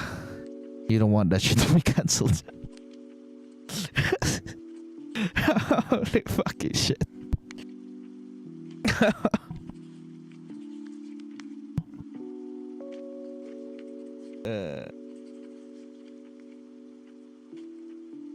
Holy shit.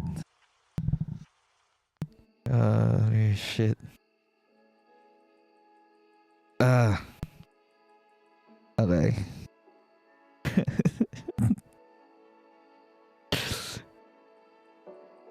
Okay.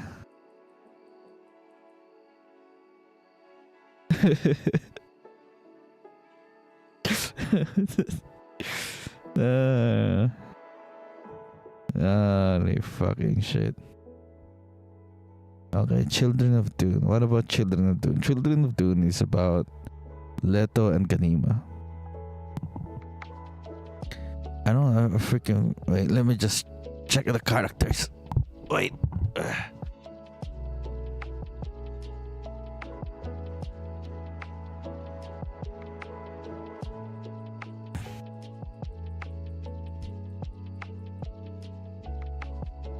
Let me see. Who are the... Oh, I got muted again.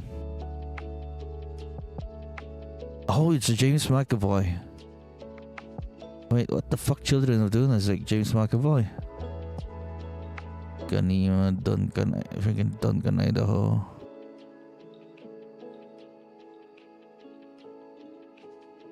Okay. Children of Dune. Alia, Ganima. Wait. Faradin. Yeah, the Corino. Faradin.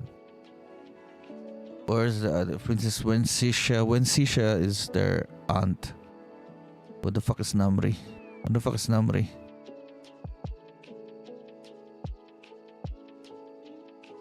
Ah! Oh yeah, I forgot. Okay. I'm just having a book. I'm just looking at the characters. Okay.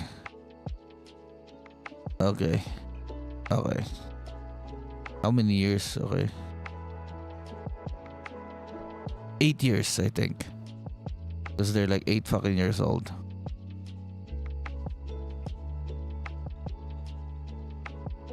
Okay, it was 8 freaking years later. 8 fucking years. So 17 plus 8. 25. Alia is 25 years old. Was it 15 years? Wait, 14 years old. Then Alia was like 14. Ew. 14 plus 8. She is 20 fucking 2. 22 years old, Alia. Oh my god, I hated this freaking book. I hate Children of Dune. I still hate it. It's just... I don't know, man.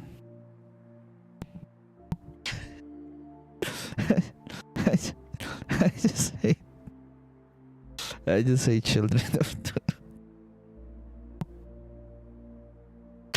I don't know, and there are things that I like about Children Dune. Leto. I love Leto. When I was reading this, I love Leto. I love every single part of Leto in Children of Dune. But somehow I was just like, they completely abandoned everything else that Dune, the first Dune was about, by Children of Dune. Kind of like, what the fuck the story is now, man. Paul is gone. What the fuck is the story about now? This is the biggest confusion I had in just trying to grasp at things, what it is that it's overall about, what it is the entire story of Dune is about. And I'm like, I'm having a hard time figuring it out by the Children of Dune.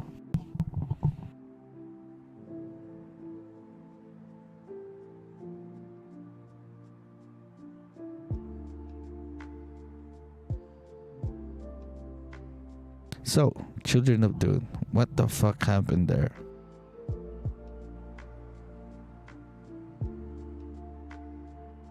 So, what was I reading? The Children of Dune. Yeah, that's the only thing that I was like having a hard time. But I still love the freaking reveals at the end. Yeah.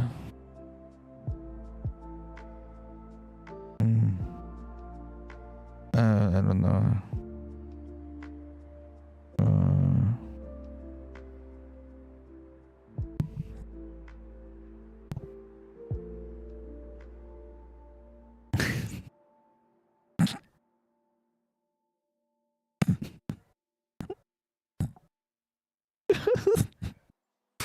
don't know what to talk about Children of Dune, man. Clearly I hated this because I can't remember anything. 8 years freaking later, Alia is on this freaking throne. But somehow she's struggling to become Paul. Or struggling to what Paul has become. And she doesn't know what the entire plan is. Because in the second freaking book, Paul's advice was not to kill these enemies that he has brought in. His advice was not to kill Gaius, Helen, Mokaim, not to kill Gaius, Helen, not to kill all these freaking people. His advice was not to. But Alia freaking killed them. Alia killed Gaius Helen. Alia killed Edric. They just killed all of them. So, I'm talking about Dune for 4 hours 22 freaking minutes now, and I'm like, God freaking damn it, man. How much more Dune can you get?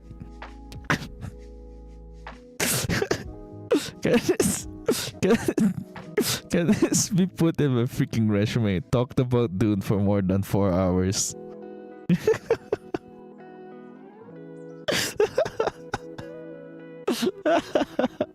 Shit. Holy fuck.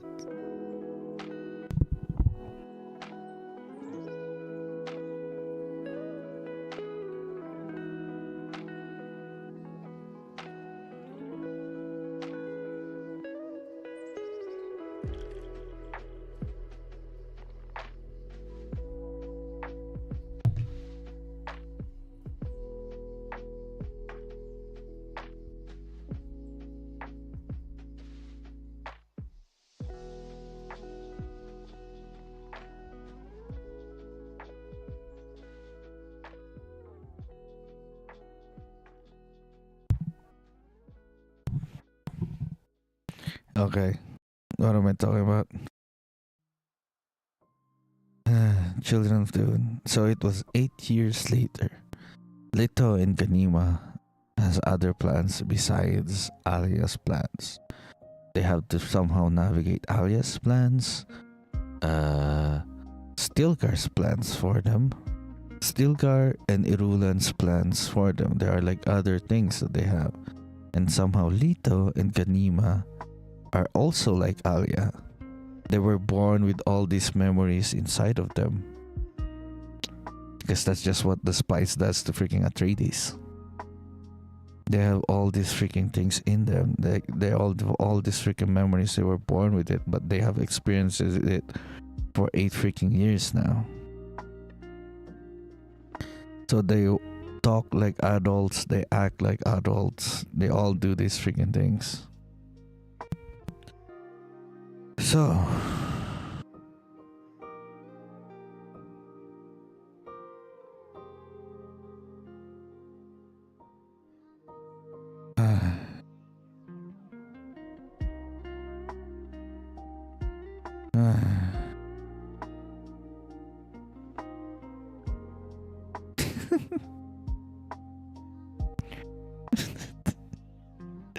okay. I need to talk about Dune. Children of Dune. What to talk about Children of Dune now? Well, Ganima and Leto are 8 freaking years old. And they have to go through all of these adult freaking things while being 8.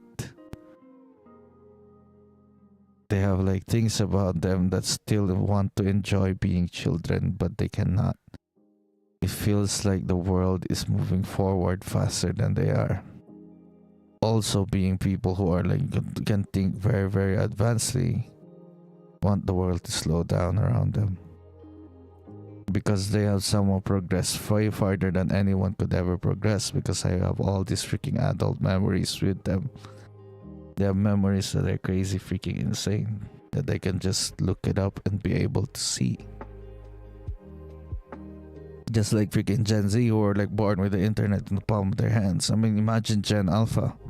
Basically a freaking Gen Alpha freaking kids. Dude, he didn't thought of the freaking internet, but this is what the internet is. This is what I see what the internet is when it comes to these 2 freaking children. This being born with the internet with you. Because the entire memories of like freaking people getting things from the spice agony is like the internet. Because they have memories of other people. You experience them through watching them. And all this freaking repository of knowledge you can pick up by the touch of your freaking hand. That's just almost instantaneous. I think that's close to what the internet is. So all these memories is the internet. They have the internet. I'm gonna call it the internet with them now. So being born with the internet, and this is what happens to them. Should we treat them as adults already because they can just easily look things up? And no censorship too. All this freaking knowledge is out there without freaking censorship. So they can just, all these memories of sex, all these memories of pleasure, and all those freaking things are there. But somehow, there's still some things inherent within them, you know? Like they didn't even fuck each other, you know? With all the depravity of freaking Harkonnens, they didn't even fuck each other because they still identify as Atreides.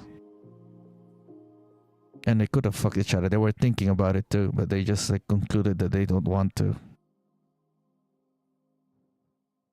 And somehow, if this was written by George R.R. Martin, they would have fucked already, man.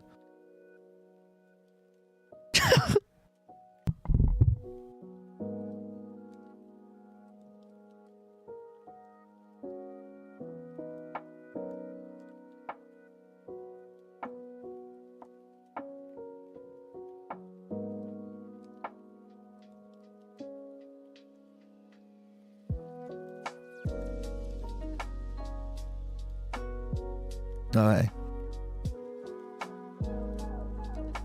Having medieval themes when they've only thought about incest but never done incest.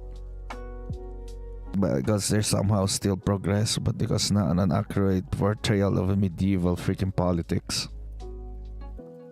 But in medieval politics, they do have freaking incest just for the sake of keeping power within them. And it was freaking touched upon in this freaking book and being thought of. They thought about it but don't want to do it. The twins thought about it but they don't want to do it. Okay. What else about Dune that I didn't talk about?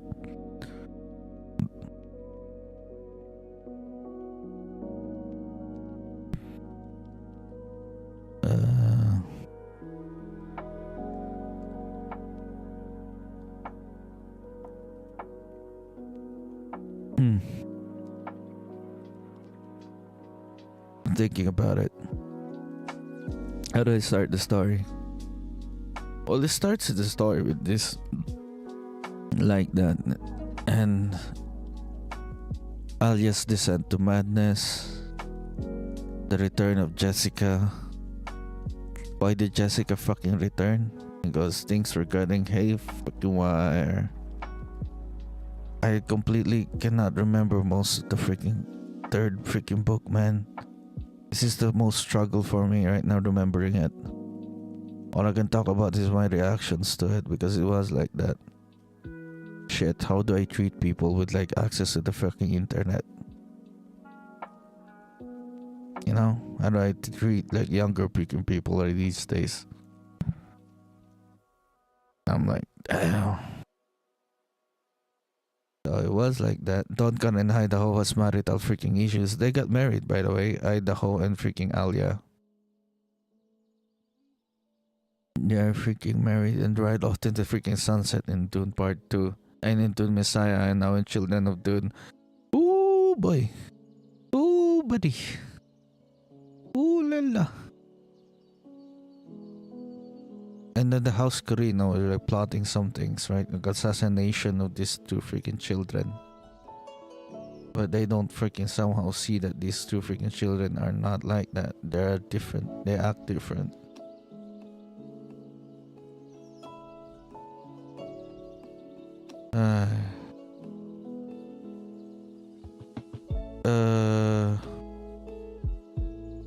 Okay, what else in the freaking Children of Dune that the screen saying?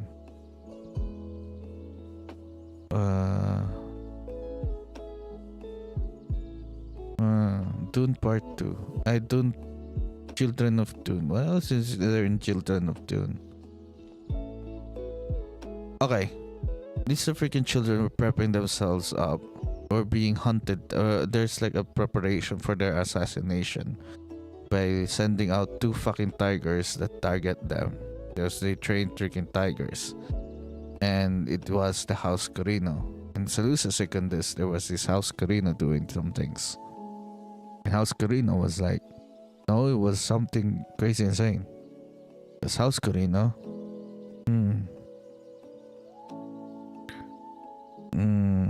the thing about House Carino is their aunt. Was it their aunt? No, it's not their aunt because it's Shaddam's freaking. It's Shaddam's. It's their great aunt because it's Shaddam's sister. That is somehow what the fuck? I forgot. But it's some part of the family because they're part Corino. Corino by marriage, not by blood. They're part Corino because who the fuck Fed? Faradin was there. And there's this character who's a freaking prophet who's like the return of freaking Muad'Dib.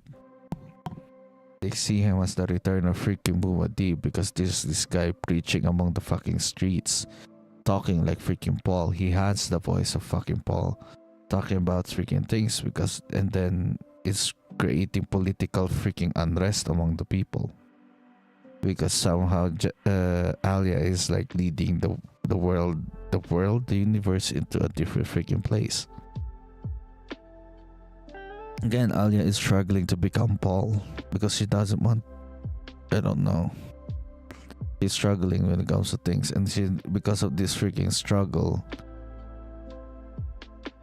she's also struggling with the freaking past memories behind her because she haven't developed things for herself, you know.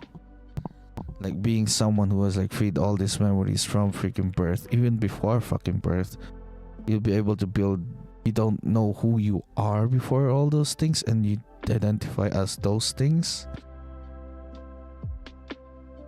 That's the freaking abomination that the Bene Gesserit are like talking about.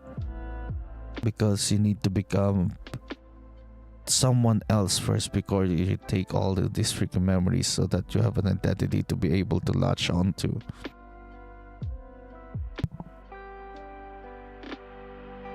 So it was like that.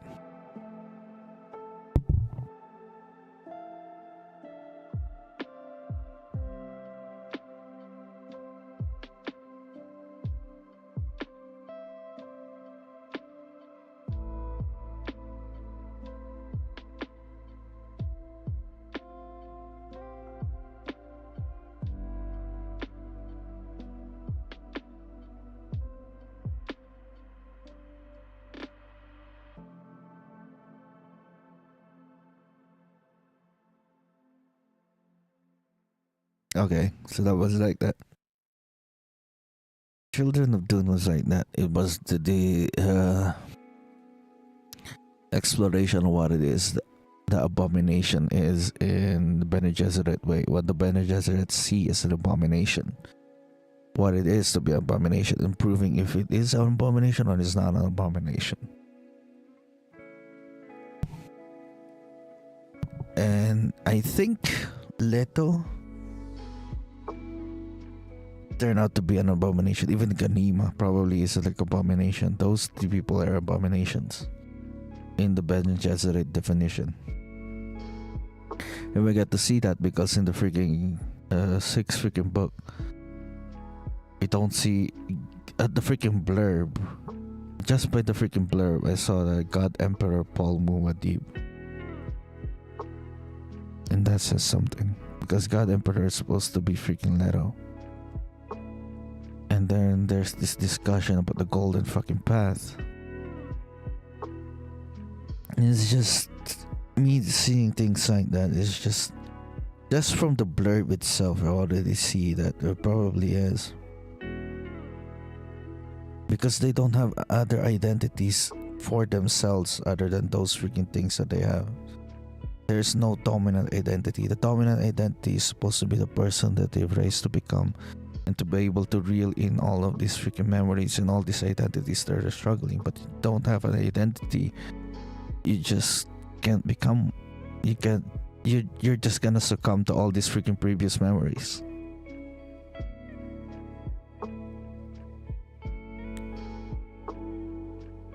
And that was their freaking problem with these two. These two had it, but they never had the spice agony. They had the memories, but doesn't have the spice agony yet. I guess that's the thing about the spice. It does things to freaking Atreides. It makes them further into their freaking memories, and somehow these two grew up to be like that. And Paul, uh, uh,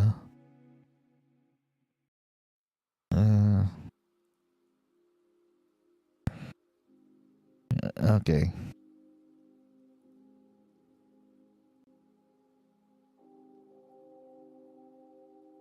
Okay.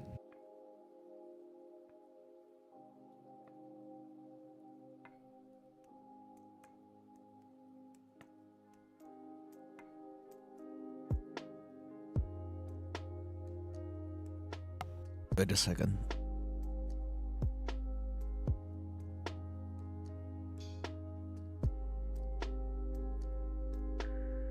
Okay. So that was like that.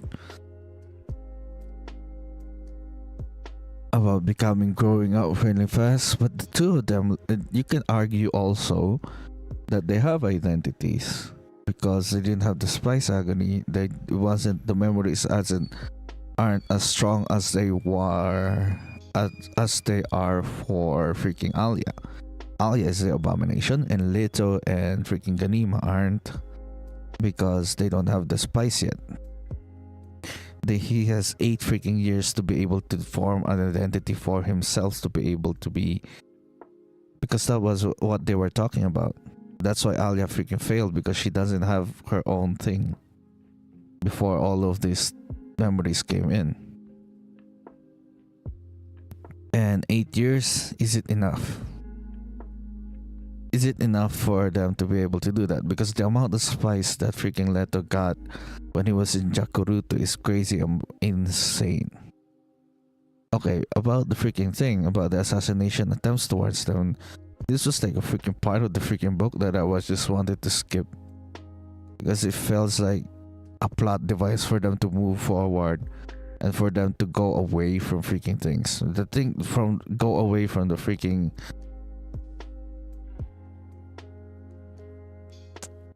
from Arrakis to get away from the city. I don't even know I don't remember the name of the city.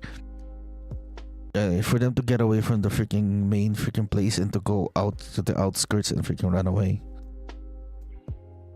No, Ganima was kept very. There were as their freaking place to going in there. There was this assassination attempt.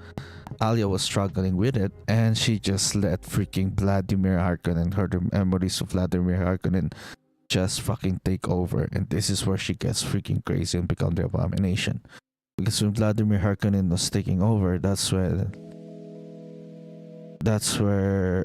she does things that are entirely questionable. That even Jessica from Caladan thinks there's something going on that is just not right.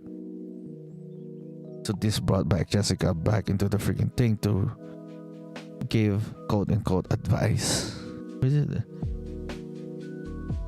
No. She wasn't brought back from Caladan. Was she? Oh my god, I don't remember. Because I know she was brought back from Caladan, but she went into Seleucia Secundus.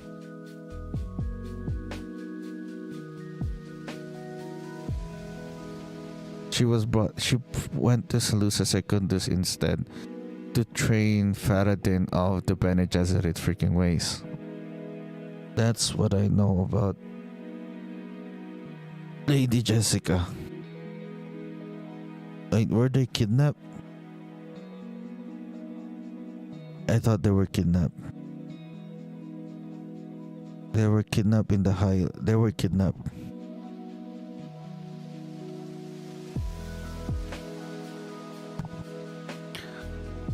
Ugh.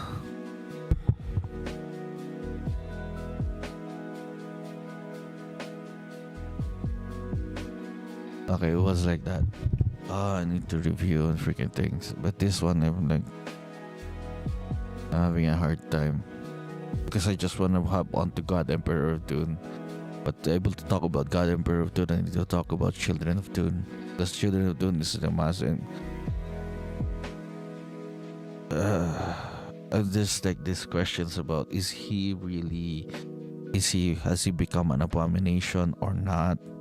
Because somehow the spice, they're avoiding the spice. These two children are avoiding the spice because they're seeing what it's doing to freaking Alia, and they're like, we're not part of that. We don't want that shit.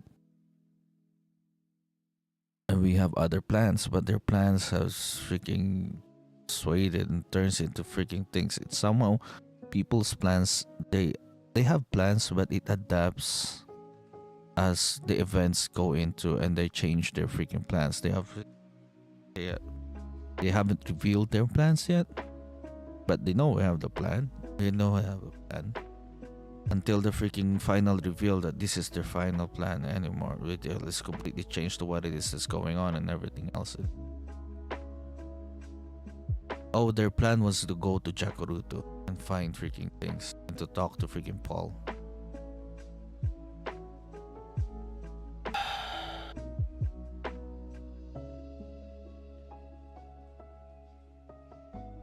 Okay. Might be myself for the freaking final freaking book, but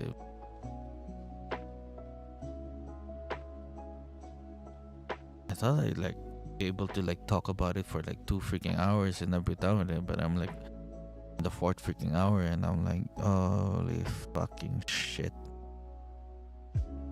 I think I need coffee for this.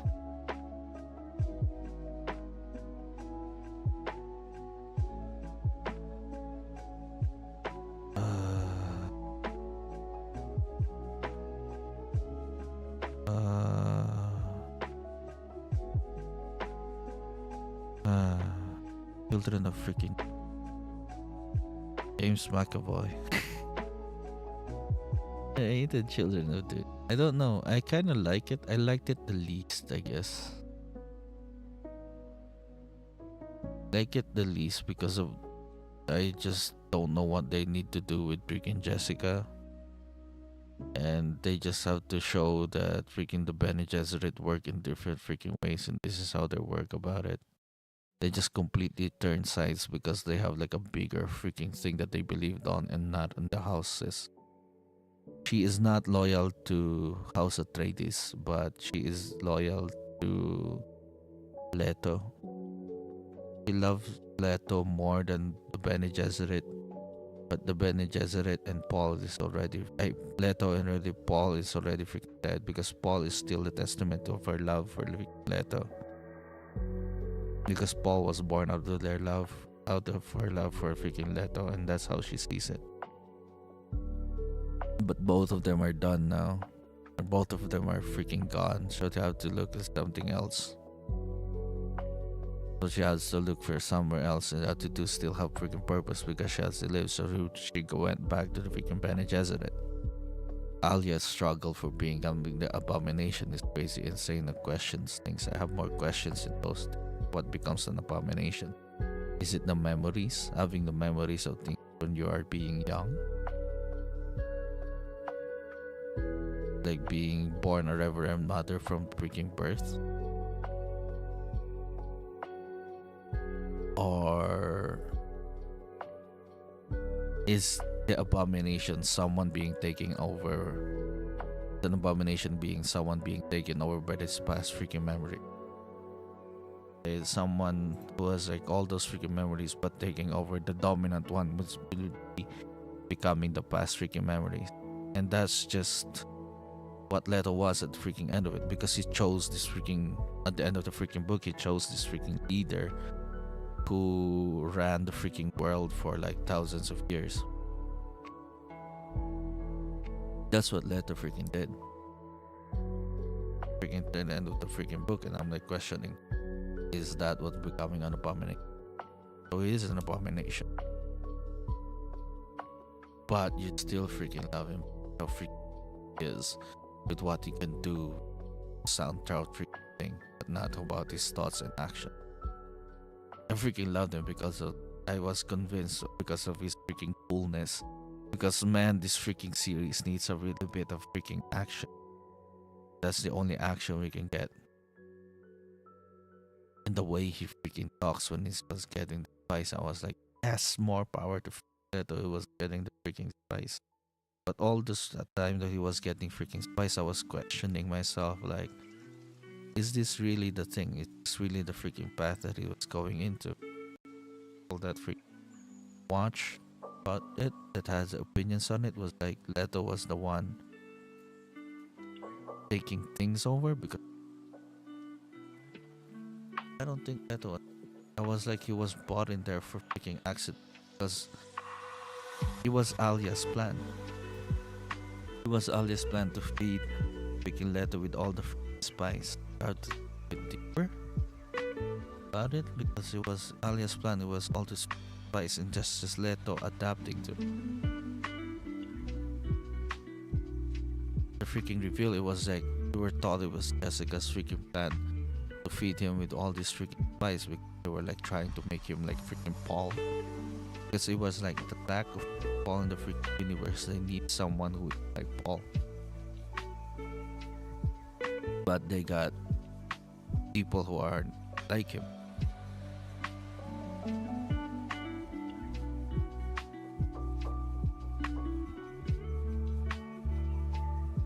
Also, Paul Modib.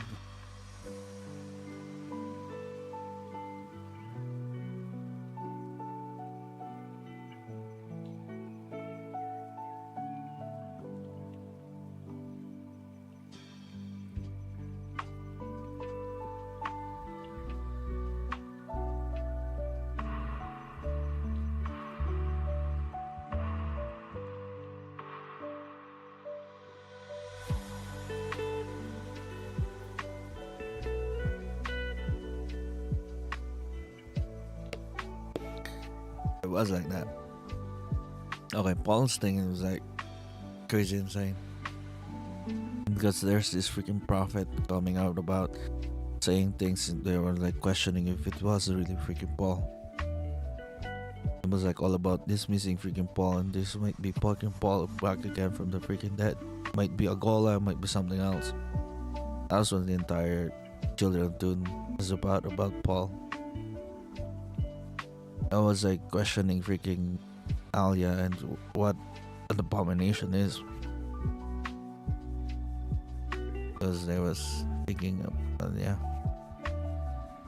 Alia already thought of herself as a fucking freak when I was like a freaking 2 years old.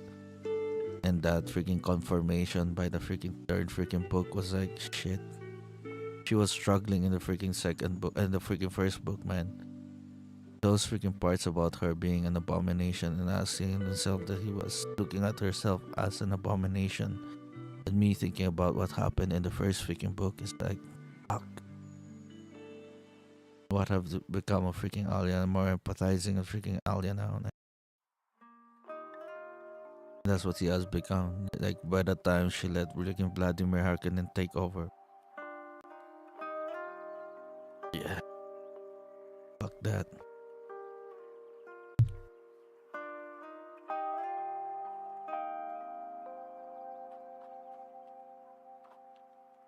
Then we talk about Leto and freaking Anima. It's just freaking accidents there again. You were like thinking it's all freaking part of the plan, but it was not. There was like they were just adapting to the freaking plans. They had other plans set out for it, but they never planned for them to be able to get the freaking. But it is about the spice that they ever planned out for. But just they was not part of it. As much as they can, they never wanted to take part of the freaking spice. Oh yeah, and by the way, in the second freaking book, in the second in Dune Messiah, Irulan grieved for freaking Paul.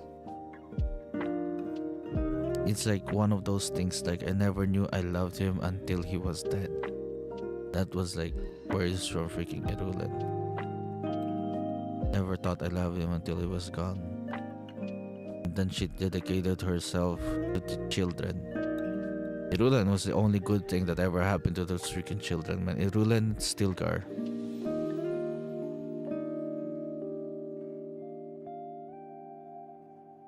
Yeah. Irulan was probably the only mother left for them.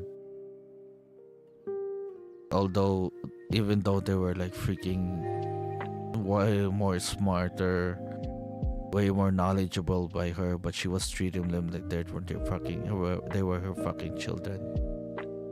You know, and it's really hard to do that. And she is the only one treating them like freaking children, and like treating them in the way that what children freaking needs, what the children freaking need to be able to grow up. That's what Tirulan was trying to do. It was like trying to impart them and turn them like adults, because once you get adults, that's when you need the information and be able to think things differently. But they were kids thinking like that already. Irulan is fucking crazy insane.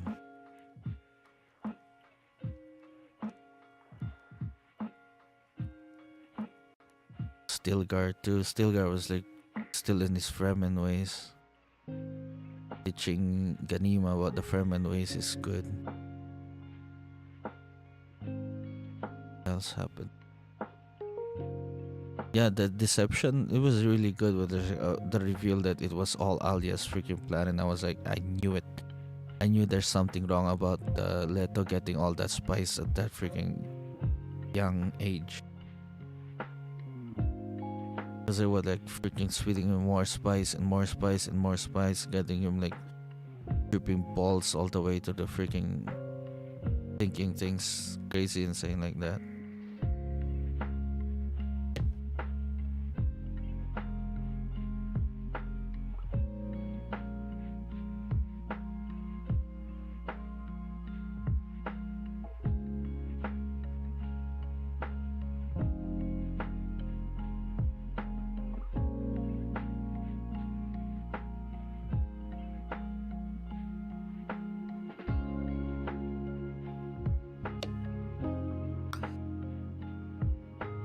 So it was like that.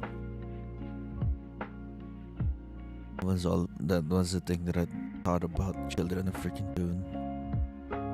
What an abomination is, and they were like children who was just they really did wish they could become. They would like them being as children would like last longer. And they couldn't. And the things Leto had to freaking do because he was already in there. He wasn't like someone who like took over the thing because he thought he could do it. He took over the thing, it was just put in there. That's why I love, like, you know, oh, I'm already freaking here, might as well do the best thing I could ever do. He was like put into the freaking spice. He never wanted though. He never wanted to be put in the spice wagon. But he was like, oh, it was like doing this shit already. It's already been freaking done. I'm just moving forward with the best freaking possible plan I could ever do, and that is the golden fucking path.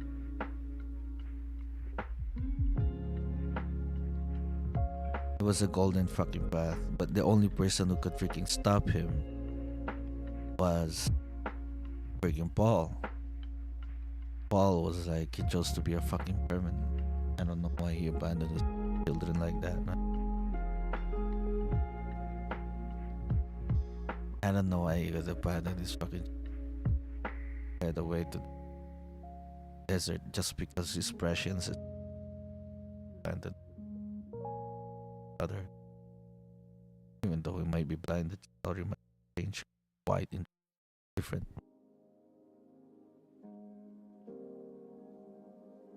That would have been great, crazy, insane. What he could have done.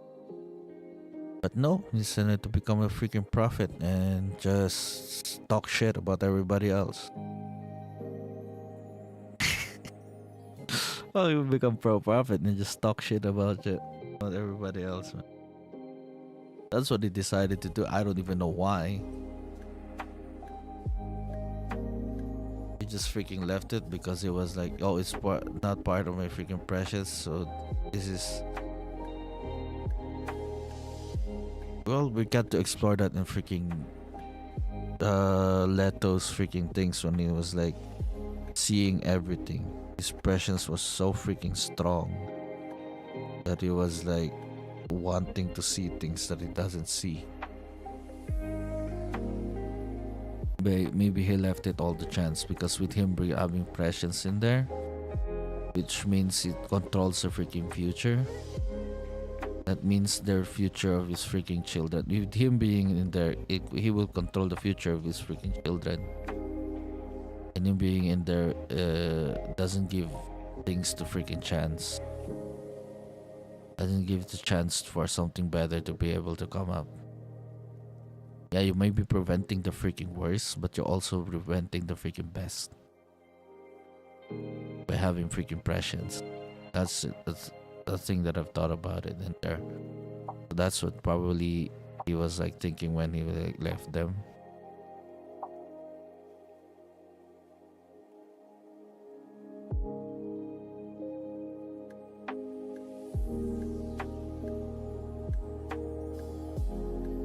That was that.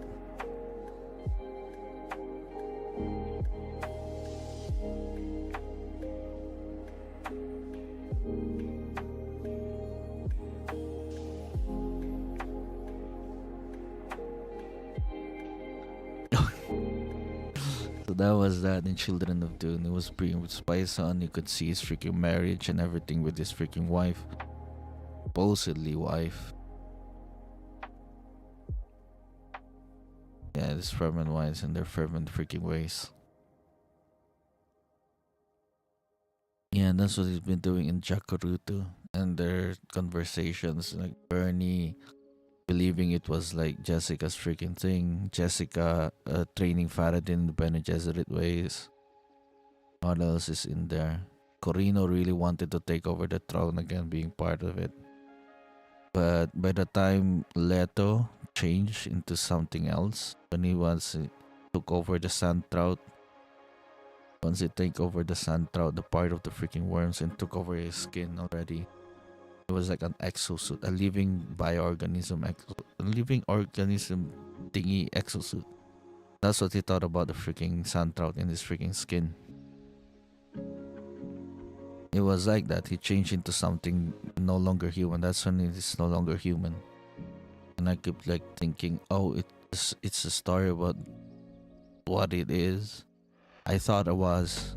This is where I get really, really confused because I thought it was a story of what it takes to be human. It was, and I was thinking about the story of really humans being human. You know, like what matters to be human.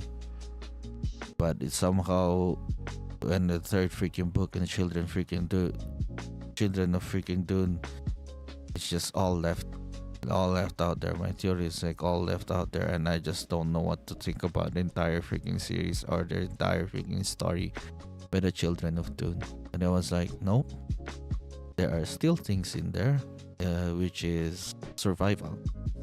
There's still the story of freaking survival. Of this time, Leto was thinking about the survival of things. Survival of the humanity. Yeah, that's what he was thinking already, going to the freaking golden path. The golden path was that Paul was afraid of. Paul was afraid of it because of what it did to freaking the Freeman. Thinking like Paul chose to be a freaking Freeman at the very end and abandoned his freaking children. I guess by choosing his freaking children, it is the golden freaking path. And that would fucking suck.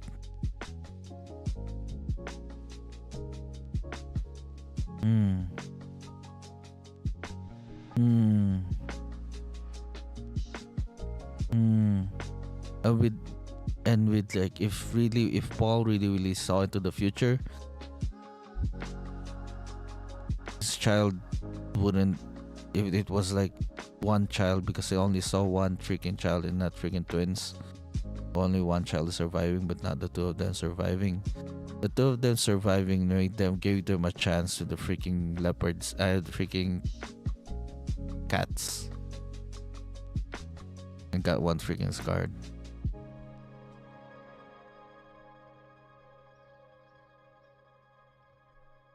Yeah, so it was like that. That was the children of freaking Dune. That was what I understood the children from Dune. Duncan Idaho was there too, was like freaking struggling with what he was to become. But he chose freaking the kids. He chose Atreides because he was Atreides. That kind of loyalty towards to Atreides is crazy insane. He chose them. No, he chose them because he already saw Alia as something different already.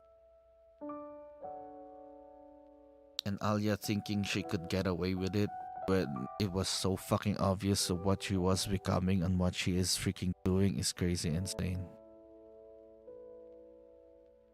That is just crazy insane what they did to freaking Alia. I was like thinking Alia could be better, more written rather than that. That was like having a problems with Children of Dune. Because for something to be trying things to be more complex or stating things to be more complex, Alia was just predictable and just there. Alia turned out to be something be just there and two-dimensional. It felt two-dimensional and there. Yeah, that's why I think Children of Dune is the weakest of the entire series. What they did to Alia.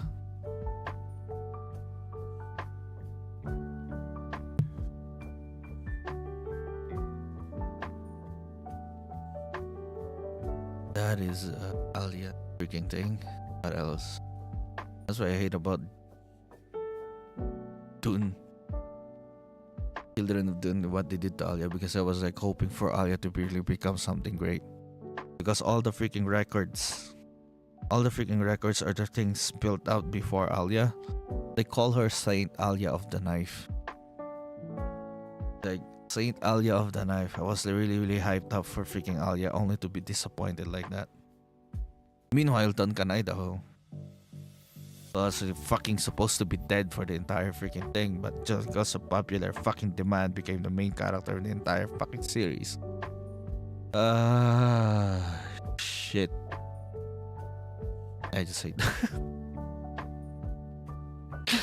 that. And the thing I loved about here is him freaking NTR. Because fuck yeah. We still don't see the Mother Superior in the freaking thing. They're all like Revenant Mothers. And the damn freaking thing. I guess they had Mother Superiors. Do they have Mother Superior? Was Helen Mohaim Mother Superior? Be right back. Nature calls.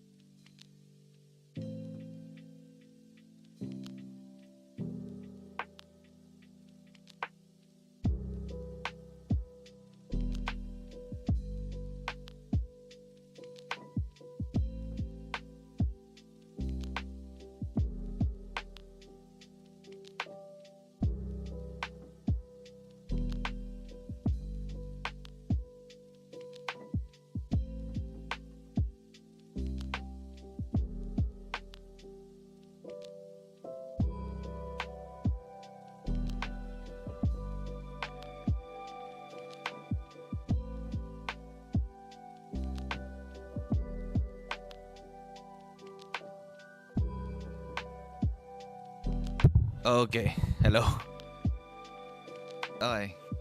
By the way, this is my first time having actual physical copies of like books or things. Having physical copies is insane. I don't know why this is. Look at what happened to the freaking spine of this one. It's really. Look at the spines. This one is good. This one is nice. This one, okay. And this one. This is my first time having physical copies of books, man. Very insane. They say something different. No, wait. By the way,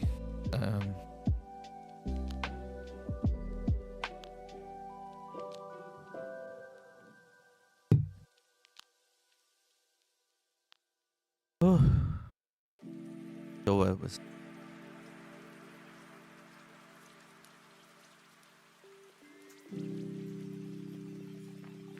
Let me check. I need help. I need help on this one. Go with. Is where supposed to be. I'm supposed to know more about it, but I'm just like struggling to know more about it because it's supposed to know more because it's more recent, right? It's much more recent, but it's like nope.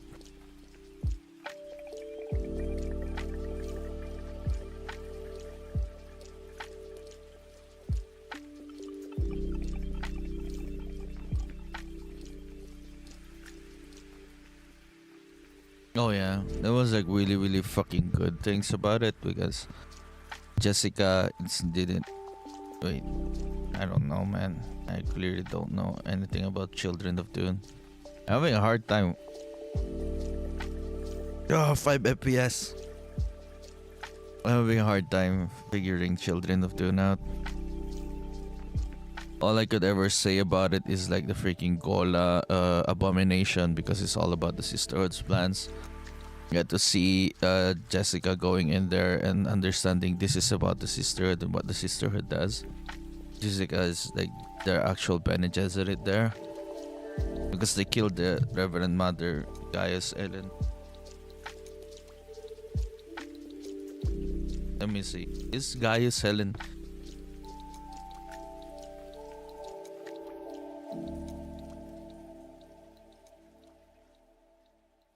Thousands of generations. Oh my god, they have sought him after thousands of generations. That's insane.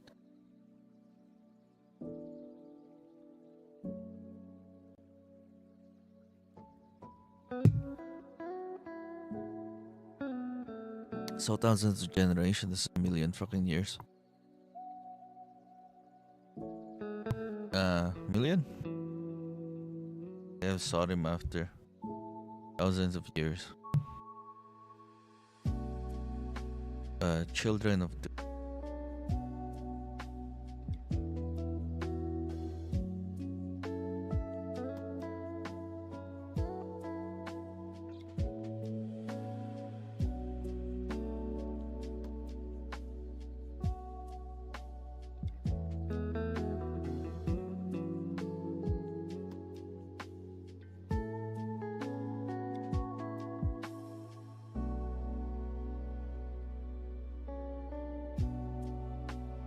yeah, it just explores about their freaking powers of how the struggle between going on those memories, those personas.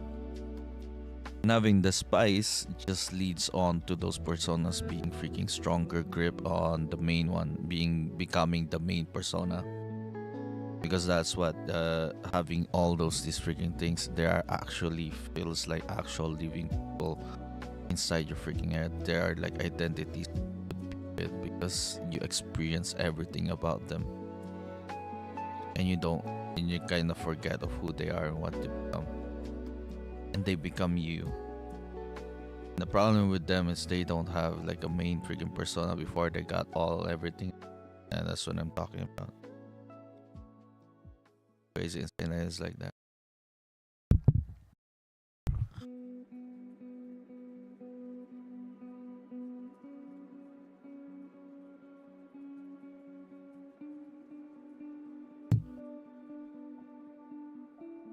About yeah, I just hate though what they did to Alia because she is not the main freaking character. I was thinking about.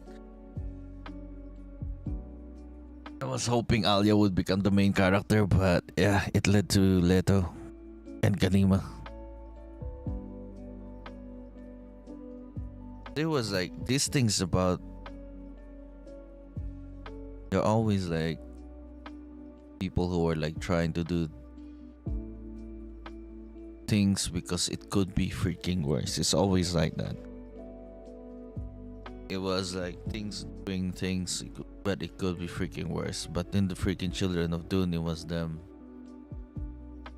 The worst freaking happened, and they're just freaking adapted. Because no matter what they freaking do, they must not get to the freaking spice. That's their freaking goal there. They must not take the spice. You know, they must not consume a large amount of spice. But in Children of Dune, the worst freaking. He consumed a large amount of spice. That fucked Leto up. And that got him to understand that, oh, it must be. Yeah. Paul wanted to reverse it. Oh, by the way, Paul is like freaking the prophet. I don't know what the fuck he's trying to do these days. Why did he become the freaking prophet? What was he doing? Trying to become the prophet. There was more questions in there. Like he left his freaking children. Because I thought it would be the best freaking possible option. Because you're protecting. There's like protecting the freaking entire universe from people who have prescience. I guess that's the entire thing because I've been spoiled by freaking comments.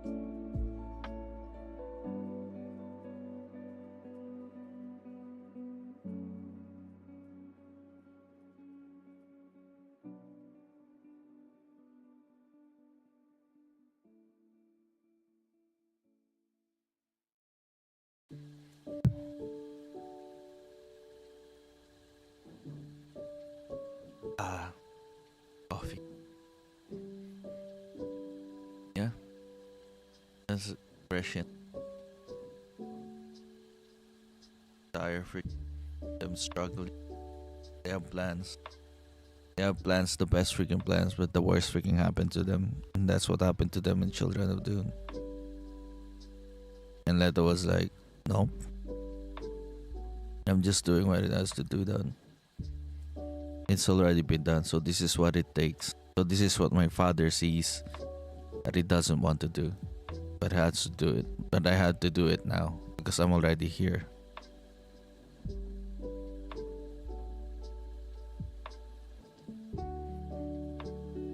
Took it like that, destroyed the entire freaking thing because he didn't choose the Freeman, he chose humanity as himself. A greater love for everything that is living. That's what Leto has. Because him having those freaking memories, he is different from freaking Paul.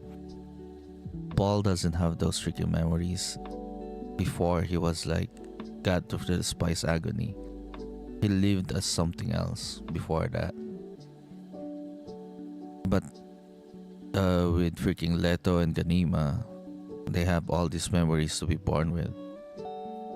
And to be able to grasp that, to be able to be with all these freaking memories and personas to be born with already, makes you appreciate every kinds of freaking things. You have to identify with all of them and to create like a freaking persona that identifies with all of them.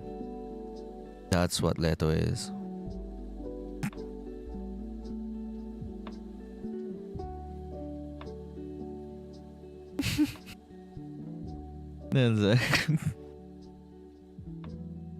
So that's what Leto is.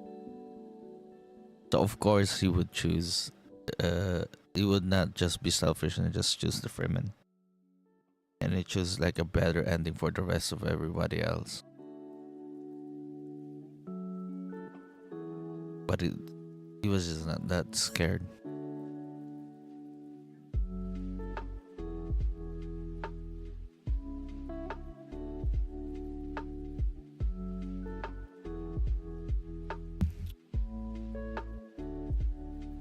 having a hard time struggling, and it was a struggle for me to understand. It was just it took me to review the freaking first two books to be able to understand the third book.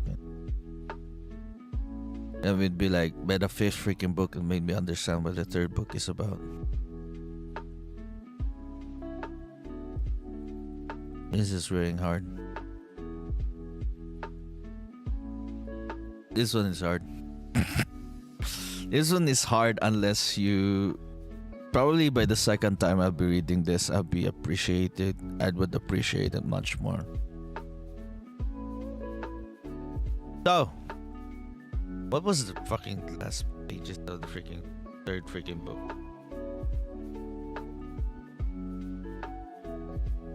Oh yeah, and then Ganima became the reading freaking program because he can't have fucking sex. That's what happened to him. Can't have fucking sex anymore.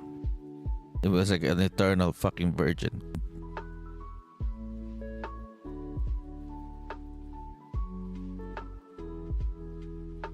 They really think about sex in the way that it's not just about sex when you have to love a person. Duncan had got NTR'd. Oh, I fucking.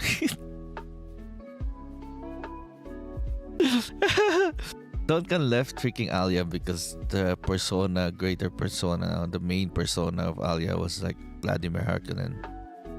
He just couldn't believe that it was like that.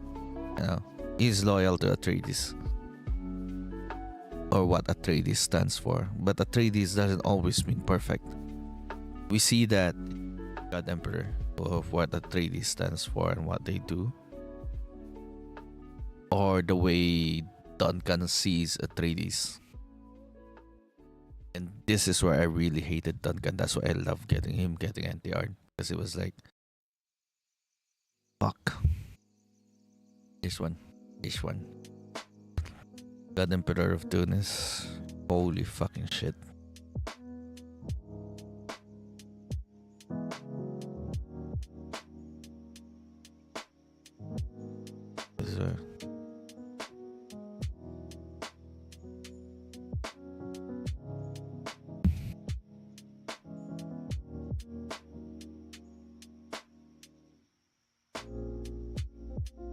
Yeah, I have to struggle in this one.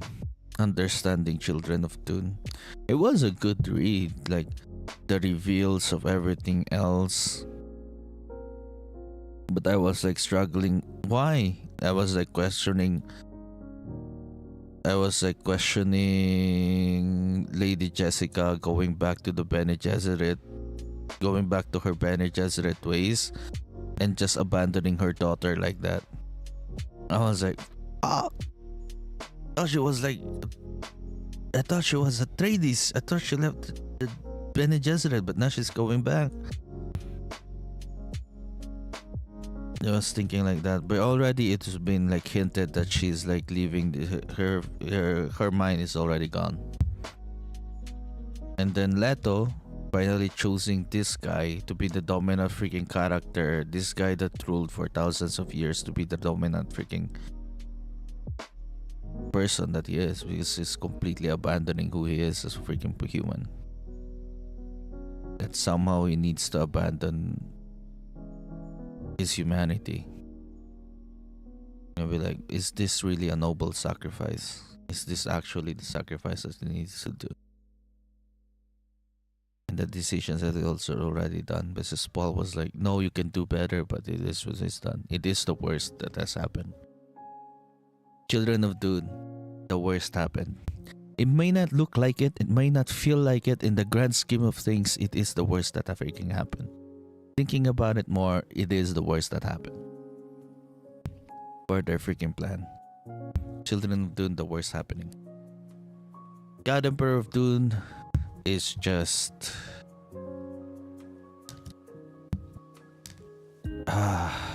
what's the first freaking words here? A lot of people love God Emperor of Dune. I was like, I thought it would be it, but Heretics was like, I love Heretics more.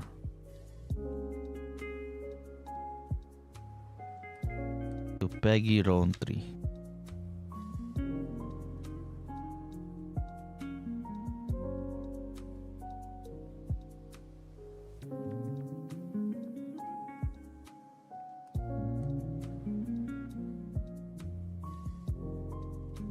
It was like a new kind of love story, and I'm like, it is. Did you know that the entire Dune series could be an entire love story if you really think about it?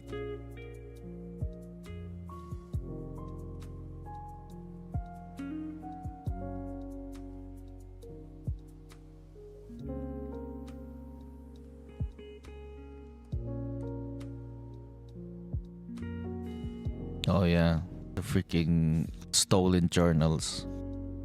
It starts off with Sayona escaping with the stolen freaking journals.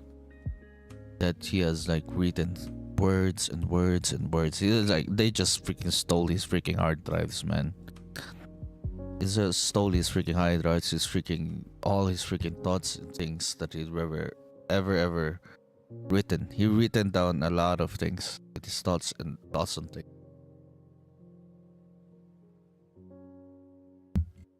He has written them down. If he could record himself, actually, if there was like video recording, if this was a thing back then, he would have done this. I swear to God, Leto would have done this. If this was, if this was a thing, Leto would have done this. Whatever it is, this is. Oh, it is 4. He would have done this. We have hard drives and hard drives of video. He got that 2 terabyte. Like how many 2 terabyte of freak offs? How much is a fucking, yeah. Leto's freaking freak offs. Leto's freak offs. They really see him as a freaking freak, man. Sayona hates him.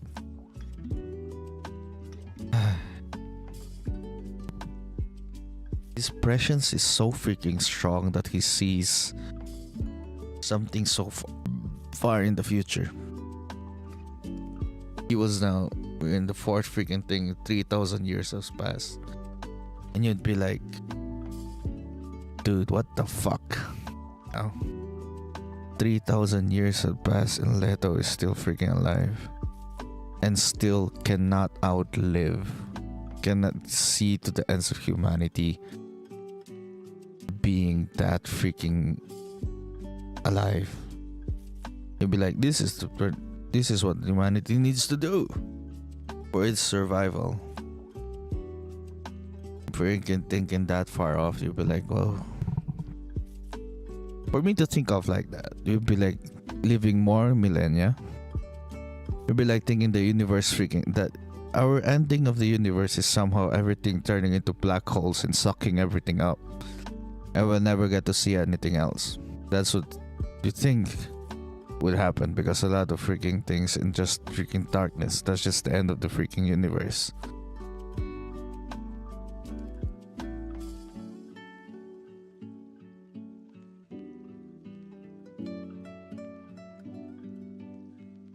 I don't know what the end of humanity is. Apparently that's what he is avoiding. He was like wanting the survival of humanity. I don't freaking care anymore. It's just like, oh, might as well do it.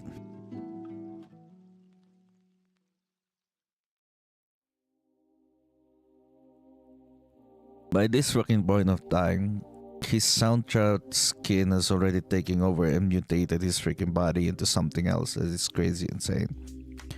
That it is turning much more worm rather than human. He was more sandworm rather than human. And the planet has turned green. It rains. There are like oceans in the entire freaking planet already.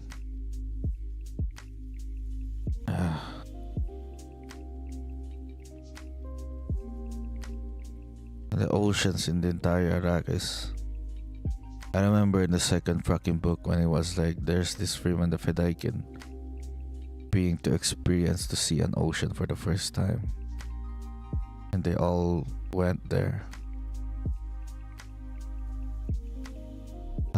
Ocean.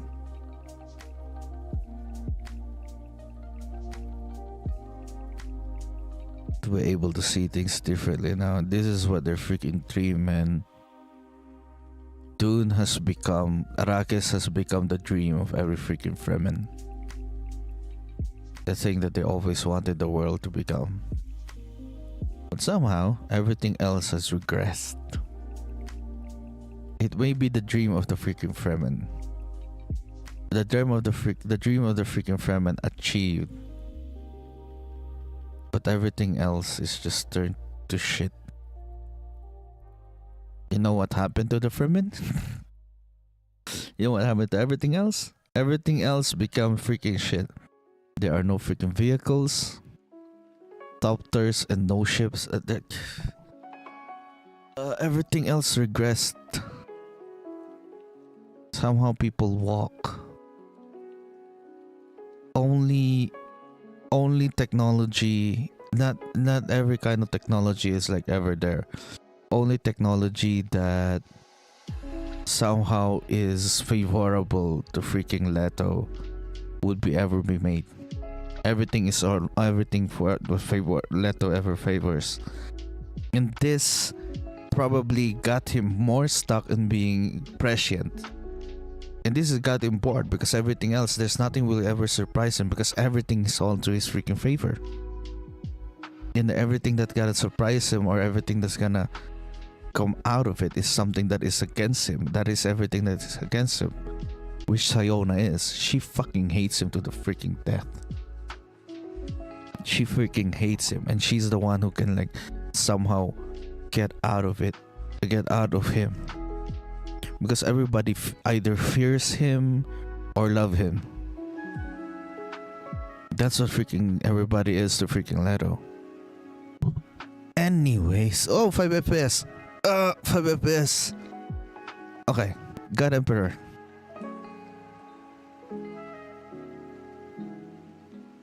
Talking about the books from freaking memories and saying, okay, what happened in God freaking Emperor? It's like that. I guess that's how the freaking prescience it is towards him. It's because he can't see people that hate him. I guess that's what I get. The freaking thing about prescience is, or it could be just genetics. Because they really play about genetics, about freaking breeding programs and all those freaking things in this freaking book. But a part of it is probably the hate for freaking Leto and what it stands for. That made Sayona like impervious to his prescience because everything is in his favor. It's just, what else do I need to say about it?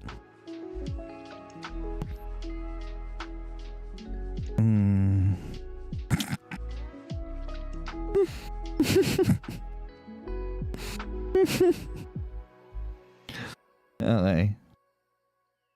That was like the entire freaking thing, and Leto, Sayona wanted revenge for him, but somehow everything else is like in his still part of his freaking plan.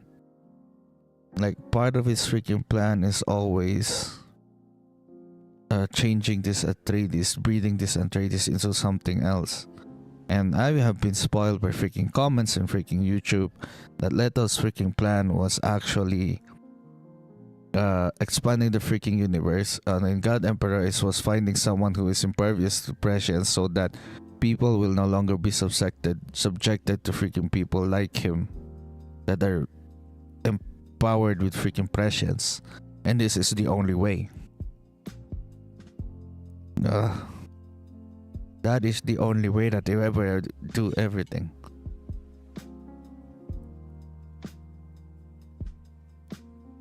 But I haven't read the final book yet, so I don't know.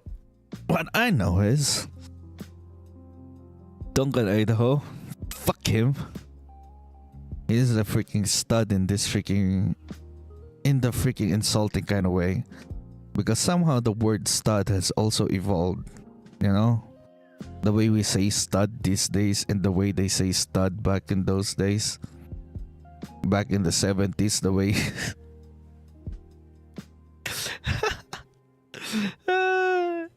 the way they see stud these days. And these days when I read the word stud, oh, I didn't know that kind of meaning was a stud back then. I wonder what kind of other words would have freaking evolved. He would have like said things too. Then language, they were like obsessed with freaking language, but I never see a word I never see a word freaking evolve like that from the way he sees words and how words are being used back then. It's been 3,000 years. Isn't like the word Muad'Dib? No, never gonna be able to see because he's gonna outshadow and outdo everything Paul has ever done all throughout these freaking years. But somehow I see the fucking blurb and God Emperor Paul Muad'Dib was in there. I saw the blurb of Chapter House and it says God Emperor Paul Muad'Dib. And I'm like, what the fuck? Here God Emperor is Leto the Second. It's actually Leto the Third, but yeah. Say Leto the Second. The fucking tyrant. There's also si Ainok. What else about God Emperor that I like or whatever?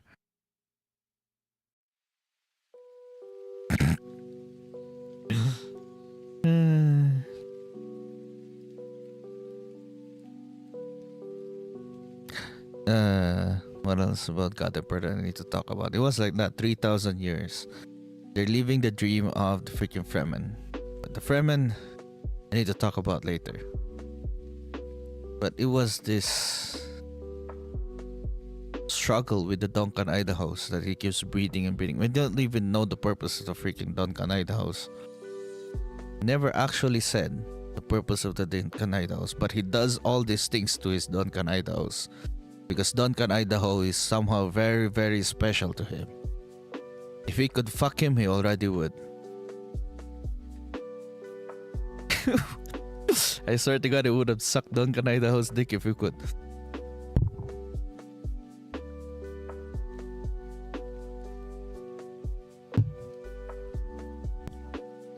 Because that's just how much he fucking loves him.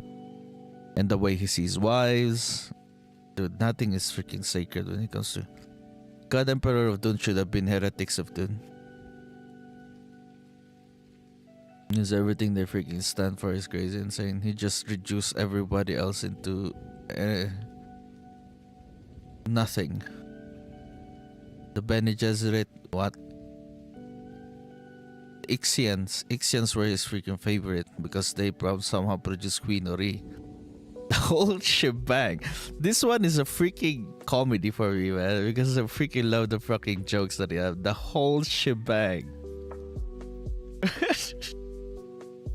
The whole shebang. See, oh, they have.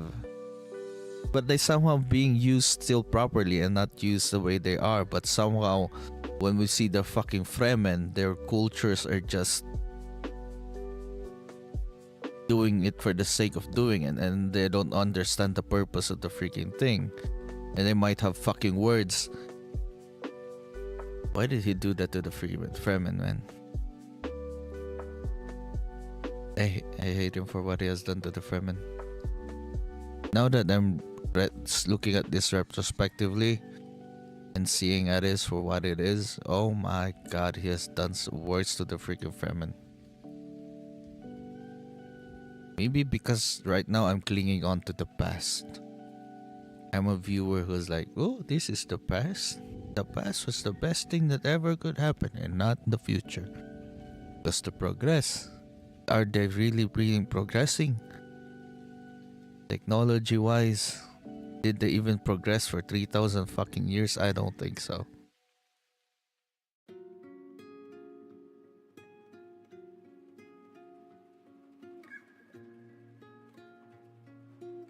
And the way they see prescience as something else.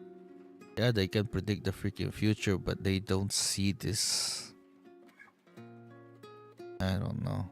Oh, during this freaking time, Ixians were like building things too that could rival guild navigators.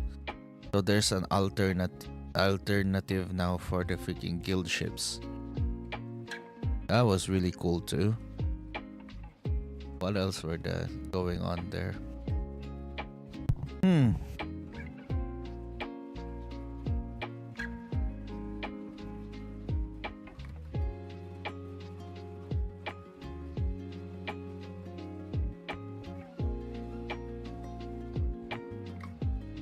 Yeah, because remember shebang. The word shebang was still used properly as it once was back in the day. But are there freaking words that evolved that is just no longer being used like that? Was there? I don't know, man. And then we get to see the world through Idaho's eyes. How everything is known about him. Every single thing is known about him. Every single interaction or action or reactions for certain things, everybody knows about it. And he's just not being able to surprise him anymore. No. It's like it never does anything to surprise Leto. But Leto still likes him. Because he has to do something what?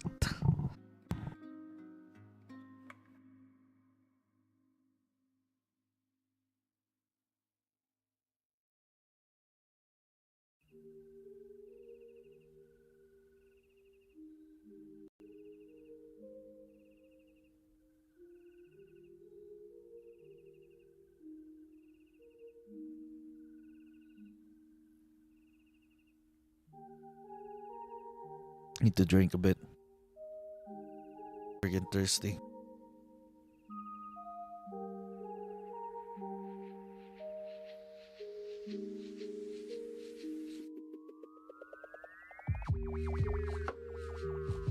Man, I'm fucking tired. Oh, my brain is fried talking about God Emperor of Dune, and I think this is the book where I have a lot more to say, but it's not. I haven't really thought about it. Because people were hyping things up. It's just, it doesn't. It's everybody else's favorite, but I'm like, why?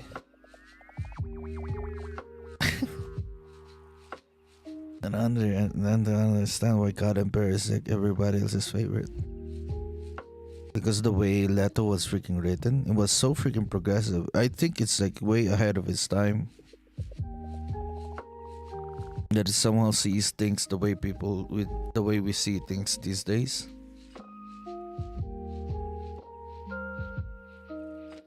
I hated Duncan Idaho because of the way he sees there are things he cannot abandon. Well, this Duncan Idaho. I keep forgetting that there are many versions of Duncan Idaho. You know? There are just many versions of Duncan Idaho that somehow your memories are within your cells. And that is like so freaking good.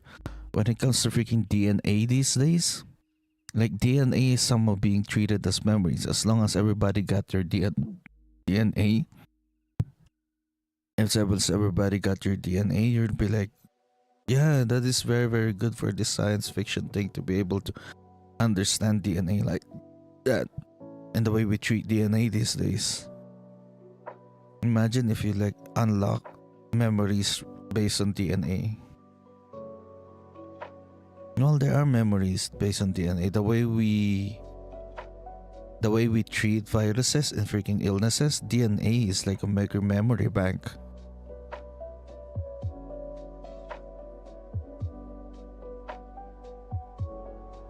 I don't know what to talk about God Emperor. It was like that.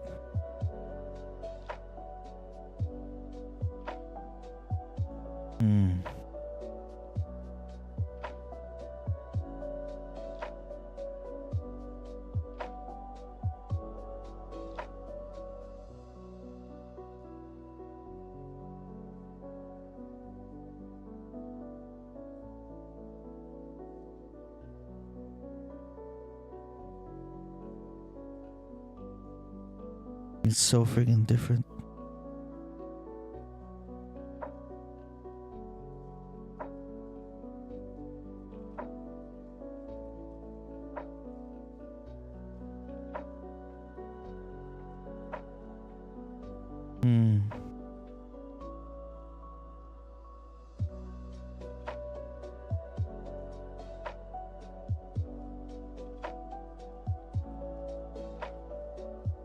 Oh yeah, he has become a freaking god.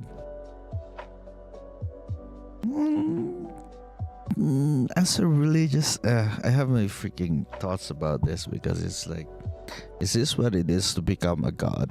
You need to think about things differently, and the way he thinks about things is god of humans, I guess.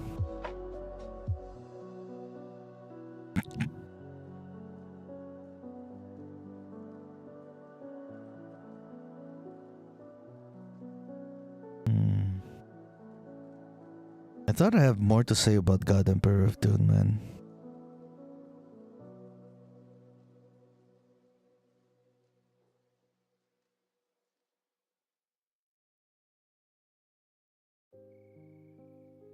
Yeah, because he had to sacrifice things. So it is a freaking love story because of Queenery.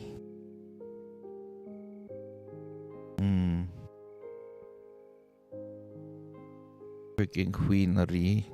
Queenery is nice. Duncan, Idaho.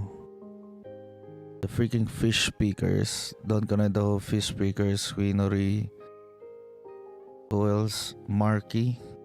And then Malky. Nyla, Sayona, Moneo. They have different ways to see the freaking God Emperor. And it's like, God Emperor, really?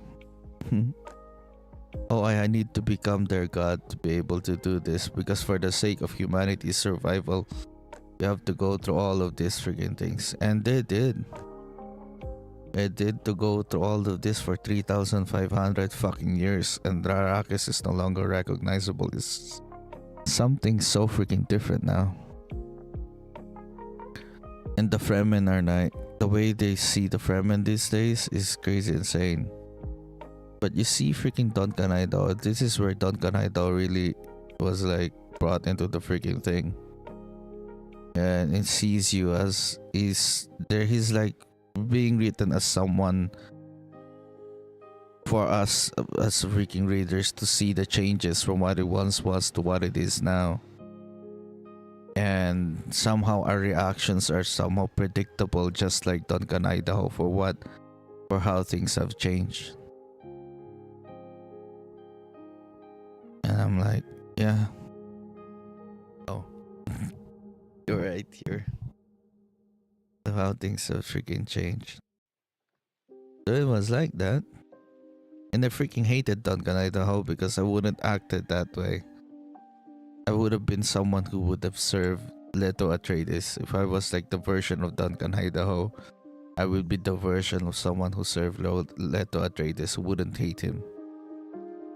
But somehow this one grew to freaking hate him. Because he doesn't like to be treated as a stud. He doesn't like lesbians. Yeah, doesn't like lesbians. He's not Atreides. He doesn't see Leto as Atreides because Atreides for him is something else. He sees what he has done to the Fremen. He sees what he has done to the previous Idahos, where they somehow got to marry Jessica.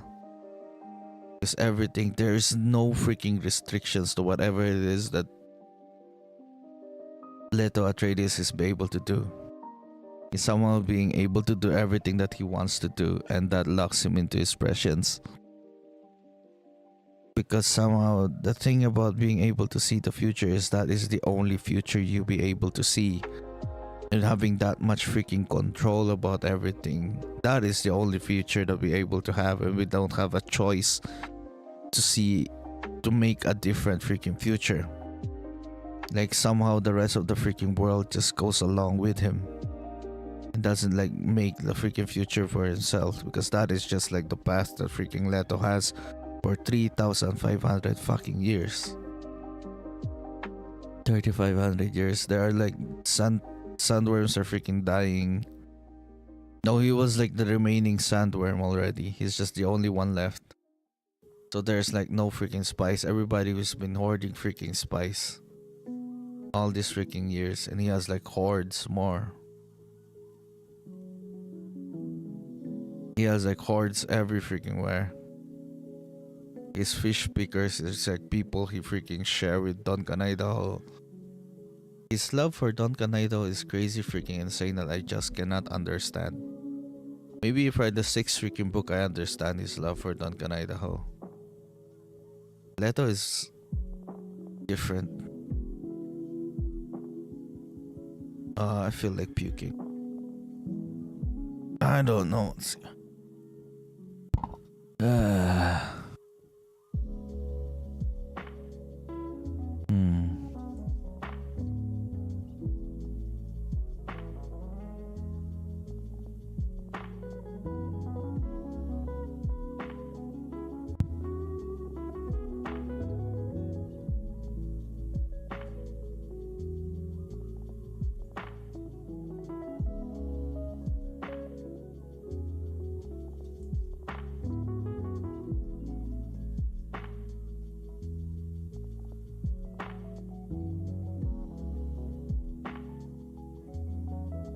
Wait a second. So that was a God Emperor of Dune. I thought that we could like talk more about God Emperor of Dune, but I'm like, it's just Duncan being thrown into one place or another, and the way he thinks is just of the past. I don't know how much of Duncan, Idaho is still there. He's just fresh off. Oh, the way they do Duncan, Idaho is like they fresh out, just bring out Duncan, Idaho immediately. They don't. It wasn't like in the second freaking book where Duncan, Idaho was like living as a Gola and then living as something else and then bringing out a freaking Duncan, Idaho. Like his Gola days are still there. He experienced other people yet before he became Duncan, Idaho. So Duncan, Idaho in the fourth book in God Emperor is something different. There's like the methods of like putting Duncan, Idaho back is crazy. Is there? It's different like that.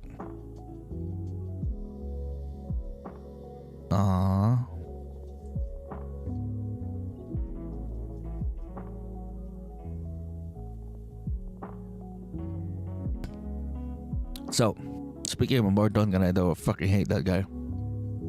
No. By the time I ended with, it's just this freaking book somehow made me love something that's supposed to be unlovable. Because it made me try to understand as much as I can when it comes to freaking Leto Atreides, that he thinks much more of the bigger things and something else. Because Duncan, Idaho freaking hates him. Like someone who has the potential to freaking hate him or love him, who is like 50-50 on him, still does this everything over and over again because he was finding something else for him, and does this for like thousands of years and be able to bring him back over and over again. And I always thought like Duncan, Idaho is like somehow the the contrast between Duncan, Idaho and Leto is crazy insane, because Duncan, Idaho is someone who is stuck in the past, who has like same memories that goes over and over again, that was to be able to live life over and over again in the same freaking lens, but able to live life over and over again all throughout time with the same freaking lens. But somehow Leto is someone who lives life once with multiple different freaking lenses, and is just seeing things through all these freaking lenses, but you only have to live through them once. Never had to get the do-over, not unlike Duncan, Idaho. You just change things crazy and saying like that. And the way I see this is just like the way with Huinori, the way he is with Huinori and what he did to Huinori is because love is something somehow different. It's just a different kind of love story. He's freaking love for Duncan Idaho, his love for freaking Queen Ori, his love for humanity, his love for his fucking family too. Somehow he married Ganima for political reasons, therefore they see marriage as something different now. Like being on that freaking level, marriage is like a political freaking move. It's not just you don't marry for love, you marry for necessity. He married his sister for necessity, because to keep the political power all the way to freaking just Atreides line. But these things change. They went all down. Everybody else just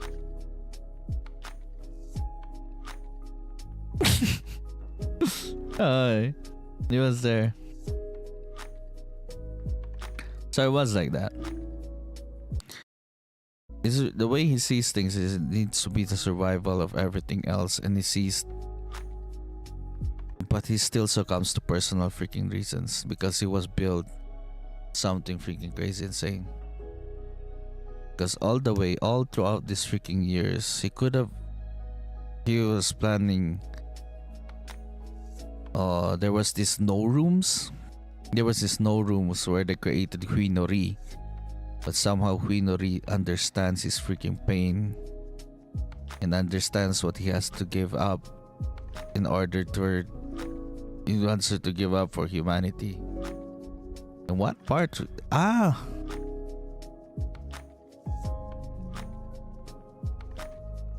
So if it's still, and by the way, it's God Emperor of Dune. If I'm still going on with the plot that it's all about humanity and what it takes to be human.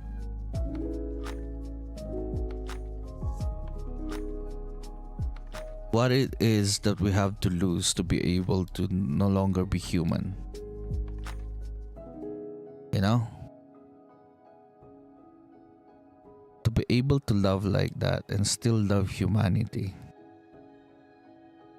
What it is what the fuck it is that led to us to lose to be able to create that amount of freaking sadness in Queen Ori when they freaking met.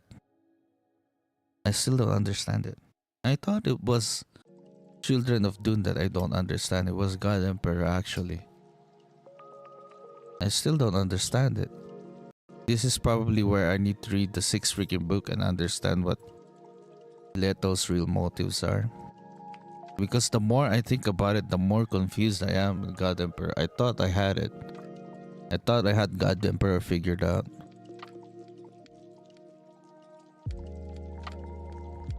Thought I got God Emperor figured out. And I thought I hated Duncan Idaho until I'm thinking about it now, and I'm like, damn, he's just someone who thinks like this. Because in here, he was like him. He was someone in the past being flung into the future over and over again, and now he hates the freaking future because it goes against everything that is valued in the past. He hates freaking Leto because everything that he values in the past, everything that was the past, has now no value these days. The way it comes to freaking homosexuals, the way he sees freaking women as the way they see women is quite different. The conversations when it comes to the freaking women. Oh yeah, I forgot about. Okay, this is a good freaking time to talk about women being unqualified, not being a woman. It's crazy insane. The way we see women this freaking series and this freaking saga is crazy. Because by the 4th freaking book, they see women as superior. They can see women now as the most superior policing force or physical freaking force in the freaking universe. Because when they have that amount of power, rape is somehow less likely to happen, not even gonna happen. They don't see things like that, and they can be, once they have that physical amount of equally physically equally to what a man can do. Rape is not a freaking issue. And like, man going back to become a supportive freaking role in this freaking book is crazy insane. And si Ainok is, the way they see women in these freaking books are crazy insane, by the way. Because I don't see them as freaking sex objects, even if they're written as just sex objects. But nobody's written just as sex objects, you know? No one is written just to freaking fuck. I'm starting to understand. Yeah, no one is written just like that. But I still hate what ever happened to Alia. Okay. And then when it comes to the freaking fish pickers, you have freaking things that are si Ainok. Yeah, and the freaking contrast again between men and women, because Duncan Idaho has been written just to be someone. Someone for freaking fucking. That's just like I have brought into the conclusion in this freaking book that Duncan is just there to fuck. A stud. A stud. That's what the stud means. Just for fucking. And everybody else has been changed like that. They change into the world into something so freaking different. He cannot be. He's just like, he's given a powerful position. He's taking command of Leto's freaking army. But somehow everybody else is much more stronger than him. Everybody is smarter than him, faster than him. Everybody is better than him in every freaking way, and somehow he's taking command like that. Everybody knows what it is about to do, or everything that he is to talk about. Every values that he have, everybody freaking knows it. So it makes him question what he is actually there for, and you being there, you'll be like, what the fuck is he actually there for?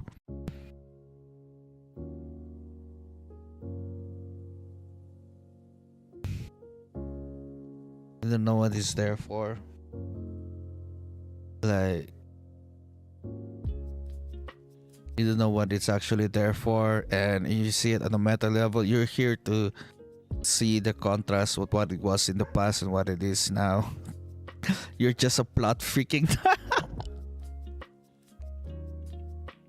You're just here to move the plot forward. Oh my fucking god. Duncan was there. He's just there to move the plot freaking forward, and that was what Duncan was. No wonder I fucking hate him. I fucking hate him the way he did it. He's just like, he's not someone. Because of how things were moving very, very fast in that freaking book, that somehow it's way too fast for Duncan to understand how things are actually going. It's just he needs more time to digest and understand things, but it's not. Things are happening way, way faster than what it is as it's going on. And so he goes out, he ends up hating freaking Leto because of these freaking actions. And they needed him for some unknown reason, but they never actually do it. They have this CI knock, the way it's like probably just a way to CI knock is just a way. We don't understand actually what CI knock means, but it's the great freaking sharing. It's called the great freaking sharing, where Leto freaking flexes all his women in his life and be like, I share them with you, but I will never share Hui. He shares all of those women with freaking Duncan Idaho, but he never shares the Hui Nori. He doesn't want to share Hui. Oh, hypocritical, man. Like, oh my god. Going all this freaking ceremony of being like, oh, this is the great fucking sharing. But a woman comes along that you actually fucking love and like, and you cannot freaking share him with him. I thought you were progressive as fuck. I thought you were I thought you were progressive. I cannot share her with you. But you want her to but you actually want him, you just want him to use him as a freaking breeding material, which he freaking hates. You know what? I'm hating Leto now. Fuck Leto. When I was reading this one, I love freaking Leto, but now that I'm thinking about it, I hate Leto, and I'm starting to like Duncan Idaho. Because there are some things that are just last freaking thousands of years. There are values that last for thousands of years, and Leto and Duncan is that.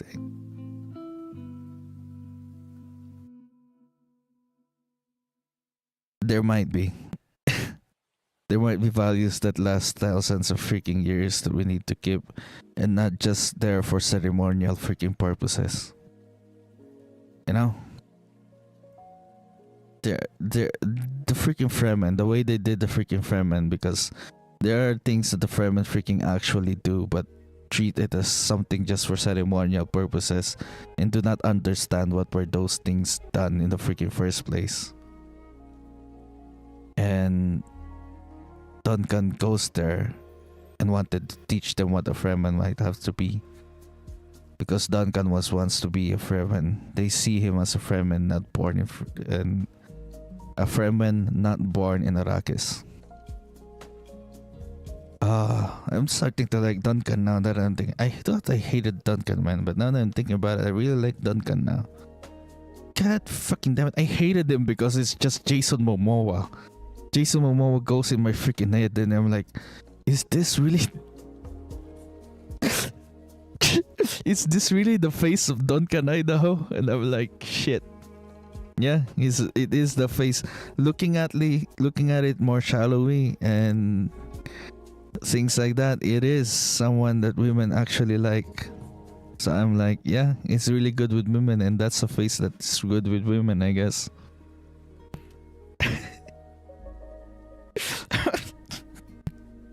Just for that reason, I hated Duncan Idaho, man. But looking at it deeply, I'm liking Duncan Idaho now. Just a side character to the main character real quick. Man.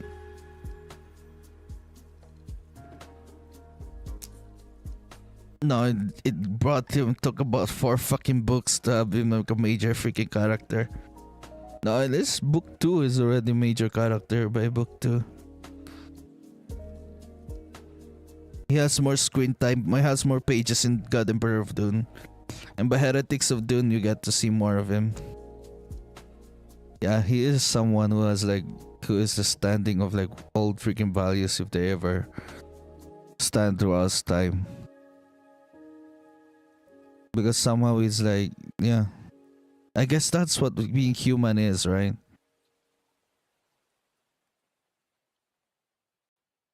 Duncan has what the things to become human. He's the only human left. Because somehow having all those memories doesn't make you human.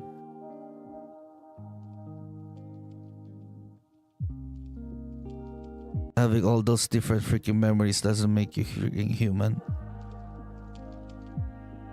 It's not what makes you human. Even though you understand like a lot of humans all through your freaking life, it's not what is human, I guess.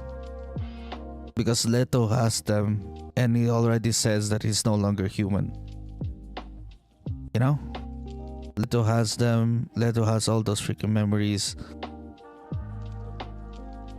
And he says he's no longer human. He has abandoned his humanity. I guess that's what parts of being human too. You got to accept the freaking negative parts. Because he loves so greatly beyond the human could love. You know? That's what's good. That's what I understood about freaking Leto. Because he's like, he loves beyond the human, the way more than the human could ever love. Did he ever hate? Probably.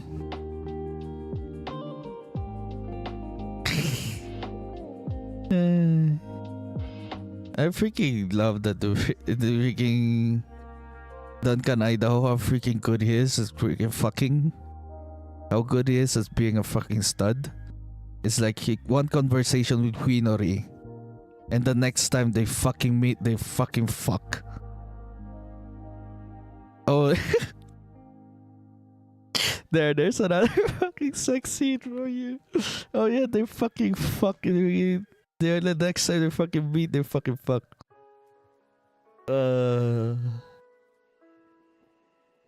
They fuck Hui, but it's like, but Leto was like not all about that because he knows he can never freaking fuck.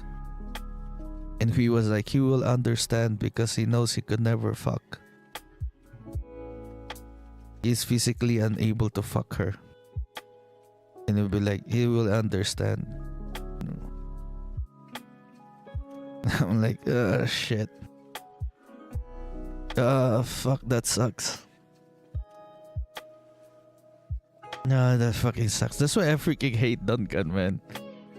That's why I freaking hate Duncan. He was just there to move the plot forward.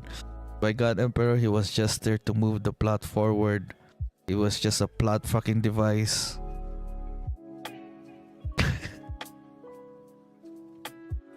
He's a fucking MacGuffin. He was just there to move the plot forward. He was... What else? He was just a fucking stud. And a freaking side character that the people love. Who has more screen time because people freaking love him. The author fucking hates him. I swear to God. I hate Duncan right now, man. I hate everything. It's about this freaking version of Duncan Idaho that they have is like in the God Emperor of Dune. I don't like because he's just what did I say about him? No, it's also a freaking test of what Atreides is, you know? What Atreides once was and what Atreides is now is like completely freaking changed. Everything is completely changed in the God Emperor of Dune. You see that they were no longer what they once were, and they become somehow the opposite of what they become. Because Atreides is somehow loyal to the freaking family. Well, they still show loyalty, but somehow different. What the fuck was that sound? Ah.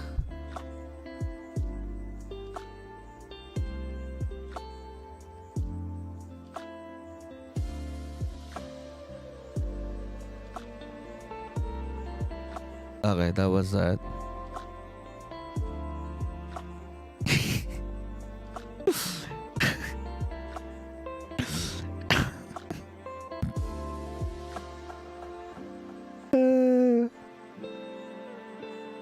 I'm shaking with this freaking cold. So how many hours did I talk about God Emperor? What more can I talk about God Emperor? Hui Nori. The no room. They created a no room. Ixians of Prowl somehow created things that is just favorable to him. I don't think it's favorable to him, but somehow he favors Ixians because they progress things. They somehow make things that help humanity. Or they progress things. He was that progressive. He was like thinking things out of the tradition that made someone who's all about what it once was back then, who sees things back then, really freaking hate him because everything has freaking changed into the opposite. Into the opposite? It was... Were they really the opposite of everything else? Yeah, because once you see the freaking Fremen, it was like, fuck this. Oh, shit. Because once Duncan Idaho sees the freaking Fremen, I was like, fuck Leto at this point. I really like Leto though. I was reading it by the book itself. I wasn't reading it in the grand scheme of the story of the entire thing. Because by the time I'm reading this, I'm completely fucking confused as to what the story of the entire thing is about.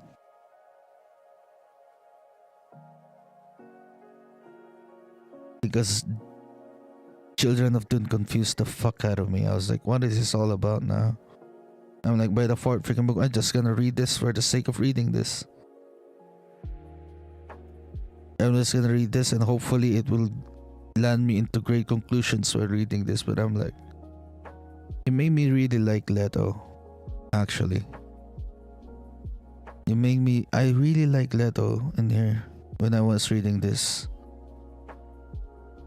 I was on the side of freaking Leto because I was like, this is what progress is, right? Be able to, he abandoned everything else. He was like a freaking martyr. But he never risked his freaking life. And he just didn't die. He wouldn't die for it. He was like, oh, I need it. No, it's not like he wouldn't die for it. It's just...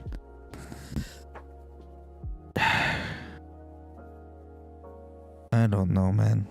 I don't know what this great plan is. I don't even know what the Golden Path is about. I don't even know it yet. Maybe by this chapter house I get to know what the Golden Path is all about. But this is all about the Golden Path, showing you what the Golden Path is and its effects on the people around it. Or in its effects on the people. The freaking everything else is just under him. Everything else is controlled. Freaking people hate him. It's either you fear him or love him. You can't somehow hate him. All freaking parts of rebellion towards him is squashed because of his prescience. Nothing ever stands, but people still do. Because of Atreides. Atreides somehow ate everything that he is doing. And they always rebel against him. And Duncan is an Atreides. He might not be born one, but he is what Atreides stands for. He is the Atreides of all the Atreides. Well, he has values that are just not as good as you want it to be. Old Duncan Idaho has still things and flaws about him, but he is what an Atreides is supposed to be. Supposed to be.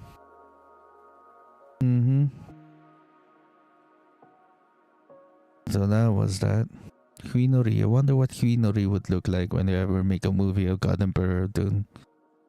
Because he can have you with sex, but love isn't all about sex. And I'm like, well, what it is all about then? It's somehow to see love differently in these freaking books. You know? They just see it freaking differently. It's a different kind of love story, and I'm like, different indeed. And I guess people back then see sex as love, and these days I don't think that way. They love her. They have his soul. You can have his. It is the great freaking sharing. If you understand Siainok, they just freaking did Siainok to the freaking maximum. If it was really to share everything with freaking Duncan, then share freaking Hui. And share he did. It just fucking sucks that it's like that. But them freaking happy, and they're freaking happy that he's just like, yeah, you're just a fucking stud. It can be nothing more. It can be nothing more. This Duncan Idaho it can be nothing more than just a fucking stud. Just someone for the breeding fucking program. It can never be something more than he is. And I'm like, yes. Yes, I fucking love that.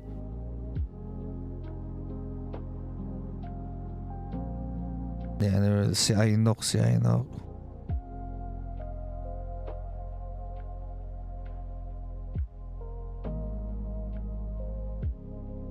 Moneo and Sayona. Okay, I'm talking about Moneo and Sayona now. Moneo is the father of Sayona, and Moneo is somehow the great right-hand man of Leto. But for him to be able to a right-hand man, he once was a rebel like Sayona is today. And for him to be understood, he understood the golden freaking path, and then became the right hand man of freaking Leto. Now Moneo became the right hand man because he feared. He understood things, but he feared this other thing coming from Leto. He calls it the worm. The worm in Leto is what Moneo freaking feel. That's why he's subservient and still serve Leto. Is that why? Is that why he feared him? But freaking Sayona hated everything about him. Even after all these freaking things, even after all that Leto has freaking done to him, Sayona still freaking hates him. I guess that's the thing about it too. See, that's what makes Sayona still different from him. Different from all the freaking Atreides that I see. Because that's the only thing that we have, that I have a clue. That's the only clue that I have all about Sayona. It's his hate towards freaking Leto. That's the only thing we know about Sayona back then. She just hates Leto. She just hates freaking Leto. She just hates everything about Leto. That's like what I conclude about Sayona. She just hates freaking Leto, and that's probably what makes her invisible to his prescience because of that freaking hate. Because he understood this freaking language back then. Because he understood, it's like, that's how you see the prescience. That's what you understood people, because you feel what they feel. You are an empath. Leto is a freaking empath. But he doesn't somehow understand hate. He doesn't somehow communicate with freaking hate. He cannot hate. He loves. Oh, he loves, and he loves deeply on a human level. But he cannot hate on a human level. Because he somehow understands everything and loves them still. Damn. That's a different kind of love story, man. A different kind of love. Yep, he is a god. He became a god. Loved everything. Loved that kind of freaking love towards everybody.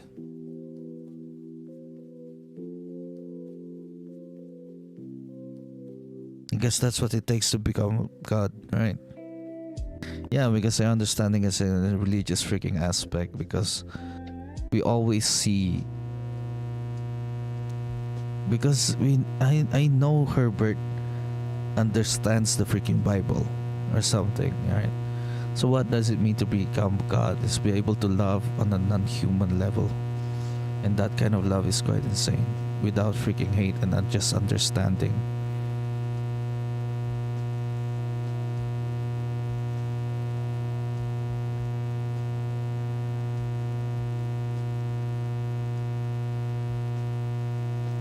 That's crazy insane. It is like that. Yeah, I really like Leto. I'm just defending fucking Leto, man. I'm just defending freaking Leto, hyping myself out to freaking things, but it's just, I don't know what they conclude about Leto is. The love of all life or love for humanity? I don't freaking know. Because he sacrificed his entire thing to be able to be constantly alive and be able to become in a dream freaking state all the way into the far freaking future, just frozen in dream. I thought he wanted to freaking die, but he has to do, if he was like freaking selfish, he would have just died, but he had to do things. That constant freaking dreaming. Oh my freaking god, to stuck there. For him to be stuck there, and what he has to be able to do, like to be able to be just stuck there is insane. To be able to be stuck for thousands of years more, and he has like 3 freaking deaths. That is like his physical death, his death as a, this is the thing that I really wanted to really see. The death of his freaking, he has 3 deaths. He sees his deaths 3 times. Fuck, I forgot about it. But I know he has multiple freaking deaths.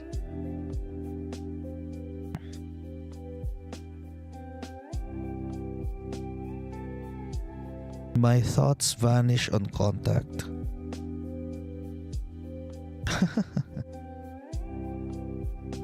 Yeah, the lost freaking journals. The lost freaking journals become Dar es Balat. Was it Dar es Balat? Yeah, Dar es Balat. Oh yeah, let me talk about what happened to the Fremen. This is what happened to the Fremen. They become the opposite of whatever they ever once were in achieving their dream. I guess they gave them their dream. It was like teaching them a lesson. It was like, this is a lesson towards humanity. It's always been this 3,500 years that Leto has been ruled was always a lesson to humanity. He was teaching them a freaking lesson for them to learn. And I don't know what his lesson for the Fremen is. I guess his lesson for the Fremen is, if you ever wanted to see your freaking dream become a reality, there are things you have to let go of. The who you are right now will no longer be the who you are once you achieve your dream today. You are no longer the same freaking person that you once were back when you were dreaming what you have achieved today. You know? Fucking hell, man. I guess that's the lesson he was like teaching the Fremen. And then to Duncan, Idaho, the lesson would be, since you're the main fucking character, you have plot freaking armor. Ay. I don't know. I don't know anything about Duncan Idaho. I'm still hating him and I love him and I don't know.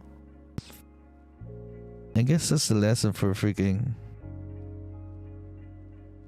Fremen. I don't know. Because everything that they are is completely different. They live in houses. They live near a freaking river, the Idaho River. And everything that they actually do now is just for ceremonial purposes. And they don't understand the meaning of what they actually do. Just like,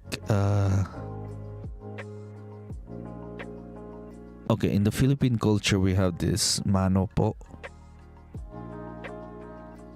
That is just for ceremonial freaking purposes. We don't actually believe in the mano po. You know? What was that supposed to be?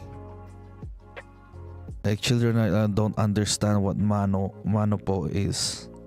What it does to us. What it once were back then when it was like relevant. It was just there for like ceremonial purposes and for the sake of it being there.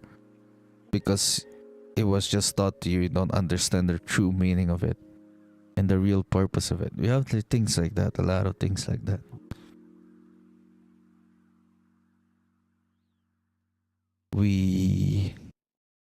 What else do I say? That is just already gone throughout time. No? Just like how the word stud is back then and now. Completely freaking changed. It still relies with the... It's still synonymous to... It still has the word essence of fucking in it, but it's no longer the same. It's like a whore word for freaking man. Man whore. Instead of saying man whore, you just say stud.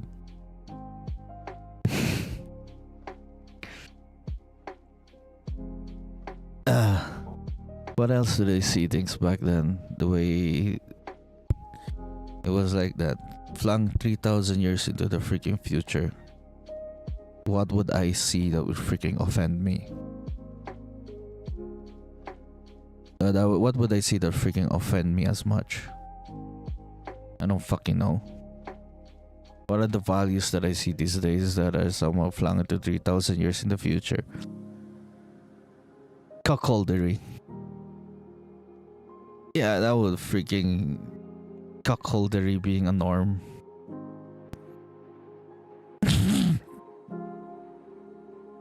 I don't know. Cuckoldery being celebrated. Cuckoldery being celebrated. And not just a norm. Being celebrated. It's not just a fetish for some freaking people, but it is being celebrated. It's always sexual, isn't it? That makes us... Okay, that's a sexual thing. What is the other thing that offends me that is just not right? No loyalty, I guess? Oh, no. Everything is like doing things for the selfish freaking reasons. And everything understands it and be like okay with it. Aren't we doing these days? What are values that I have actually that would really offend me if I see them?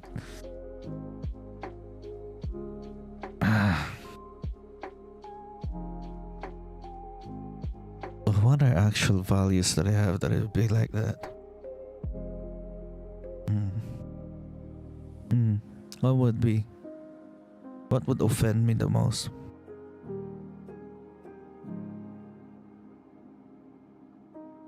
Killing for the sake of killing. Killing for fun. Killing other humans for fun. That will offend the shit out of me. Killing other humans for fun and we fucking love it.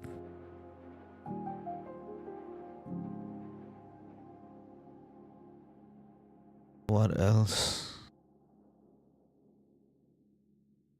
Slavery. Slavery. I don't like slavery. I don't like classism. I don't like people not being accounted for what they do. I don't like people being able to do things and just do them just because they think they are right and not actually for the sake of, not backed by evidence and people. Yeah. Tyrants. I don't like tyrants. I don't like it when there are like no checks of power. I don't like it when there are no checks and balances for freaking power. God freaking damn it, I'm more like Duncan Idaho than Leto.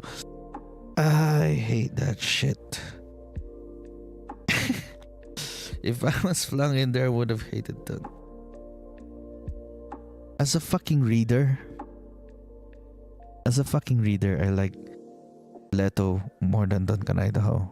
Because Duncan Idaho seems a freaking cliche of everything that we are as humans. But if we are put in this freaking world, we'd be more like Duncan Idaho than Leto.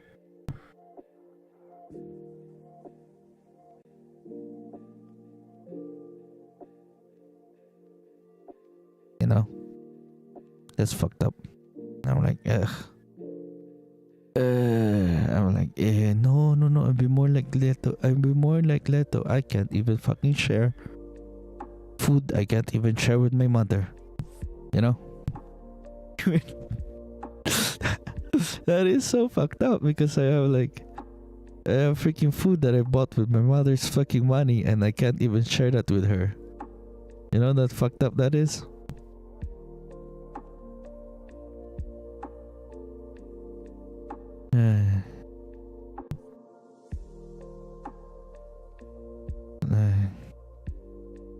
It's just weird how he freaking wrote freaking.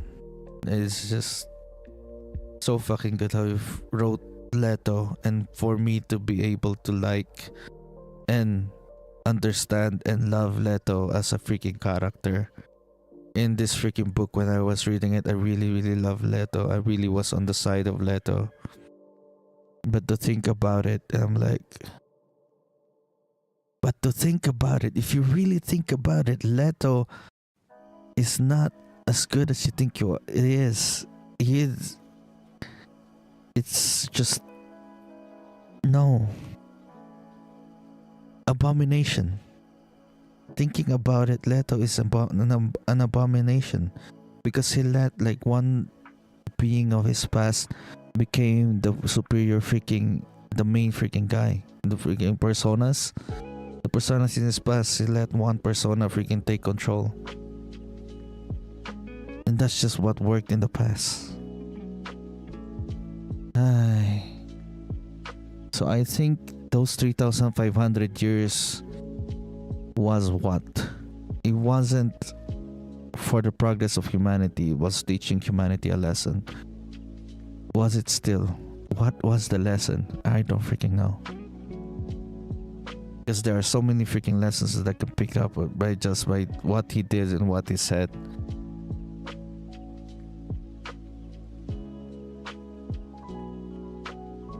I don't freaking know.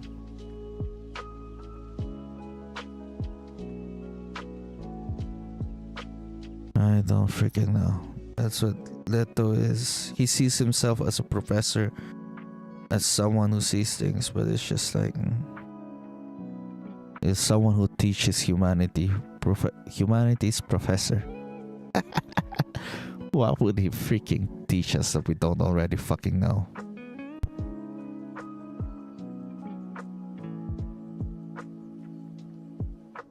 I really want to be surprised by the freaking 6th freaking book. Why would you freaking teach that I don't freaking know already?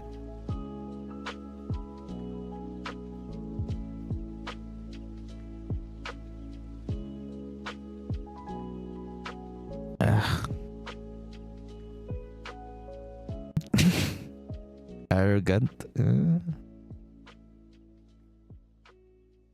And so we go. That was the entire freaking thing. That was God Emperor of Dune. Fuck, I love God Emperor of Dune. Because he made someone a tyrant. He made you love a fucking tyrant. That is just so cool. He made you love a tyrant.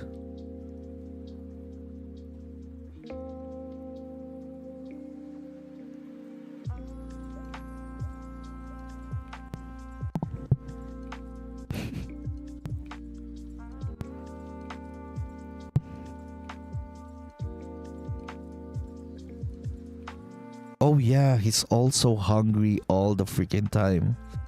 He has this hunger that never gonna be filled. He has this hunger that never gonna be filled. You really, really empathize with him. Because he's going through things differently. He's sacrificing so freaking much for it. And how many hours was I talking about God Emperor of Dune? Okay, 1 hour. What else? Let me just look at this. What else would they? 3,500 years.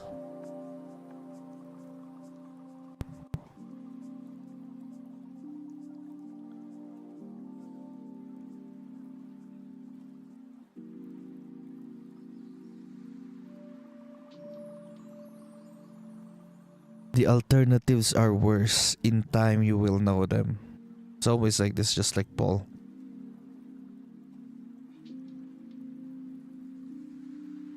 Malky. Fucking Malky. I love Malky because it's like, it's all about the whole shebang. When are you willing to give up the whole shebang? The whole shebang. Oh yeah, you know what? The best part of this one, by the way? It's fucking Nyla. Nyla fucking coming just by watching Duncan Idaho climb a fucking wall. Okay, that's the funniest thing. Nyla's orgasm is the best freaking thing. Maybe the best fucking sex scene ever. Might be the best sex scene in the entire freaking series. Nyla freaking coming. Holy shit. Yeah. Oh, the problem with Atreides too is like they produce loyalty that is just so hard for people to to betray them. It's so hard for people to think about the other way. They are just so loyal to the freaking death. Everybody around the Atreides is like that loyal. Everybody who's like Atreides is that freaking loyal.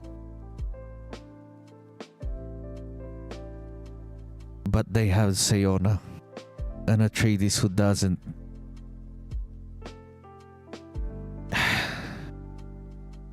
I don't know about that Sayona. It's just something else. I don't think she's just there to drive the freaking plot forward or to add a freaking opposition to what was Atreides is.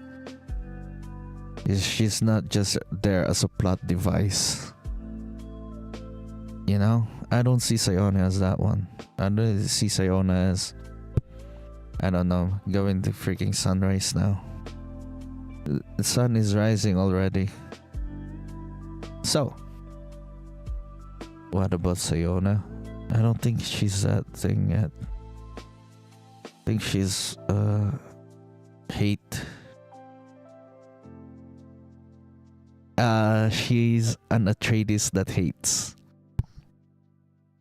She's an Atreides that hates freaking deeply.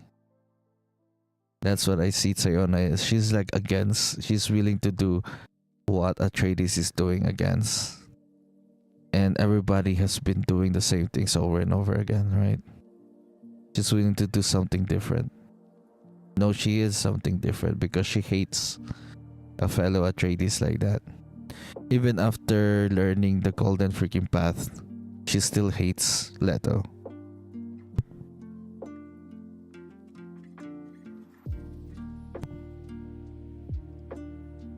Because she's probably seen everything else that happened in the freaking past.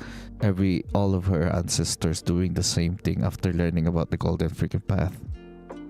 They all submitted to freaking Leto, but he never did. She never did. To the very freaking end. She understood what the golden path is, but she hates freaking Leto.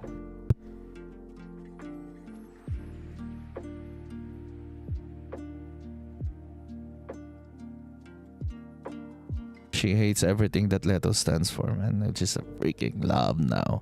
Now that I understand it more and thinking about it, I freaking love Sayona, I freaking love Duncan Idaho.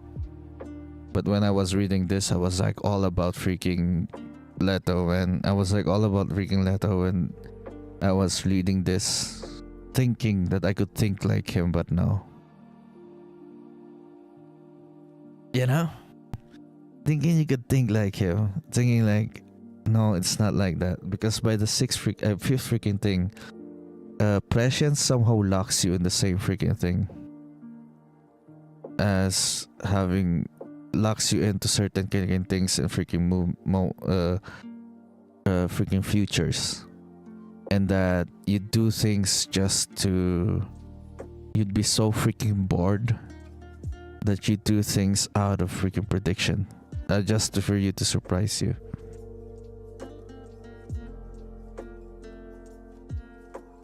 They're locked into their freaking futures. That's how they see things themselves. They're never gonna be surprised, or there's nothing else for them to freaking do. It locks them into the futures that they see. So if they see themselves doing this thing, that's the future that they see. And giving the power to be able to freaking fulfill those freaking prescience. Yes, they have freaking prescience. It locks them into the futures that they see, but giving enough power, they just have that power. I think the story would be much more different if they just have prescience and not power. If Paul has prescience but not the freaking power, it would be different. If Leto was just having prescience and not having power, it would be freaking different.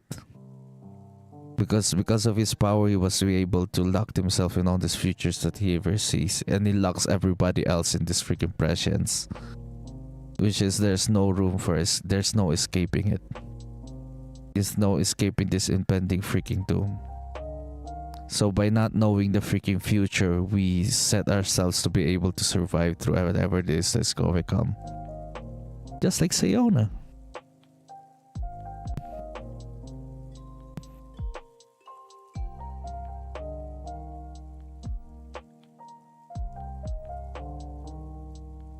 So I'm gonna take another break. I'm gonna take another break and I'm gonna talk about Heretics of Dune. Finally, we have arrived to Heretics of Dune. How many freaking hours was this one? Holy freaking shit. It was almost 7 fucking hours. Almost 7 fucking hours.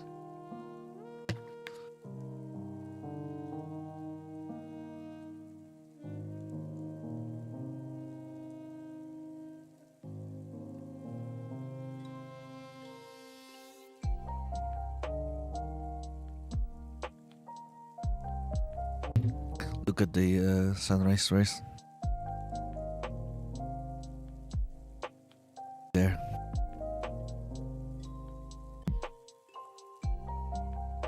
Oh, there goes gravity.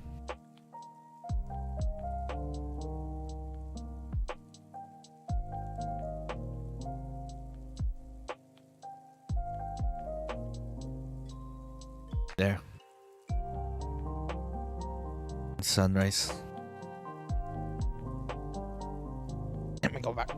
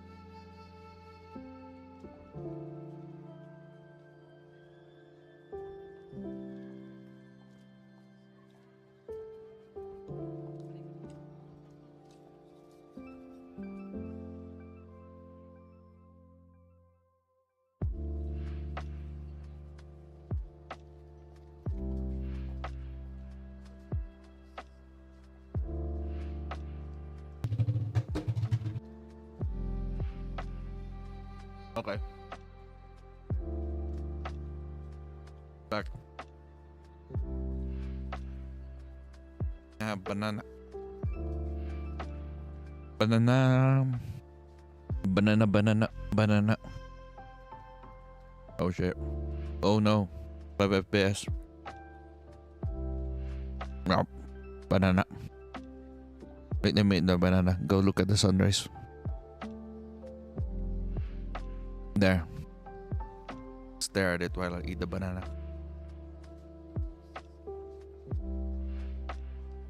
Nom nom nom. Nom nom nom nom nom nom. Nom nom nom nom. Okay. I'm back.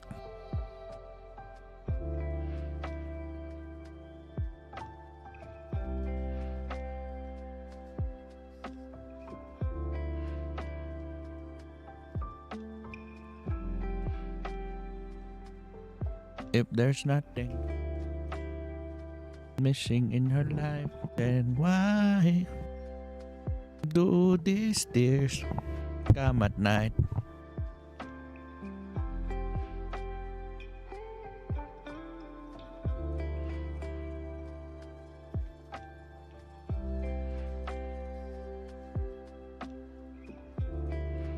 Okay.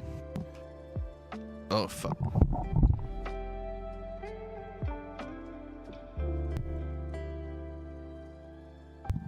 Okay. What now? Heretics. Okay, Heretics. Heretics of Dune.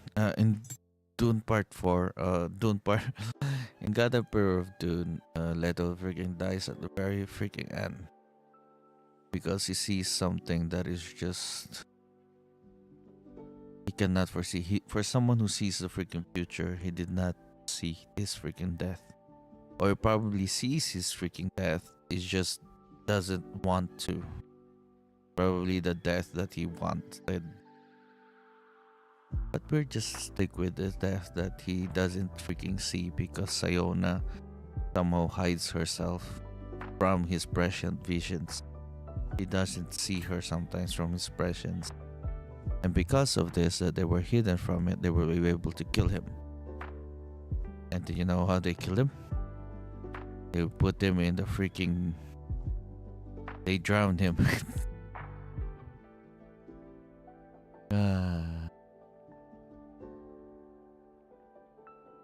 It's always there again, man. Even for someone who is like freaking godlike.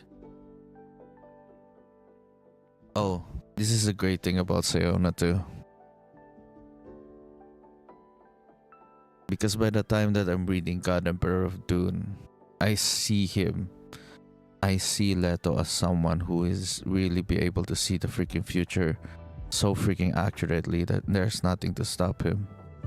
I was one of those Fremen who was convinced in the freaking prophecy. That's what I was when I was reading this. But Sayona is still there, always defiant to the very freaking end, and showing that they are not. Even a god can make mistakes. Or there are like things in there that are just... It's not there. He is not a god. That Leto is not a god that can be taken down. Because Leto can fucking love. Understanding that Leto can somehow freaking love, she just created this freaking plan and all this freaking shit. But it's not about that. It's because she somehow can be able to hide herself from her prescient visions.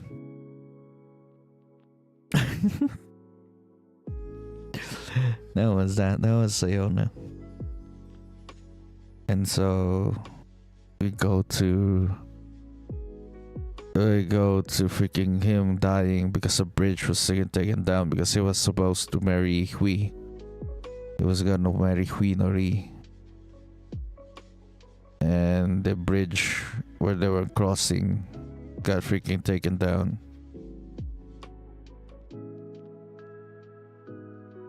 Yeah, it seems like it was leading up for me. Everything else, all the freaking things or plot points that somehow happens, feels like he sees things. Because when I was reading them, I could go with the point of view that he really sees things in the future. But he did admits that she sees her outside of things. And we don't actually know when is she outside his prescient visions. We just know that she can be outside his prescient visions. We don't know when. Or what are the actions that she was doing that she is outside his presence. So we don't even know what triggers this. No? Maybe it's her freaking hate towards him. Because once we go here in Heretics of Dune, there is this kid, Shiana. Shiana is someone who can control the freaking worms, who can somehow speak to freaking Leto in a different kind of language. But she can control them and call them through her freaking hate. She hates him. She hates him.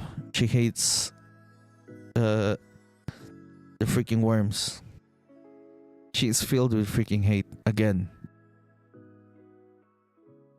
She hates the freaking priest that sees him as a freaking god.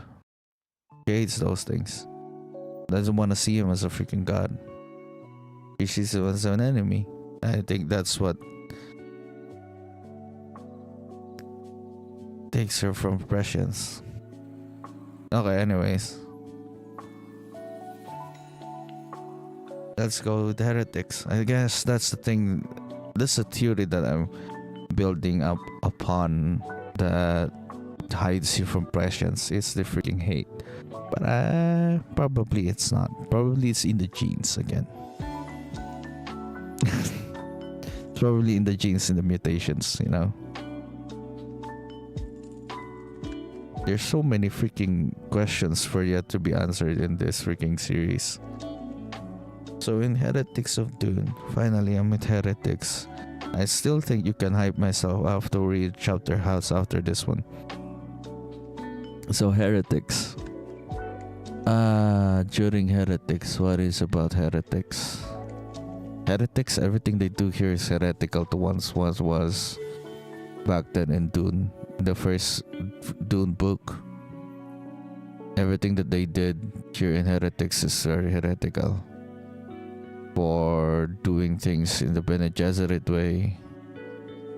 Because somehow looking for humans among animals is no longer what the Bene Gesserit is about.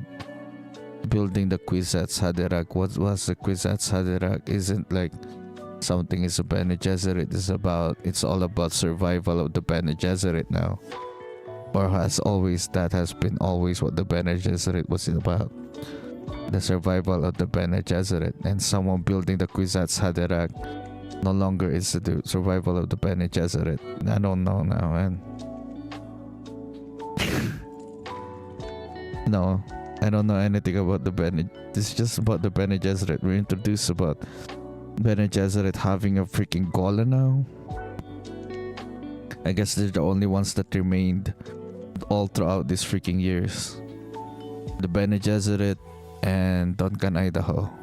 They are the ones that remain all throughout 5,000 years now, because 1,500 years have passed ever since the death of the God Emperor Leto. There are still Atreides. The line of Atreides is still there. But the old characters that we have, the old things that survived is the Bene Gesserit and Duncan, Idaho. They are the ones that stand throughout time. And the Bene Gesserit, again, Reverend Mothers, they're like freaking Leto and Paul. But female. And when it comes to freaking male, they barely freaking survive the freaking agony. They barely survive the agony. Somehow, it's no longer, you don't... When it comes to Heretics, it's just spice. There's just questions that, do you really need the spice these days? Is the most important substance the world really needed by the time it comes to Heretics? And this substance has been there for 3,500 years, and it's been a thought and something that people believed in for more than thousands of years, never to be freaking broken. But somehow things are changing, and the way you think might be heretical, because we always think that spice is that important, and it's always about the spice. That's one heretical thing about Heretics of Dune. One more heretical thing is Patrin and Miles Tegg. Miles Tegg is an Atreides, and Patrin is a Harkonnen. Miles Tegg somehow said that Patrin is his comrade. They are both loyal to each other and love each other differently. For a Harkonnen to love an Atreides is crazy heretical. Although we know that Jessica is a freaking Harkonnen and loves Leto, that thing is heretical too. But Jessica has been pulled out from the Harkonnens at a very young age, so that doesn't freaking count. But someone who grew up as a freaking Harkonnen, identifies as a freaking Harkonnen, now being friends or loving freaking Miles Tegg, who is an Atreides, is freaking different.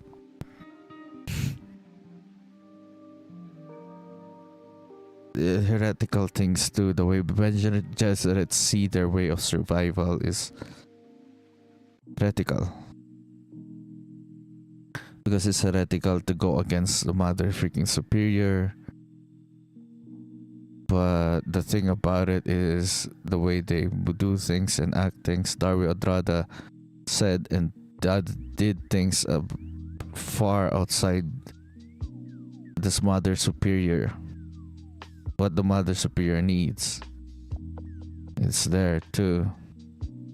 What else is heretical? The way the Bene Gesserit is making deals with the Bene Tlailaks. The Bene Tlailaks believed a certain kind of religion for years and years, and seeing outsiders as Puwinda, never deal with freaking Puwinda.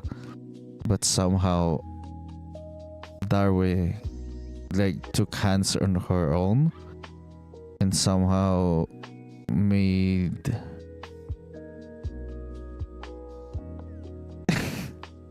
Darwe made Dari had the deal with the Bene Tlailaks and they're no longer heretical. And then we have the honored maters who does things out of who are like Bene Gesserit. They're like the honored maters are like Bene Gesserit but somehow sexier and hotter, but more on the sexy side because they do sex way differently and stronger than the Bene Gesserit. That too is heretical towards the Bene Gesserit and what they stand for. What else? Duncan, Idaho, going against every Duncan, Idaho that ever once was. Actually being a stud. Accepting him becoming a stud. Because all the freaking the previous Duncan, Idaho hated this one. That's his freaking beliefs. And the heretical thing about this is we always thought the Atreides bloodline or Paul's bloodline. Quotations. Am I using quotes, Mark? Paul's bloodline is what do you call this? Paul's bloodline is unheretical. Paul's bloodline is the main freaking character. The main freaking character, the plot armor thingy, but it's not. It's Idaho. Has it been confirmed that they added a bit of Paul's bloodline to Idaho? I don't freaking know. Because it unlocks shit in him that is crazy as insane that can be unlocked through fucking sex. through a different kind of freaking sex. It's crazy ass freaking sex actually.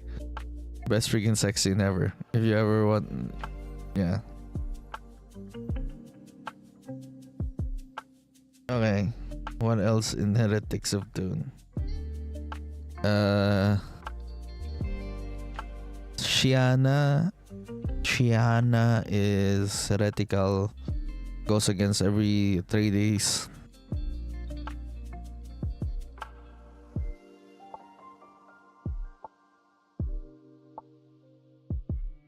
I don't know what she is.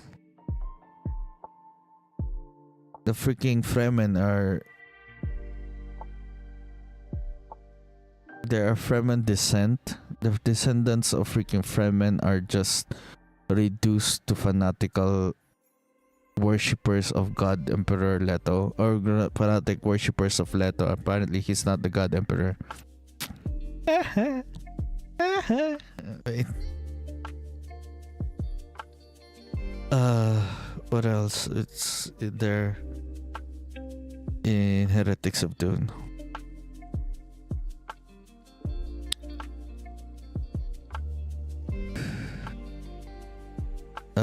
The Bene Tlailaks has already developed face dancers that somehow the Bene Gesserit cannot, the honored maters cannot detect. When it comes to freaking the evolution of face dancers all throughout the freaking series, it's like the face dancers by the time face dancers are someone who can go against toe to toe against Paul, right? They're somehow treated as someone like that. But when it comes to freaking Leto, they seem to be weaker. They seem to be weaker and stronger, better. They somehow develop them better, but everybody else, or the main characters, somehow develop freaking faster, or improved faster and way better than how the Bladely Dialogues improved their face dancers. That's like the measurement. They're treated as like a measurement of freaking power scaling of how things are like has progressed in combat wise, or in violence wise, combat wise, how things has progressed like that. Because in God Emperor of Dune, we see a shit ton of freaking face dancers face against fish speakers, but they be able to freaking beat them because they somehow cannot develop Duncan Idaho's of them. Now they somehow beat a lot of freaking face dancers, and they were like not. Oh, by the way, in God Emperor, oh shit, I need to talk more about God Emperor because how the face dancers has been reduced to just entertainment purposes. They're like freaking actors in a freaking play, and that's what the face dancers ever. Some of the face dancers ever do is just like that. There are no longer assassins or things like that, but it's just them being play actors. And then in the Bladely Dialogues, we learn more about face dancers being slaves. Just being something reduced, not human, or something less than their freaking, yeah, just something less. They're slaves. They are just slaves who like follow the Bladely Dialogues, what the Bladely Dialogues masters be able to say, or the whims of the Bladely Dialogues masters. But somehow they see Scytale as something different, because Scytale is a freaking face dancer, but somehow he is in the freaking council of freaking masters when Waf was explaining freaking things. I don't know what's with Scytale there. It's because of his memories, I guess, back when he was with his memories encountering Paul Muad'Dib. And face dancers back then are different from face dancers these days. Yeah, they somehow improved because somehow Bene Gesserit, like, it's like a measurement of how good they can disguise themselves against the Bene Gesserit, because the Bene Gesserit always somehow can detect face dancers.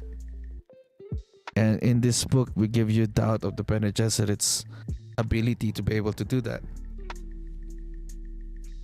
But they were no, and then it was confirmed later on that it was like that.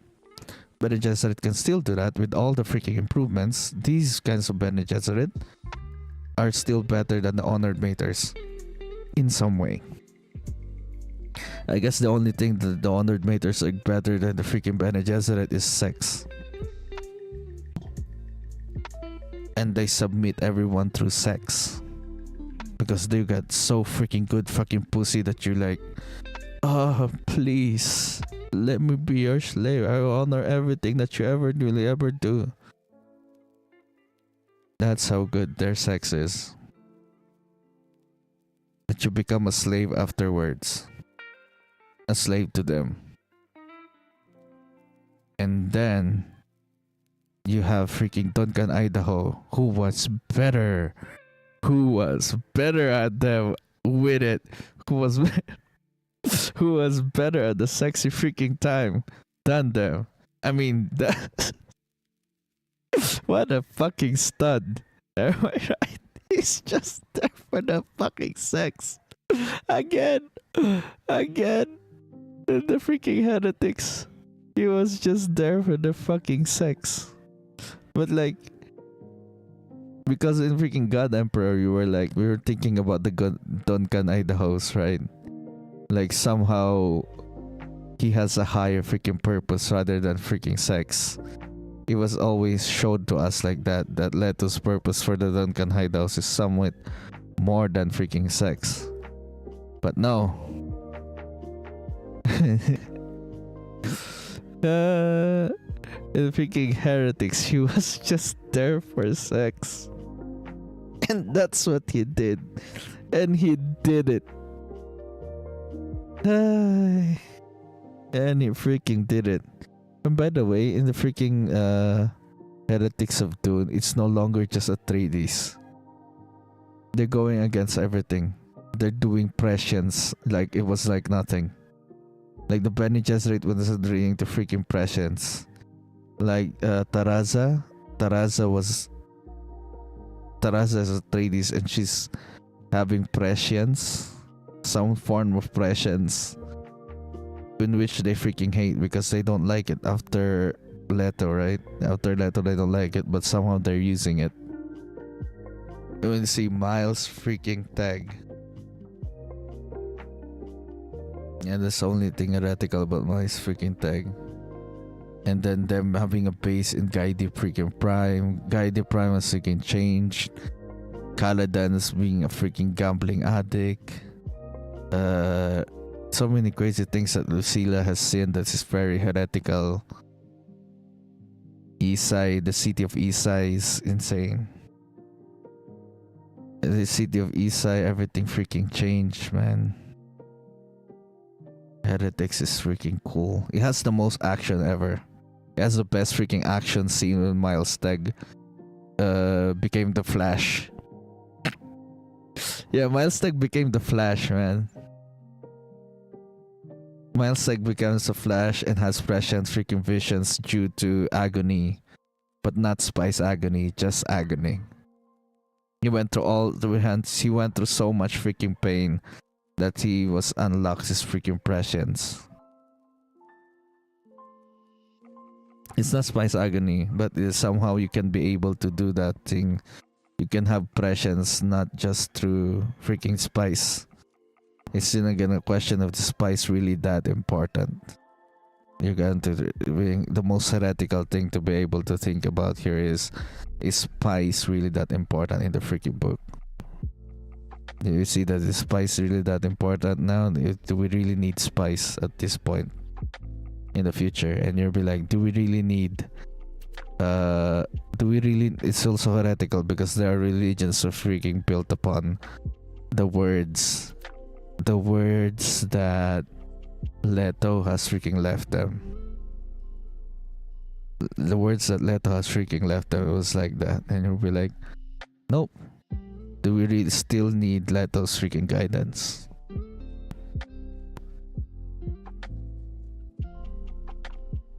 Leto. Holy shit.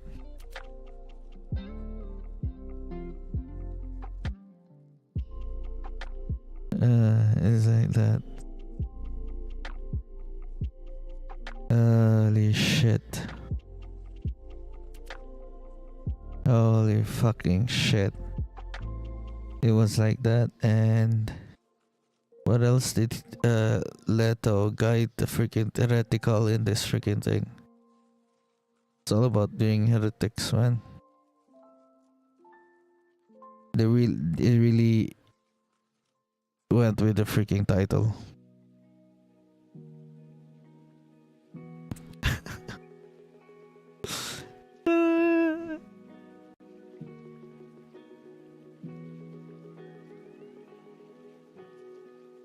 What more about Heretics of Dune? Dude, the action scenes are fucking insane. That's the most action in all of the freaking Dune that I've read so far. The freaking rescue mission the slow motion sequence when there was like a hunter seeker coming inside the freaking balcony, freaking place where Shiana was being kept, and there's like a freaking explosive. Oh my god, that freaking scene was amazing. I freaking loved that freaking action scene. It was so freaking cool. And like Odrade coming down from the freaking copters. It was so cool. The freaking reveal of like one of Siege Taber. Only one of the things that lasted there was freaking Siege Taber, and one thing heretical about it is the freaking pool. the pools where the water of the freaking dead go in the freaking first freaking book is all dried up now. And there's nothing more. The Siege Tower is nothing more than just a freaking vault for Leto's freaking horde.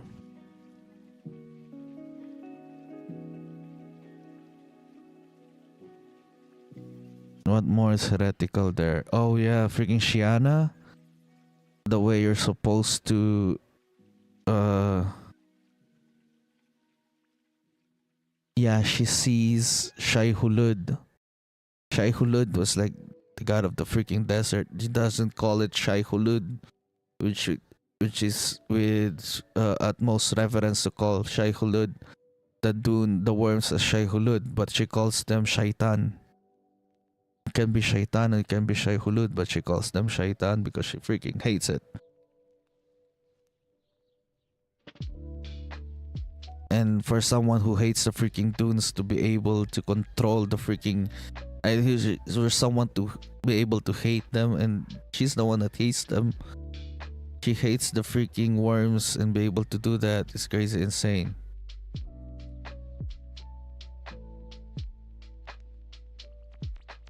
Heretical again.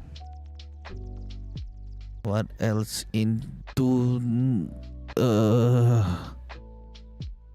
Because it has to all tied up to the first freaking book, man. The last freaking book has to all tie up all the way back to the first freaking book for me to be able to be fucking impressed. Because they don't freaking know what the story is about. Truly, the story is about in all of it until I see the conclusion at the chapter house.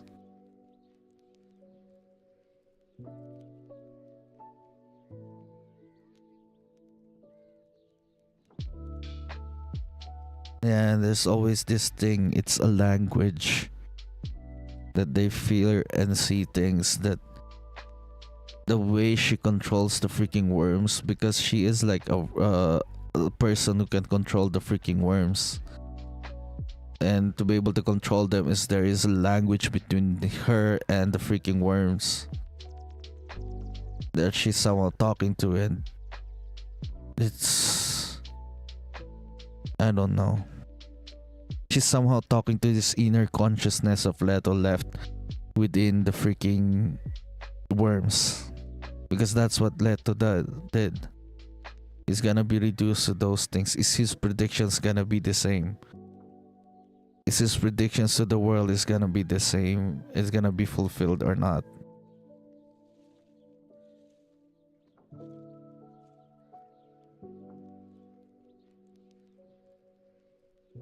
That's what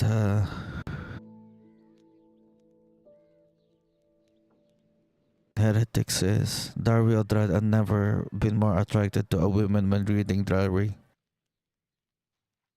I don't know, man.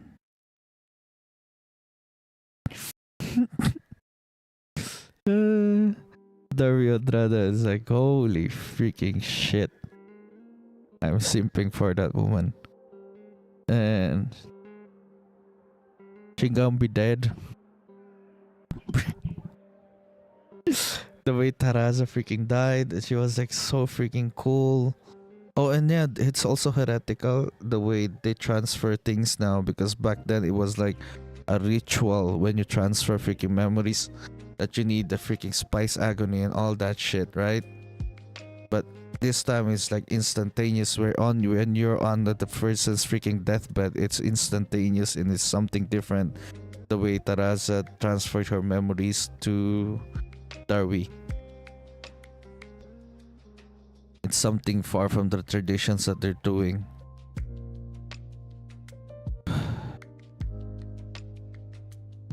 What else? Honored Maters.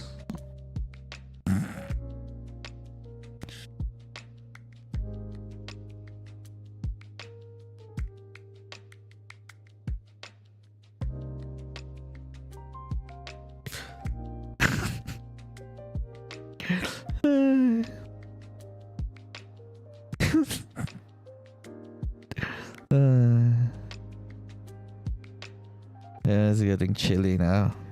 Getting a bit freaking cold.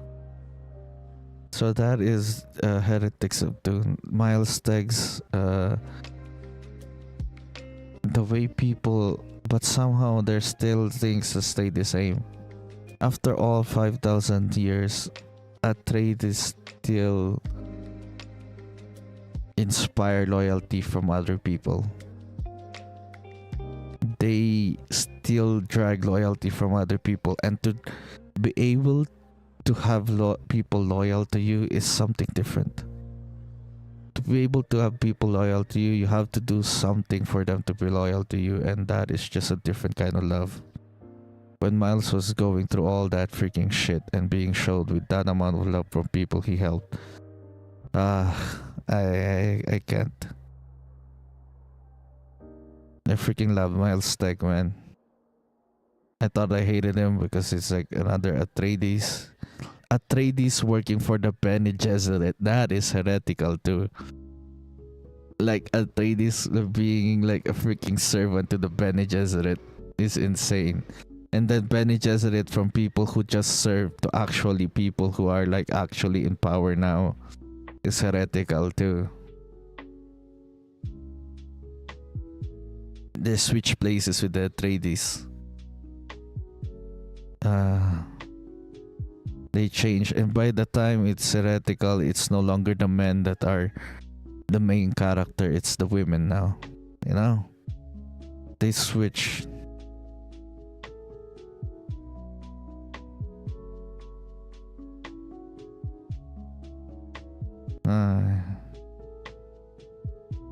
That's crazy freaking insane. Lucilia Shuang Yu. Freaking name. Shuang Yu. Really Shuang Yu in Duncan, Idaho. Heretical still, like, because they're breeding freaking children.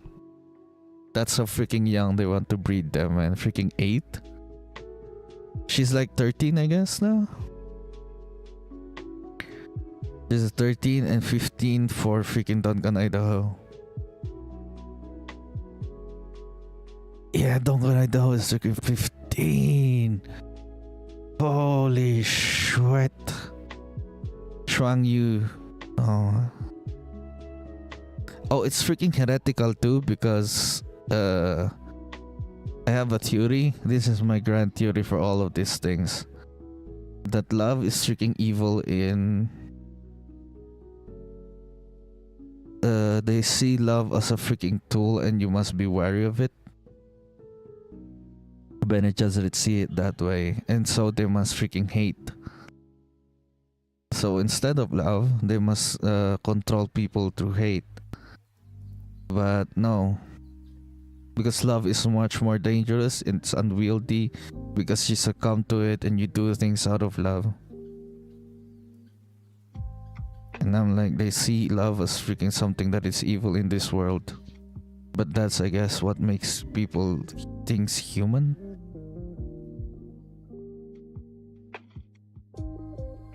But I don't know, man. I don't know about Leto, because he's the one who loves deeply. Therefore, he is the most evil of them all. He loves in a different kind of level. It's heretical. Shuang Yu, I don't know what Shuang Yu does, man. She wants Duncan to hate him. Because that's how the Bene Gesserit is supposed to do. I don't know. No, she is heretical because she's going against the Mother Superior's orders. If you go against Mother Superior's orders, it's heretical. Darby, did she disobey Taraza? I don't know.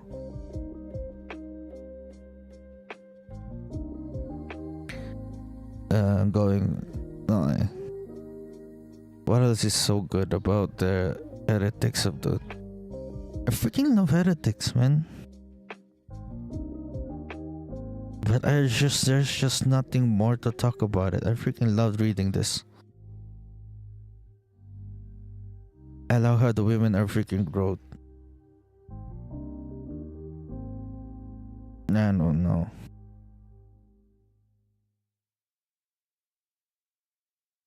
They're really, really freaking cool. It just made me think about women differently. It's just weird that it's like that. How do men actually be able to write women good? What do we need to do? Do I need to fall in love to another woman just like Frank Herbert did to his wife Beverly? To be able for me to write women good? I don't know.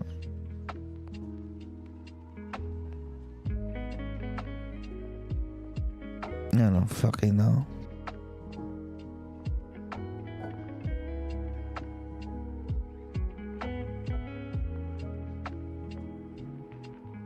The way they freaking work, dude. The way the Bene Gesserit work. You see more of the Bene Gesserit here, and you'll be like, oh my goodness.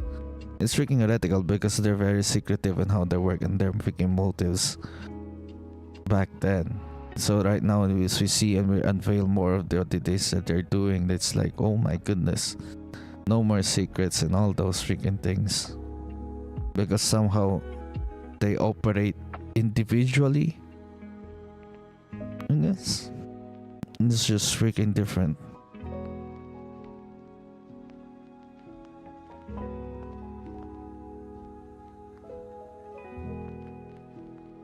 Yeah.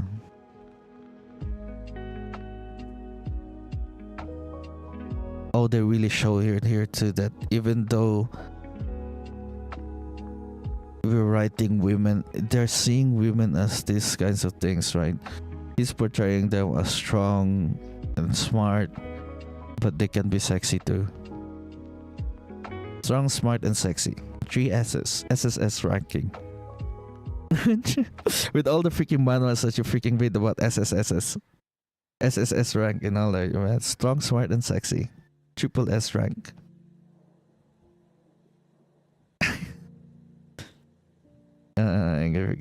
God, Dune is so cool. Yeah, this is where I'm like, oh yeah. It's really ahead of its time.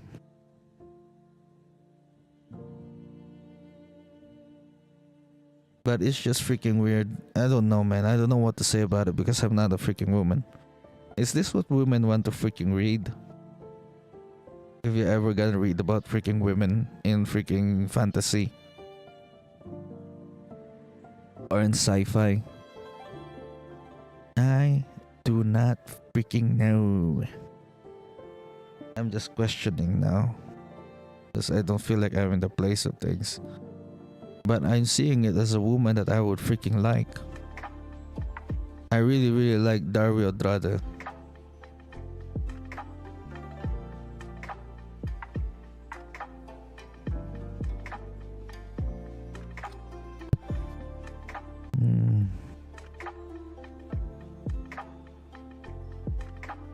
I don't know. Alright, let's just find a quote here. That freaking random freaking page we can find the quote. And right here. It's a long way. Wait. There has to be. Oh, this is about Tag. Wait. I'm gonna land something about Andrade.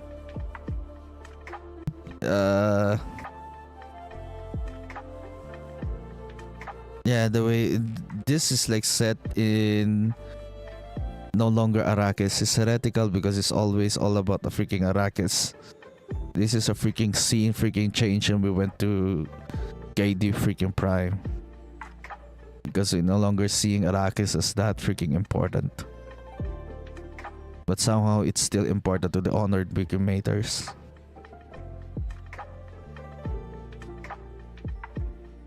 I don't freaking know.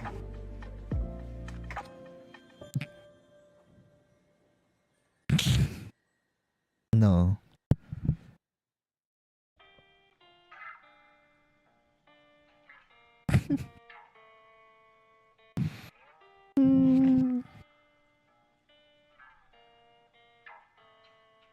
Yeah. That was like that. What else is about heretics that I like?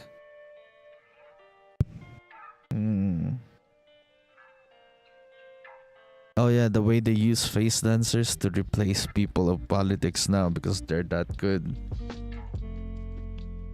They're that good. They're oh yeah, face dancers became so freaking good that they disobey their freaking masters somehow. they're like they're so good. Yeah, face dancers become that good, and then they've developed face dancers that are so good that they get better. They get so into freaking character that they defy their freaking masters. Such face dancers are there. Face dancers too. What else about Darby Andrade? Darby Andrade, man. I just can't freaking that. I'm just into older women, I guess.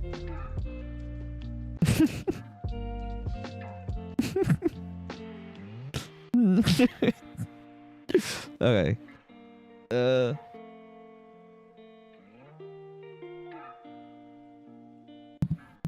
There's nothing about infantilizing, I guess. All you have is freaking Shiana.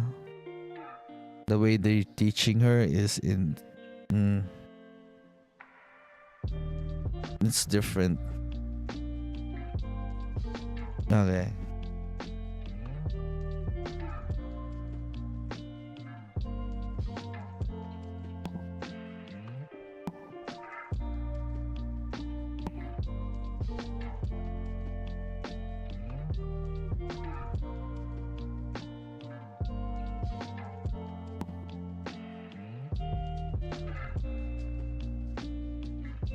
Okay, this one is a good thing. The core is static.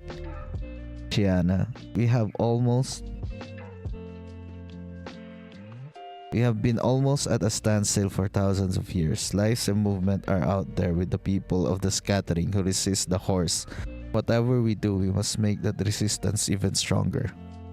Oh yeah, by the way, the scattering is what like freaking somehow in this freaking book they say that the freaking purpose of Leto Atreides was that for people to scatter infinitely all throughout the universe for the survival of the human race. But they're somehow thinking it has to be more than that.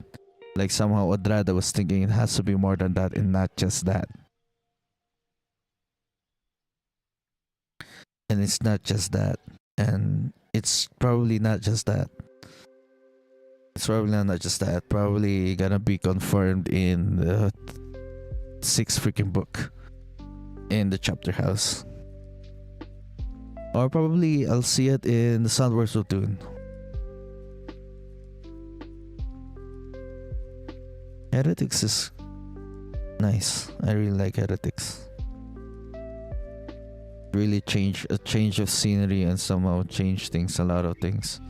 Because I became heretical by first like knowing that I hate freaking Duncan Idaho, but I liked him now here. Gaidi freaking Prime, man. Gaidi Prime is now called Gamu. Arrakis is called Arrakis. Oh yeah, they're seeing things now as different things. The evolution of freaking language has changed too. Yeah, that's the only thing about language there. What else? What else would have been? What else would have been heretical in the first freaking book, and that is just normal in the fifth book?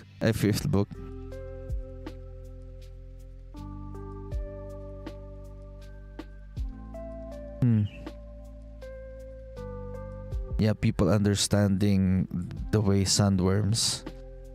They just normally ride sandworms now.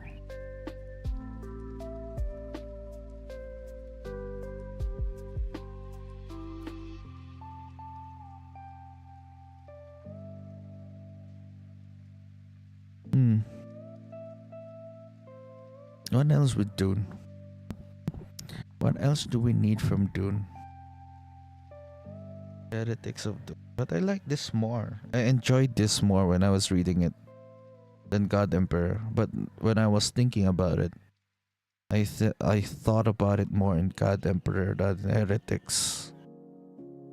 These heretics is just being heretical. The way they see love is crazy insane, by the way. The way they see the Bene Gesserit see love as a freaking tool and not just something that you do towards other people. It's something that you help a person freaking build upon. And for you to be able to control someone is true love. And it is a very unwieldy tool because once you need to only experience it once and not frequently. And Odrada is one of these freaking things. I think she is the one person who just loves. Unlike, because she is a Atreides. Unlike Taraza, who is the ones who does things with hate. So the one actually freaking heretical is freaking Odrada. I fucking love Miles Teg too.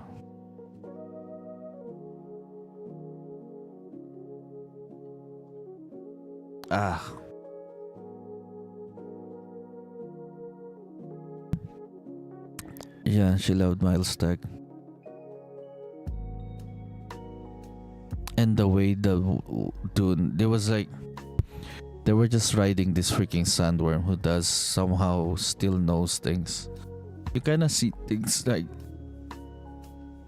because in God Emperor of Dune, you see Leto being able to predict himself just being on a constant dream state when it becomes a freaking sandworms.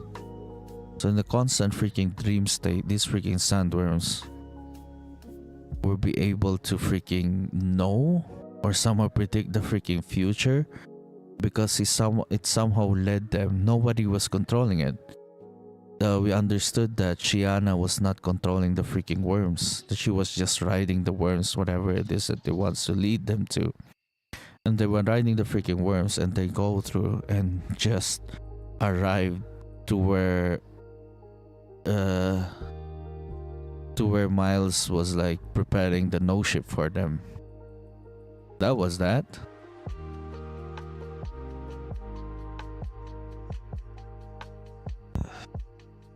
Oh my goodness, this is crazy insane.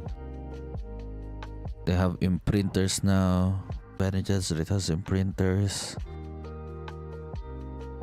The way the Bene Gesserit work is they have people who specialize in sex.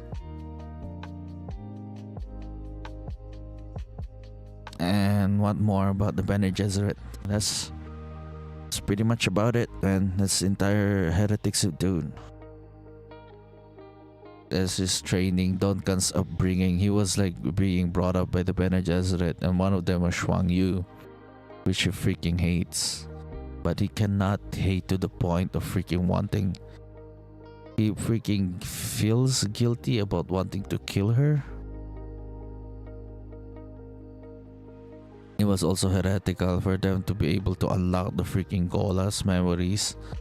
Unlocking the Gola's memories is something else because they somehow need to inflict freaking pain. It was all about freaking pain from his freaking loyalty towards a freaking person, towards an Atreides. His loyalty towards his Atreides is magnificent. It's incredible. It's just inhuman. That kind of loyalty is, I don't understand. Like this, that is something I will never see, man. Yeah, it saved his life. Everybody else, like, they save his freaking life, and he's eternally loyal towards them. I guess that's what loyalty does. It makes you it brings a person back from the freaking dead. All these freaking memories back. We're bringing the freaking Gola. And during freaking sex, and during the sex part, it was him getting that Reverend Mother freaking things towards him. He somehow remembers all the freaking Gola deaths too now, and not just the original Duncan Idaho, because that's what Duncan Idahos are there for. They can revive only one memory, one set of memories. The first one, the first freaking Don Ganaido. That's the only things that they revive. But somehow during the sex with the honored mater, he just revived every freaking thing. He just remembered everything that he's been through. And that's maybe he unlocked things about the lessons from Leto there. Imagine what Leto might have taught him. Imagine what Leto might have taught him through all the deaths he had during Leto. He always being crushed. Crushed by Leto's freaking weight because that man is a pretty fat fucking worm.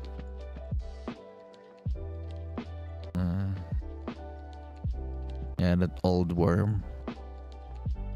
God Emperor Leto.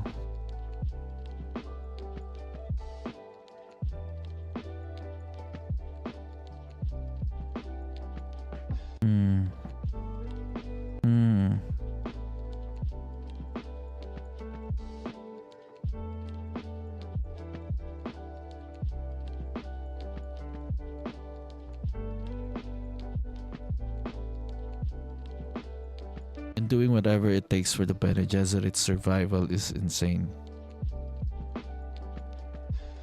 Because I always think about the Bene Gesserit's survival.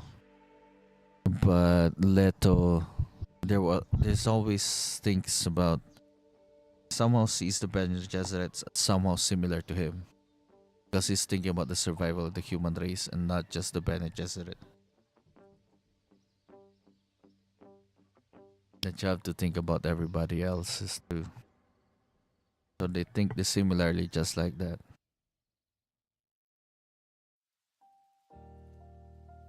What else?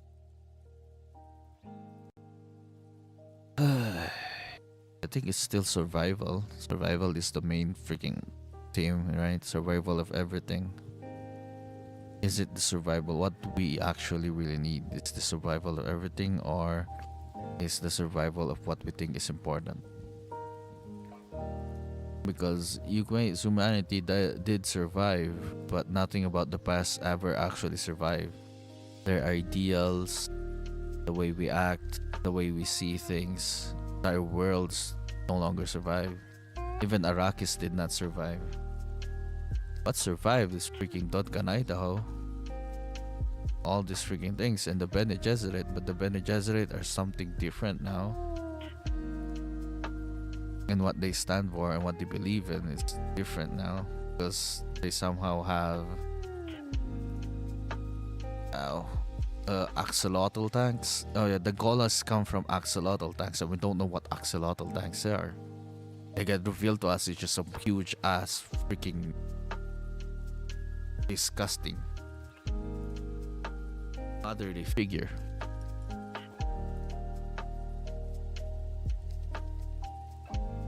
Yes, axolotl tanks are freaking women.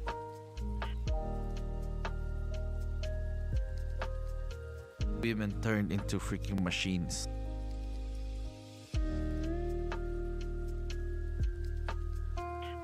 You know what's actually freaking heretical? They should have used atomics. They should have used atomics. They should have used machines that think like humans. That would be freaking heretical. Oh yeah, they showed that they have freaking libraries.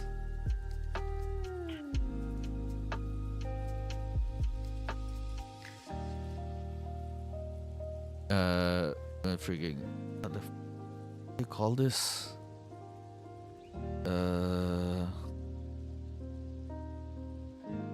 Yeah. Somehow Bene Gesserit doesn't have. They didn't show Bene Gesserit having things like that. So no ships are freaking things that cannot be seen by prescience because everybody somehow has one form or way of freaking prescience. It's like extremely rare back then, but 5,000 years later, it's like almost a normal freaking thing. It's there one form or another. And what else? KD Prime. used to be things that are like afraid of. For Duncan, Idaho's freaking place of freaking torture, and a place where Duncan, Idaho was saved from, and to become a place like a Harkonnen freaking no globe or something like about the Harkonnens. The Harkonnens is what saved him in this current state, in this pre-Gola film.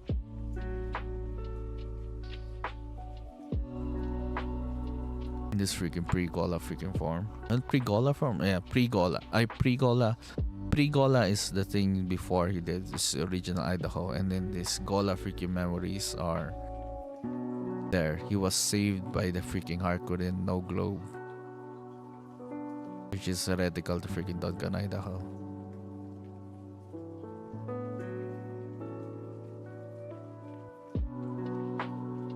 That's just the thing about it. So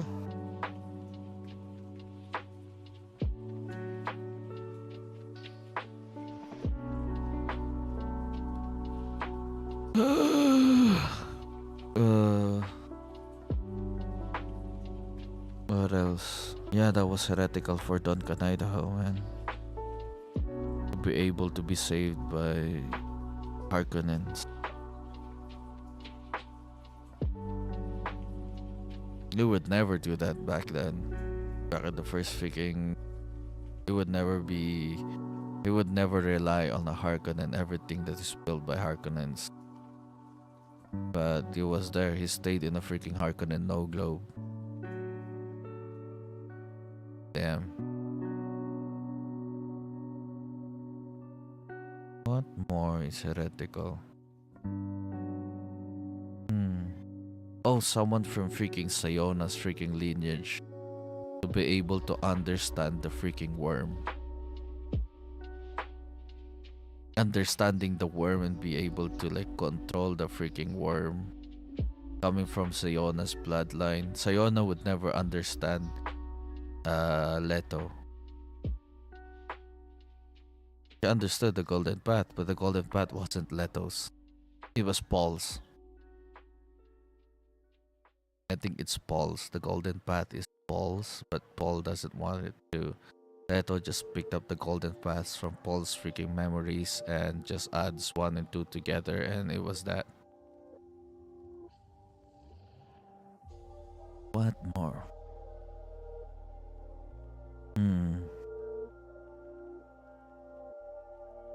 What more is heretical?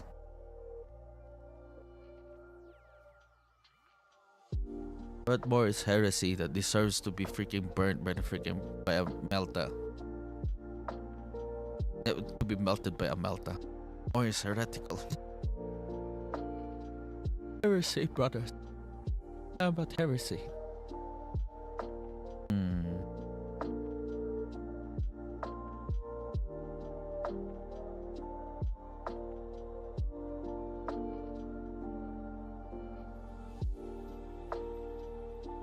Who else were characters in here? Wang Yu, Lucilla, Waf. I don't know much about the freaking Bennett Laylax.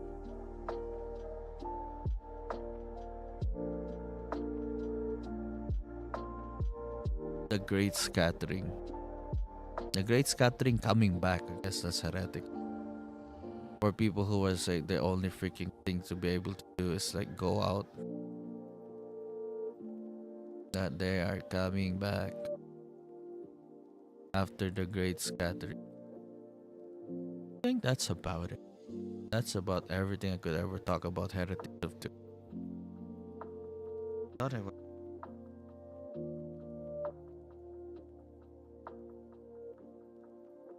The actions. Favorite part was Miles Teg's action. That was cool. Okay, what else? Gady Prime. We got to see more about Gady Prime. Oh, freaking love Gady Prime, bro. It's snow. Everything about Gady Prime is somehow snow now. And they have that place is freaking cold, and they have places, things about it that it's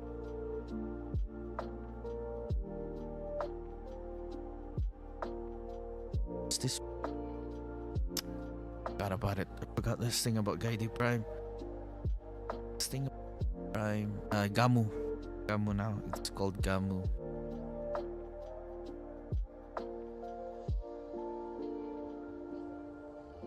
Harkonnens are just all about freaking wealth.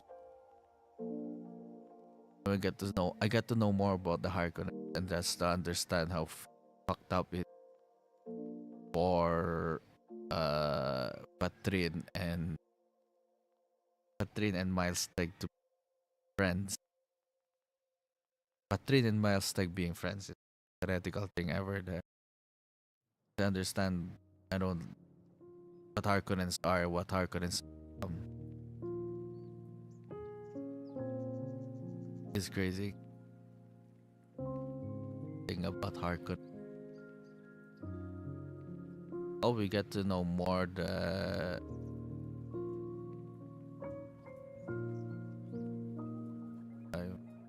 cold is it's freaking cold. That's what I understand about Gate Prime. It's cold, but they still have weather freaking controls for cities, only for cities. And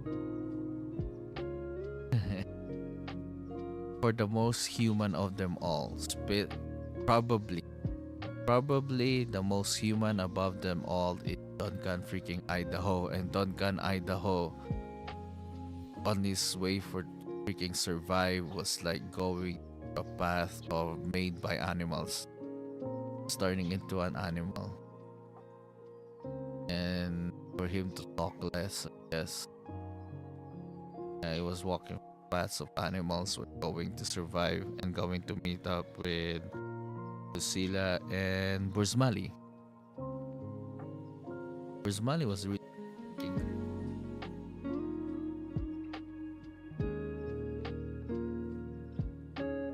there were so many religions then. They all believed in Leto as freaking God.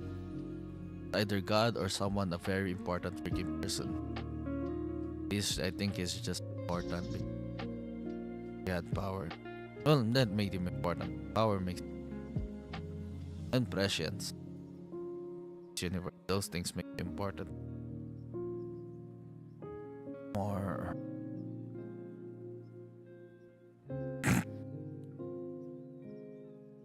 I freaking hand her. Oh, freaking bird. Look, birds. I look at the sunrise, I guess. There. It's freaking daytime, and there are birds. Look at the birds. Bird.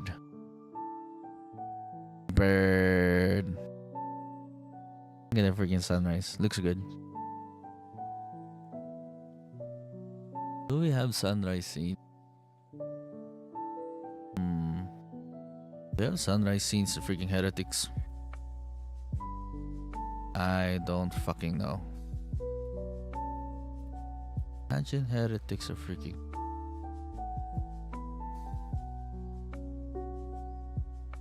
Yeah, learning about the Bene Gesserit is quite nice in this one. Them being the main characters now and no longer just Atreides. Because having the Bene Gesserit being the main characters, it succumbs and just the way they breed things. Which means everybody else is now can be. It's no longer just the blood. It's no longer the bloodline that makes you. Oh man, it closed. What the fuck happened? Wait, let me.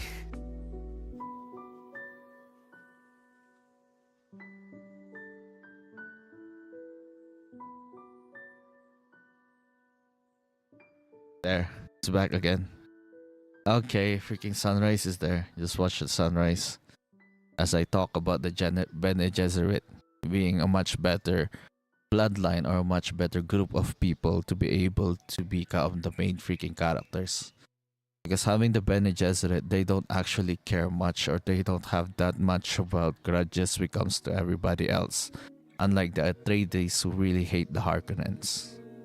And they have things that they really, really stand for. They have like things and values that we really, really stand for, which is seen in the Duncan, Idaho, in God Emperor of Dune. There are things that they just won't let go. But being the Bene Gesserit, they always let go because their main goal is like the survival of the Bene Gesserit. So by thinking about the survival of the Bene Gesserit, there are values and things you have to change. They're always adaptable to whatever it is that comes. And they did survive for this freaking long. Even after the 3,500 years of under Leto's freaking thing, they did survive. Well, a lot of things still survive. The Space Navigators Guild is still there surviving. The Guild still survive. The Benit Laylac survive. What else survived? Koam? Does Koam still survive? I don't think Koam survived. No, the Koam is no longer, it's gone by the time Leto became God Emperor. The Koam is gone. The Guild is like running out already. The Guild is like being replaced by the freaking Ixians. No ships and other things because spice is running out. The source of spice is like going away. So the Guild is gonna go away. It's been the Bene Gesserit the only thing that's ever gonna survive after all of this. I don't know. Maybe I haven't read Chapter House yet, but I'm hyping myself out there because these are the things that I might be thinking. Probably the Bene Gesserit surviving. That's the only thing that ever gonna last thousands of years. Because they had the Kwisatz Haderach and they think it would be held for their survival, but almost freaking destroyed the Bene Gesserit. So what?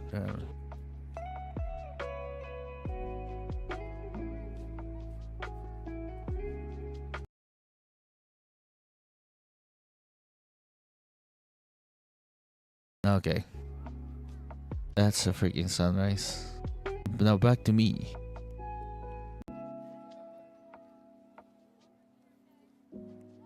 That's about it.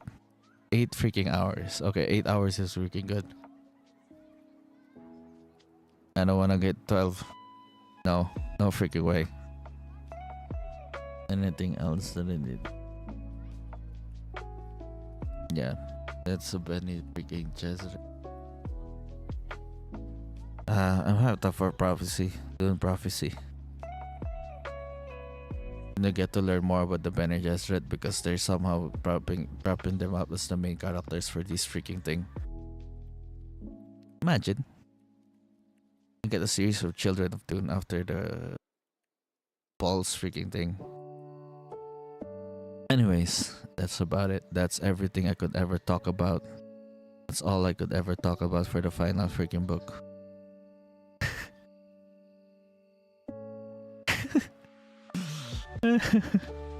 That's a fair new freaking book. Your Chapter House. Heretics is I love the more, but I cannot say it's a proper representation of women, but it's the kind of women that I want to read about. I'm not a woman, but this is the kind of women that I want to read about. This is the kind of women I want to see in freaking media. And I like it. I like it that much.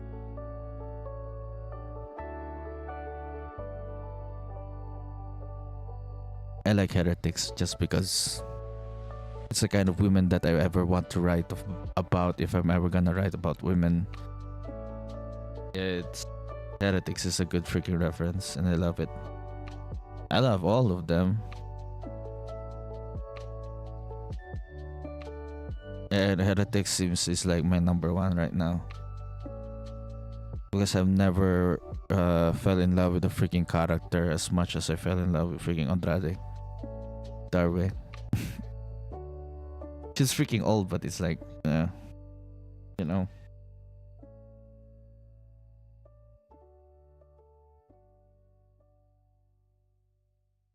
Guess I can't fall in love with a freaking worm. I don't. Oh man. I liked it just because of that. Anyways, I've dragged on and yapped on way too fucking long for 8 freaking hours, and I'm like, yeah, I need to shut the fuck up now. Good night, goodbye, good morning, bye bye. 8 hours has passed. I'm gonna end stream. Ending.